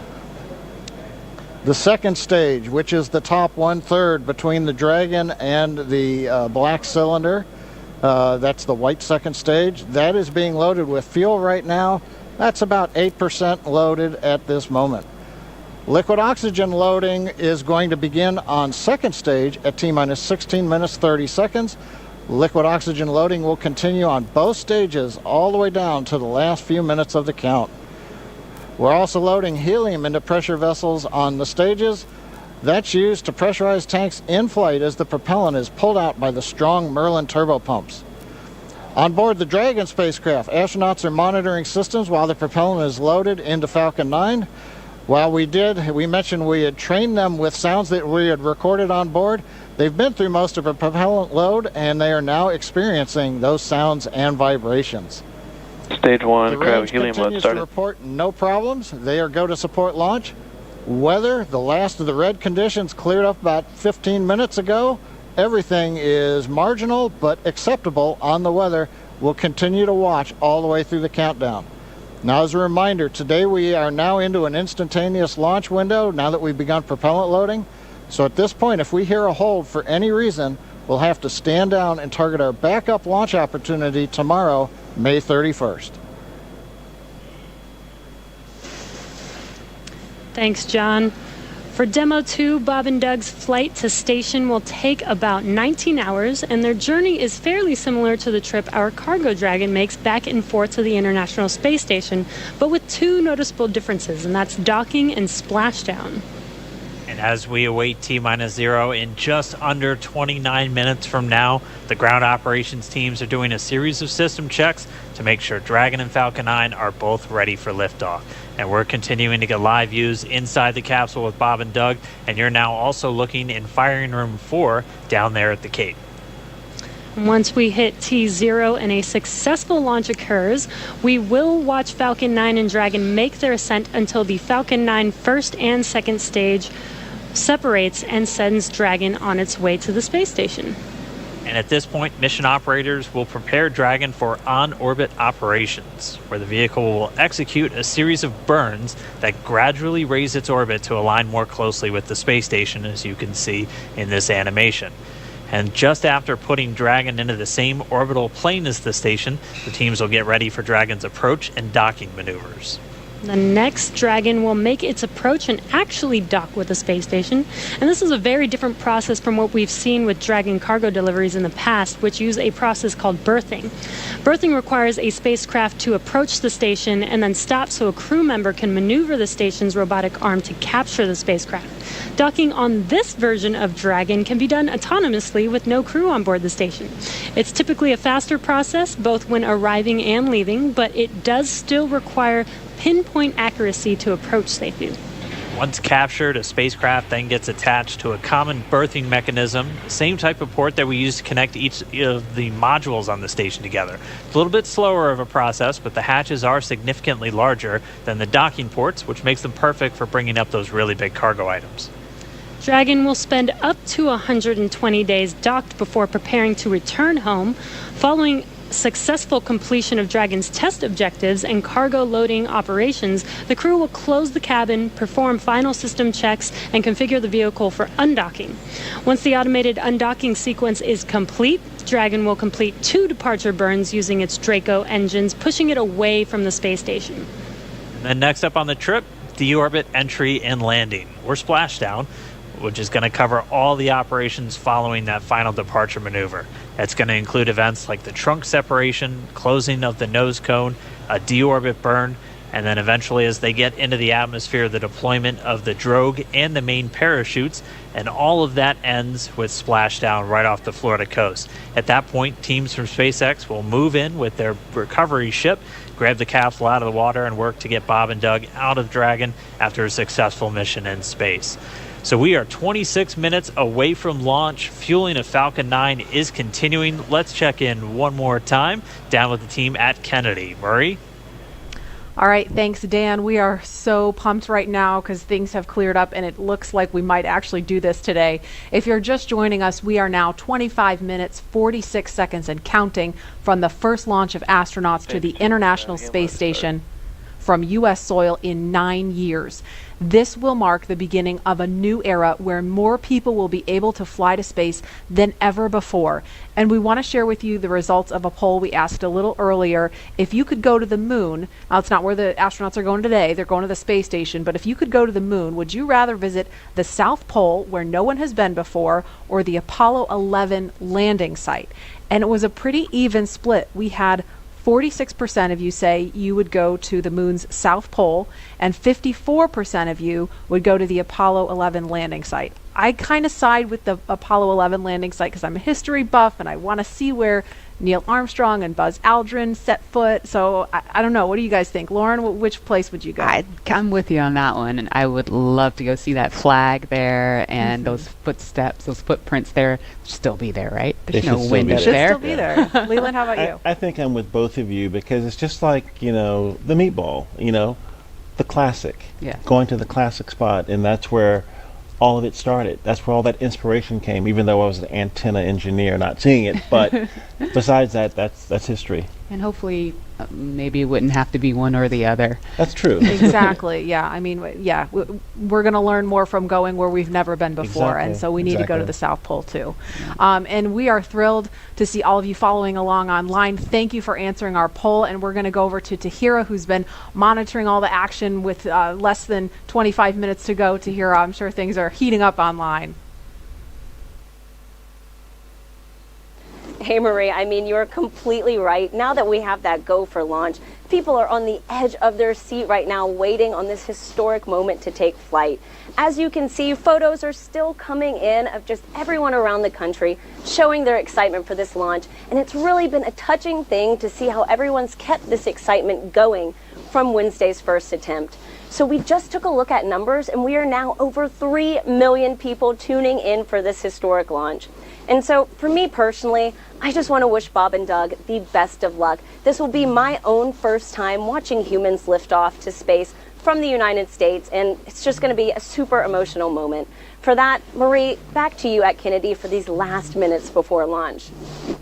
All right, thanks, Tahira. And Leland, we got 23 minutes and some change to go. What do you think Bob and Doug are feeling right now? I think, they're very calm, cool, and collected as test pilots, but I think they're thinking about what are the steps that I have to take if a malfunction or something happens. And so the nominal stuff is all kind of automated, but if something happens where they have to intervene with those touch screens, that's what they're thinking. Mm-hmm. And we're just inside 23 minutes now. So on Wednesday, we were 5 minutes further in the countdown when we heard that call to scrub, and the weather was still very touch and go at this point on Wednesday. But today, it at least for right now, I don't want to jinx it. I'm afraid to even say it out loud, but it looks better today. Yeah, and it feels like I'm feeling it a lot more than I did on Wednesday. Right. And speaking of Bob and Doug and them being really calm and cool and collected, having had the opportunity to be in meetings with them and to watch them train, I have to say, and to all of my friends who work with them every single day, the feedback is always just what great people they are, right. And just how not just bright and sharp they are, but just good people. Right. And around the office, we often refer to them as the dads. Yeah. The dads? They're the dads. They're dads. They are dads. Okay. And we've met their families. And when you see people on that very personal level, it starts to mean so much. They are a part of our team. They're not a customer. They're our team. They're not a payload. They're our team. They're our family. And so we're just so excited to see the dads up there today. Yeah. Go dads. Yeah. All right, we're going to go send it over to Gary for an update from Houston. Gary? Hey Marie, the space station team here is focused. All eyes are on the system checks that are happening across the board, and we're listening in as we close in on launch, and I can tell you that things are looking very good. Chris Cassidy will be watching from the International Space Station, right now flying over the Pacific Ocean. It's heading to cross right over the launch pad. We might even get some good views from the station. Hope to be capturing those. We'll have the launch view and the big screen up front, and everyone's excited to see our 2 crew members on their way to the International Space Station. But before we get to it, I just want to pass on good luck from the entire flight operations community here in Houston. It's always exciting to be doing something wholly new and history-making with station operations, and we can't wait to see our team members Bob and Doug in low Earth orbit and heading to the International Space Station. That's it from us here in Mission Control Houston. I'll send it back over to the team in Hawthorne for the latest happening there. John. T-minus 20 minutes, 30 seconds. We're continuing to count down. Everything is still looking good for launch of Falcon 9 and Dragon. 22 minutes, 45 seconds after the hour. Stage right 2 now on the RP1 right-hand mode is side, complete. you can see a large white cloud coming off of the strongback. That is normal. As we get ready to load the second stage with liquid oxygen, we have to chill in the plumbing lines going up that strongback. And so as we relieve pressure, the moist, humid Florida air condenses around it, and that gives you the cloud. So that tells us that things are actually on schedule. We did begin propellant load at T-minus 35 minutes. Fuel loading on the second stage, I believe we just heard the call out that it is complete. First stage fuel load is continuing, and right now that's a little more than, that's about 60% of the way full. So things are looking good. Second stage is getting ready to begin the liquid oxygen loading. After they finish chilling in the lines that you see on the monitor, they'll begin the load at T-minus 16 minutes and 30 seconds. The range right now is go, ready to support. Weather continues to be go. As we inch our way closer, we're keeping our fingers crossed. We're waiting to hear if anybody calls out an issue, but for the moment, as you can see on the screen, it looks good. Now on the Dragon side, the Dragon mission director and the team there are reporting no issues. They've done their communications checkouts. The crew access arm, as you can see, is retracted away from the spacecraft. The crew is strapped in and they are ready to go. Now final instructions will be going to the crew at T-minus 10 minutes. The crew displays will be configured for launch, and that setup will give astronauts Bob Behnken and Doug Hurley insight into how the launch is proceeding and provides constant updates on vehicle health. We've already heard the crew give their go, close their visors, and get ready for launch. For Dragon, it'll enter terminal count at T-minus 5 minutes. When it transitions to internal power, we'll hear continued callouts on the countdown net as we get close to 0 and to liftoff. But right now, at T-minus 18 minutes, 15 seconds, everything continues to be go for an on-time launch. So Dan, Jesse, things are looking pretty good. How are they doing over at your stand? Things are great from about 15 feet away from you, John I, and honestly, things are looking pretty great down at the pad there. We're seeing a lot more blue in the sky. Green is the color we want when we're talking about weather, and that's where we're sitting right now. So we're continuing to count down. We are under 18 minutes away from liftoff. Again, it's an instantaneous liftoff it's going to be 12:22 and 45 seconds here on the West Coast, 3:22 and 45 seconds over on the East Coast there in Florida.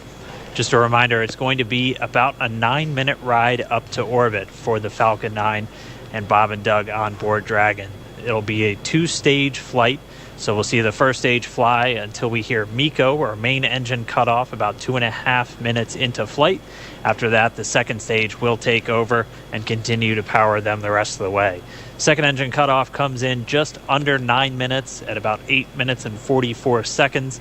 Following that second stage completing its job, it'll continue to coast for about 3 minutes. It'll do a slight attitude adjustment and null out any rate, so make sure it's not in any kind of a spin before they do separation. So that's when the Dragon spacecraft will physically separate from the Falcon 9 vehicle, and Bob and Doug will be flying free.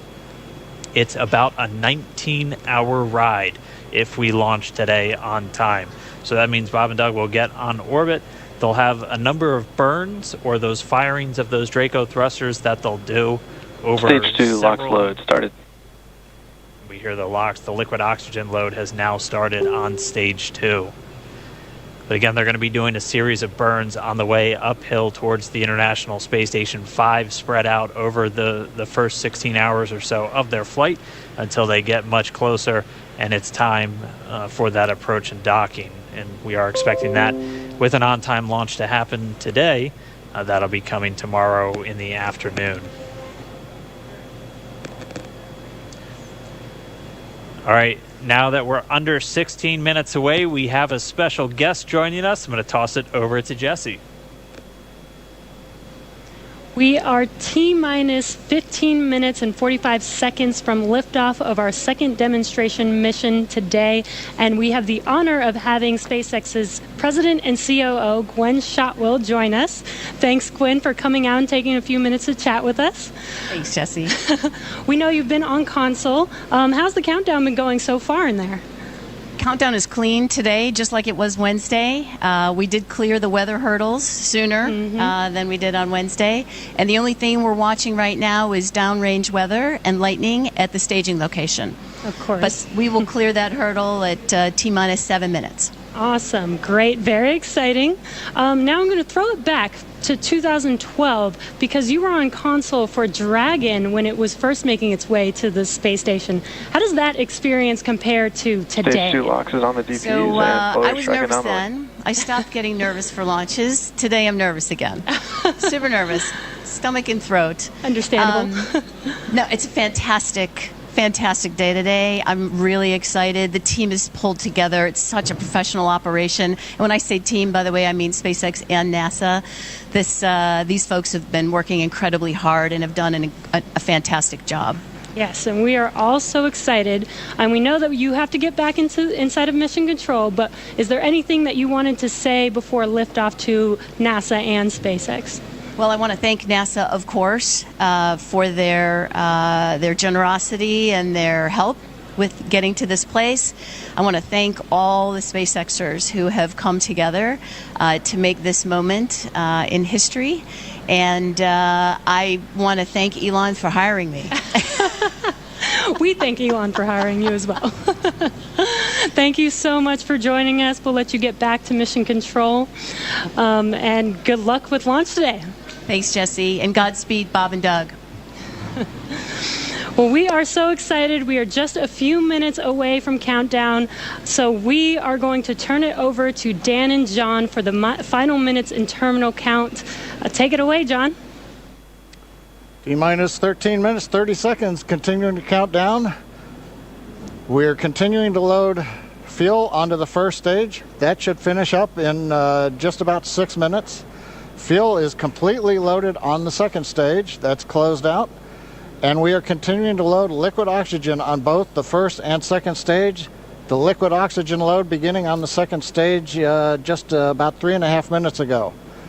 We are also loading cryogenic helium into the storage vessels on the first and second stage, getting in the last little bits of helium when we keep it cryogenic, cold and liquefied. That gets us, just like we do with liquid oxygen, the maximum amount into the storage volume so that we can get the most performance out of the vehicle. Right now we are in a fairly quiet state on the vehicle. Ground pumps continuing to put the propellant in to first and second stages. Next significant issue callouts that we're going to hear will probably be inside the T-minus 10 minutes when they talk to the crew. We'll listen for that. But at the moment, everything continuing to look good at T-minus 12 minutes and 20 seconds.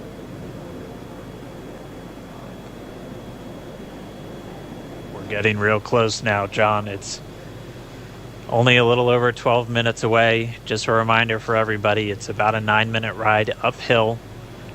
We'll have some dueling boxes going on as that first stage is going to be coming home while the second stage is carrying Bob and Doug into orbit. But obviously, we'll be keeping an eye on our astronauts the whole way uphill. Some of the calls that you'll be hearing, as there will be what we call performance calls over the Dragon to ground the entire way uphill. And you'll just hear some of the SpaceX engineers calling out trajectories and booster performance. So we're always looking for that word nominal. I know that's one of John's favorite words. That's one of mine too. We want to hear nominal as much as possible up on the way uphill.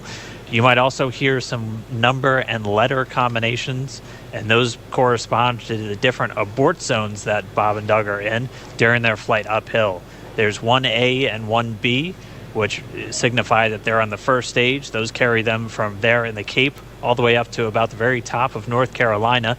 And then we'll have 2A through 2E or 2 Echo, and that will be on the second stage, and that goes from North Carolina all the way up to about the tip of Newfoundland, so in the northern Atlantic. And then there is a zone of the northern Atlantic that we're going to avoid, and so you should hear the call out be something similar to forward to Shannon, and that just refers to Shannon, Ireland, which they'll be going off the coast of Ireland at the later stages of the second stage if they have to abort. So just prepping you now for some of those calls. You're hopefully going to hear that word nominal a whole lot on the way uphill. 10.5 minutes. Things are pretty quiet. As John I said, it'll pick up right at about 10 minutes. We'll wait for the crew just to confirm that their displays are in order. The crew is already strapped in and reported that they are go for launch. And we'll continue to watch the fuel gauges tick up on the Falcon 9 vehicle until fueling cuts off at just about 2 minutes prior to launch. Dragon and SpaceX confirmed displays are configured for launch. SpaceX Dragon displays are configured for launch. Copy.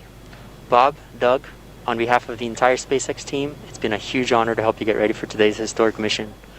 Know that we're with you. Have an amazing flight and enjoy those views of our beautiful planet.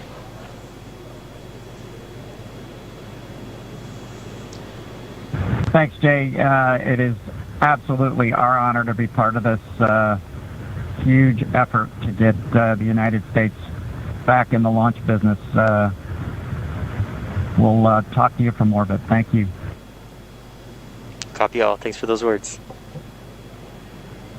The SpaceX Corps, so again, that voice that's going to be talking to Bob and Doug throughout their mission from right here in Hawthorne, just offering a few quick words. The crew did confirm their crew displays are configured for launch. We are coming up on 9 minutes and counting. We've gotten through T-minus 10 minute with the crew discussions. Activity is now going to switch over to Falcon 9. Our next major event comes at T-minus 7 minutes. We begin what we call engine chill. Pre-valves will open. Those currently separate propellants on the first stage from getting down to the Merlin engines. We'll open the pre-valves. That allowed fuel liquid oxygen to flow to the top of the pumps. And more importantly, when we open the valves, that'll allow us to begin chilling the 9 Merlin 1D turbo pumps on the first stage engine. It'll take a few minutes to get them cold enough to where they would then be ready to pass the large amounts of liquid oxygen through the pumps and into the main thrust chambers when we get to engine ignition at T-minus 2 seconds.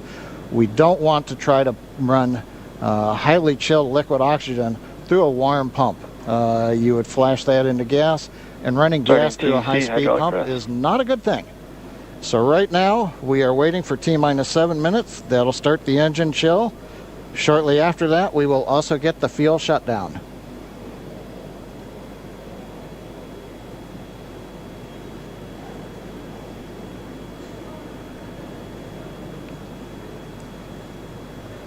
Listening to the SpaceX launch director in the background there.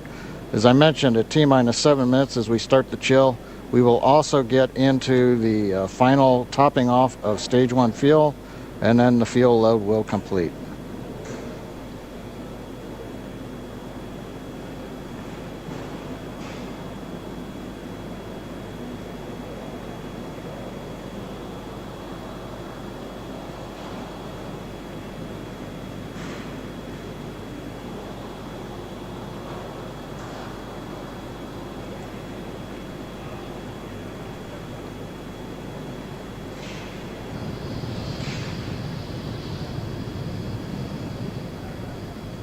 Stage 1 and Stage 2 engine chill has started.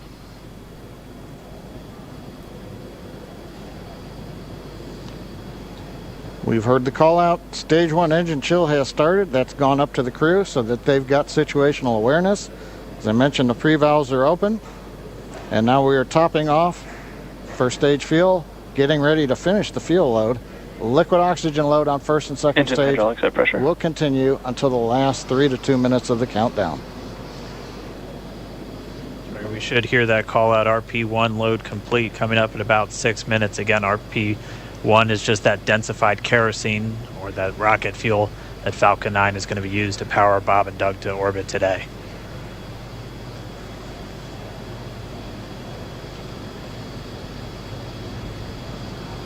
And Stage 1 fuel is closed out.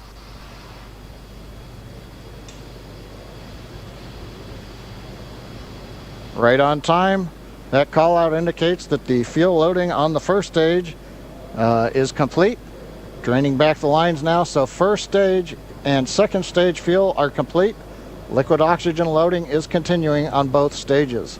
You can see on the view on the left side of the monitor the condensation, the cold gas wrapped around the stages as the tank skins are chilled by the densified liquid oxygen picking up the humidity from the Florida air. It looks like at this moment we're a little more than 90% full on the oxidizer on the first stage, ticking up towards that 80% mark on the second stage. We'll be counting down all the way till about 2 or 3 minutes, as John and I just said, until everything is loaded Falcon in 9 Falcon heaters 9. closing out. And then we will be go for launch. Dragon has transitioned to configure for terminal count. Vehicle tanks pressing for strongback retract.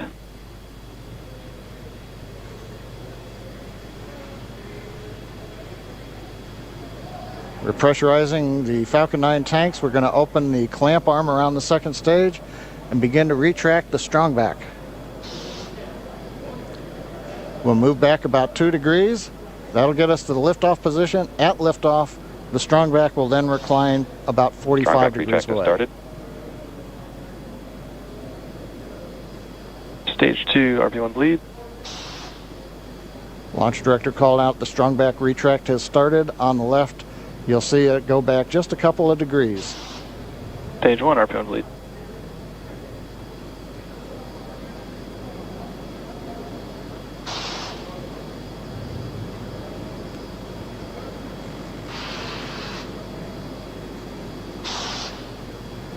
We are just 4 minutes away from liftoff. Again, at this moment, Bob and Doug are really just laser focused on those displays. They have insight directly into Dragon and the Falcon 9. They're able to see where their fuel loading is at, how everything's progressing down with the count. AFTS final setup started.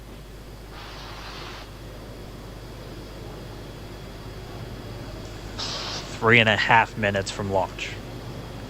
And the strongback is now reclining away from the Falcon 9.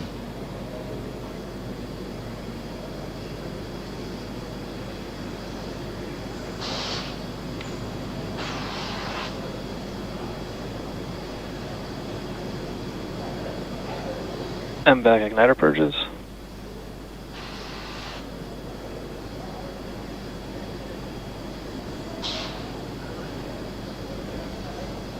Go bleed. Dragon has transitioned to terminal count and is on internal power. Stage 1, LOX load closed out. Okay, we're at T-minus 2 minutes, 42 seconds. Stage 1 LOX load is closed out. Stage 2 will continue to load for about another half a minute or so. Once we get the completion of Stage 2 LOX loading, we have to vent down the line, so you'll see another large white cloud coming off of the strongback. That'll be normal. That'll happen around transitioning to T-minus 1 minute and 40 seconds. We're going on internal power now. Just a few seconds away from the Stage 2 LOX load being complete. It's been almost 9 years since we've been in this position. A lot of work done by thousands of people to get to this point. All our eyes focused on 2 now.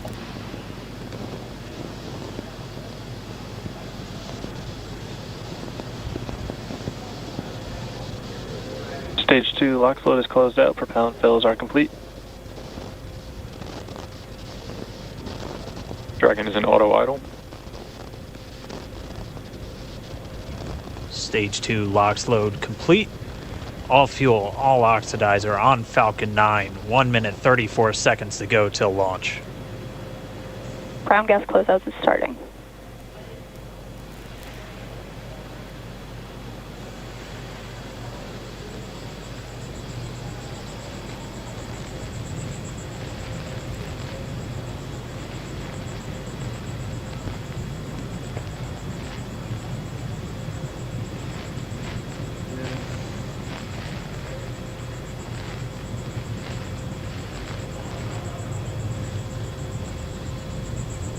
Falcon 9 is in startup. Dragon is in countdown. FTS is armed for launch. Under a minute now, the FTS, the flight termination system, has been armed. Dragon, SpaceX, go for launch. SpaceX Dragon, we're go for launch. Let's light this candle.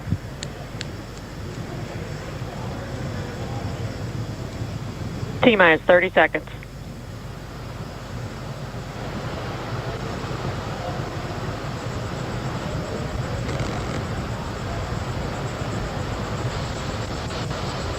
Stage 1 tanks pressing for flight. T-minus 15 seconds. 10, 9, 8, 7, 6, 5, 4, 3, 2, 1, 0. Ignition. Liftoff of the Falcon 9 and Crew Dragon. Go NASA, go SpaceX, Godspeed, Bob and Doug. America has launched. And so rises a new era of American spaceflight, and with it the ambitions of a new generation continuing the dream. 20 seconds into flight, Stage 1 propulsion is nominal.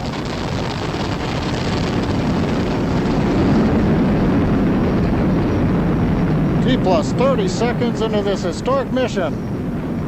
Flying crew on board Dragon and Falcon 9, and look at them go. Falcon power telemetry nominal. M1D throttle down. We're throttling down to get ready for the period of maximum dynamic pressure. We're in the throttle bucket. Reports say all systems are go. Vehicle is supersonic. We've exceeded Mach 1 on the Falcon 9. M1D throttle up.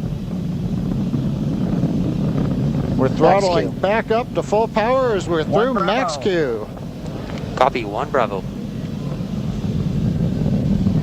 And we heard that 1 Bravo call out. That's just the second abort zone that they're in. They'll continue to be on this until the first stage has done its job and they switch over to the second. At this point, Bob and Doug pulling about 2.3 Gs, 2.3 times the Earth's gravity, already moving at over 1,500 miles per hour.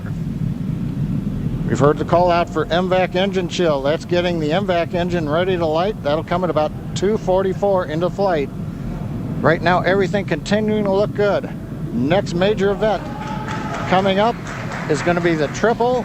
We'll have main engine cutoff of the 9 first stage engines, stage separation, and then ignition of the second stage engine to continue to carry astronauts into orbit. Coming up in about 20 seconds. M1D throttle down.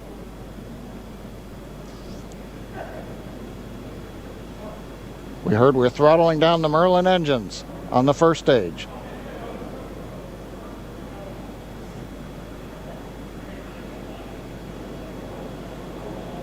And we have MECO. MECO. 2 Alpha. Falcon stage separation confirmed.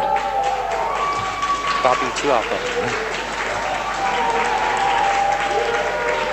MVAC ignition.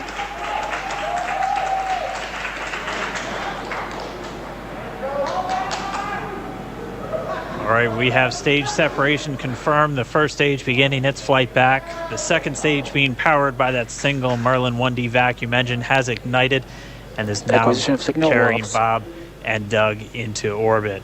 So they're going to continue under the power of this second stage. Stage 2 propulsion is nominal.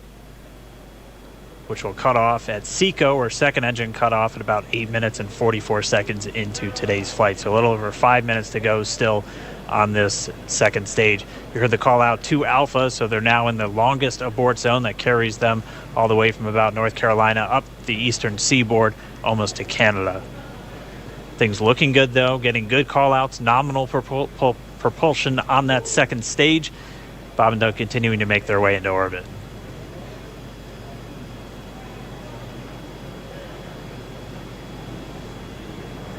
Dragon SpaceX nominal trajectory. Acquisition of signal in Bermuda. SpaceX Dragon nominal trajectory. All right, here in nominal trajectory, so Dragon pointed in the right direction, continuing to make their flight uphill. Heard acquisition of signal Bermuda. That's one of the other ground stations that they're using to get telemetry and data back from this spacecraft. Stage 2 propulsion is still nominal.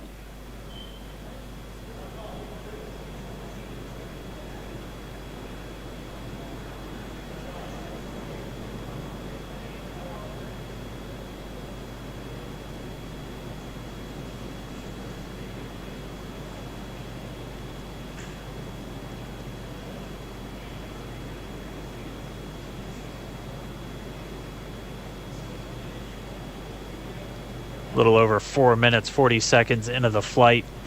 Bob and Doug flying at more than 5,600 miles Dragon per hour. SpaceX nominal trajectory. Already almost 200 miles downrange from the Kennedy Space Center. Nominal trajectory continuing.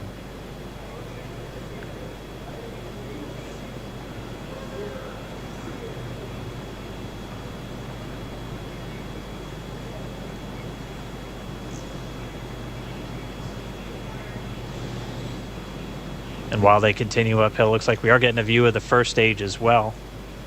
Yep, on your right screen, you can see that first stage with the grid fins deployed. It's making its way back to attempt to land on our drone ship, of course, I Still Love You today.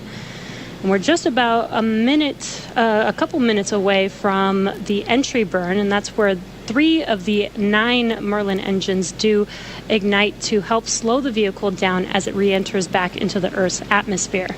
And then after the entry burn will be the landing burn, which is just a single engine Dragon burn. SpaceX nominal trajectory.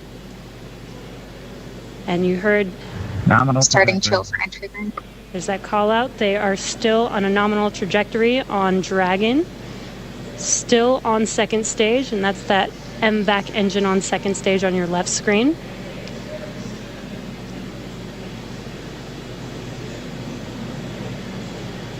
Again, on your right screen is that first stage booster coming back towards our drone ship. Of course, I still love you. We're about a minute away from entry burn.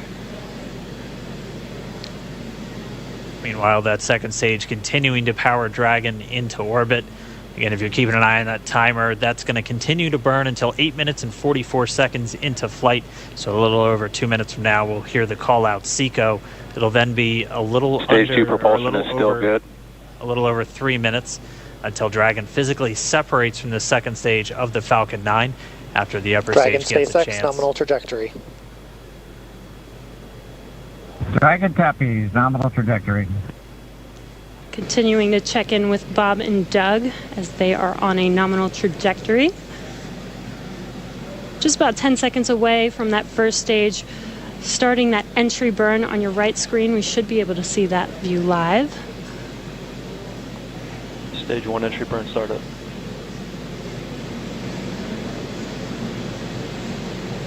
And there is that entry burn Acquisition beginning. signal in New Hampshire. This burn lasts about 36 seconds long. Stage 2 FTS is saved.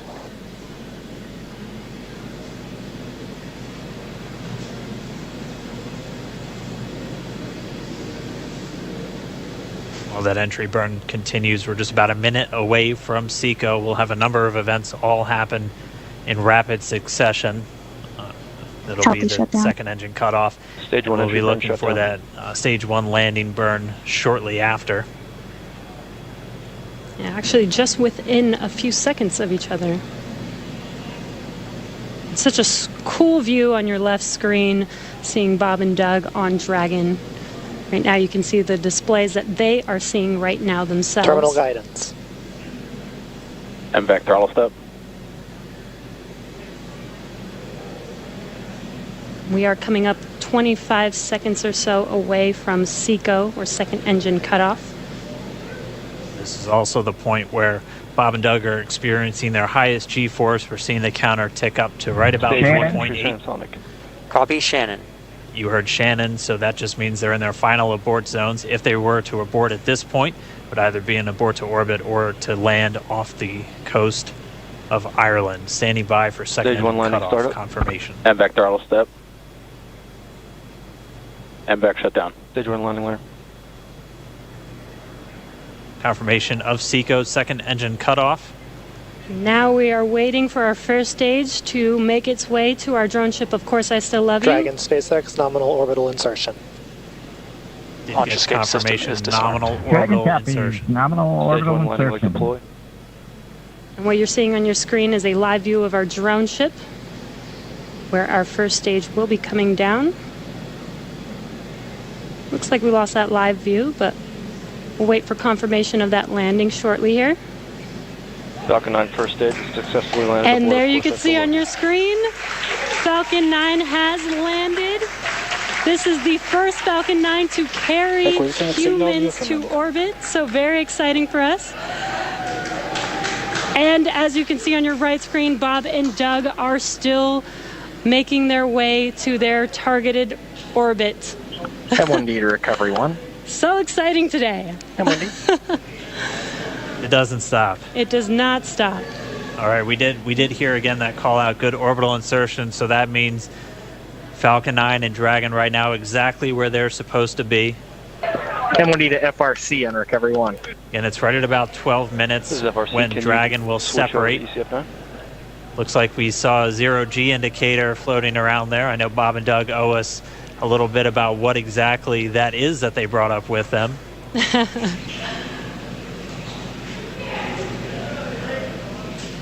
And before separation, before Dragon initiates separation from the second stage, they do make sure to they do ensure that the vehicle is not spinning and it is in good condition before we separate. That's right, the upper stage does small attitude maneuver using some cold gas thrusters built into the rocket body itself. Exactly. So we do expect that separation to occur in about a minute from now, but they do wait until they have full confirmation that it is ready to separate. Such cool views. I cannot get over this view that we are seeing right now. Bob and Doug on the right screen inside of Crew Dragon out in space. Yeah, already 200 kilometers over planet Earth, or a little over 124 miles, traveling in excess of 2,700 meters, 27,000 meters per second, or about 16,000 miles per hour.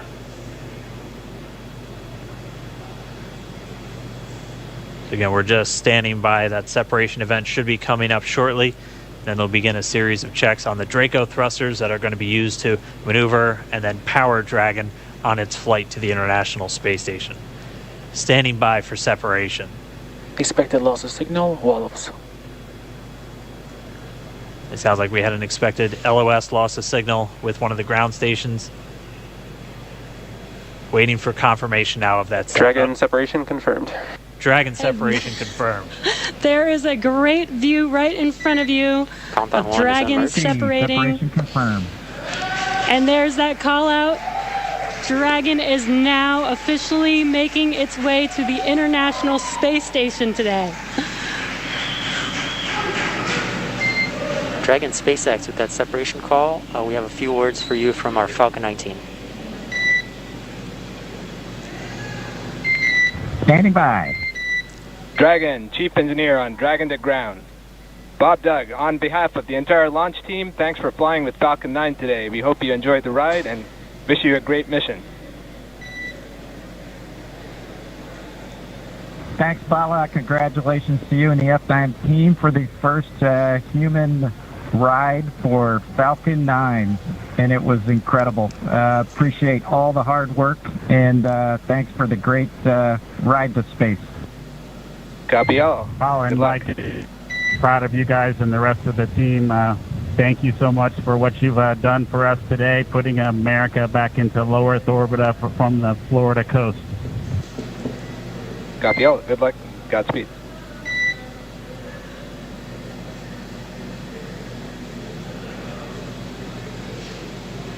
All right, so Bob and Doug are in And Dragon space. SpaceX, we confirm nominal ECLS activation and service section Draco checkouts. Nose cone deploys in progress. Copy all. We're monitoring. The Corps here in Hawthorne giving the crew a heads up that we have confirmation the nose cone is deploying. So again, that nose cone is going to open up a little bit more than 90 degrees, goes up to about, I think, 105 degrees, and that's going to expose the actual docking ring and the hatch that they're going to be going through once they attach to the International Space Station, and also 4 of those Draco thrusters, we call them the forward bulkhead thrusters, that are going to be used for these major phase burns or firings of those thrusters to actually raise their orbit gradually over the coming hours. Also heard good activation of the ECLS, that's the Environmental Control and Life Support System. That's everything controlling their atmosphere, just keeping Dragon a nice, safe, habitable environment where they're going to be living for the next 19 hours until they arrive at the space station. Right, exactly. And Falcon 9's job may be done for today, but the mission is not over. Crew Dragon's job is not done. As you can see, Bob and Doug are still inside Crew Dragon, making their way. It will be a 19-hour trip to the International Space Station before they dock tomorrow morning. And such cool views. I love that we can get these live views here and see and watch what they're doing now that they are in orbit. Yeah, it's incredible to just be looking over their shoulder, to be along for the ride. And we're going to be with them, and we're going to be with all of you the entire way for their journey to the space station. We're going to be covering live throughout. Bob and Doug will obviously have a sleep period where they'll get about 8 hours of sleep a little bit later today before they wake up for all of their final approach. One of the major things we are looking forward to in the next couple of hours is going to be their first turn at the controls. So they're actually going to be using those touchscreen displays to take control and manually pilot Dragon. We'll walk you through what that's going to look like, and assuming we have some good ground station coverage, we'll be able to get views from right inside Dragon, looking over their shoulder as they manipulate the controls at the display. But I mean, we had a smooth ride uphill, both stages of the Falcon 9 doing their job, placing Bob and Doug into orbit. I mean, this is a day. This is a historical day. This is us kicking off that new era of space flight that we've all been talking about and longing for since the space shuttle program came to an end in 2011. Yes. And the weather cooperated. Yes. Second time's a charm. Right. All right, so day for the history books. As you can see, we have lost some live signal there, but the mission still continues, and we're going to send it over to KSC to continue broadcasting live with you. Expected loss of signal, Newfoundland. Yeah, Jesse and Dan, we are just in awe over here. When I woke up this morning and looked at the weather forecast, I was like, man, we're going to be back here on Sunday, but we did it. The room cleared out. Everybody was outside watching, and inside the lights were shaking, the cameras were shaking. Lauren came back in with tears in her eyes. This is really amazing. I can't believe it. I saw it with my own eyes. This is, I'm a little bit speechless. Just so grateful that we got them up there, and there's a lot more to go. But I'm so happy they're safe right now. I'm just so happy. Yeah.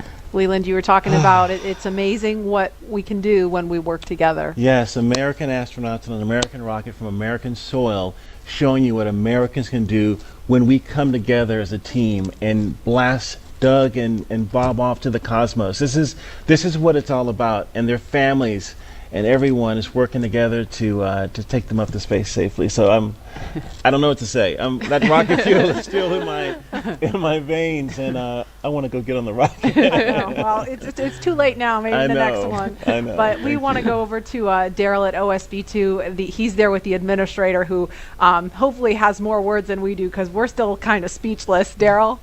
Pretty incredible here, Marie, at the Operations Support Building, where a chorus of applause has been happening from the beginning of launch and throughout the various stages. Some very special guests were here to watch it. That includes President Donald Trump, Vice President Mike Pence, and NASA Administrator Jim Bridenstine, who joins me now. And you were with the President and the Vice President. America's back, launching human astronauts again. Tell me how you feel about that, and tell me about the President watching the launch and what happened there. So this has been a long time coming. It's been 9 years since we've launched American astronauts on American rockets from American soil, and now it's done. We have done it. It's been way too long. I want to give a lot of credit to Charlie Bolden. He was my predecessor as the NASA administrator. He fought hard for this program at a time when it didn't get any support in Congress. We now have an administration that is fully supportive of our spaceflight initiatives, not just on the exploration, discovery, going to the moon, onto Mars, but also from a Space Force perspective. Our budgets are going up, things are strong, and today was just just an amazing day. You know, one of the things the President did right out of the gate when he became President is he created what's called the National Space Council, and he put the Vice President as chairman of the National Space Council. And on that National Space Council, you've got the Secretary of Defense and the Secretary of State and the Secretary of Commerce, the Secretary of Transportation, the Secretary of Education, the Chairman of the Joint Chiefs, all of these different amazing individuals that deal with space day in and day out. A lot of people don't realize how many parts of the federal government deal with space.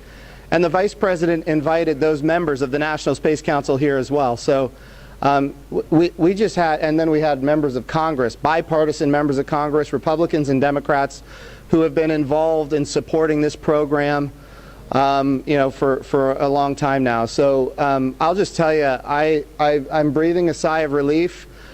But I will also tell you, I am not going to celebrate until Bob and Doug are home safely.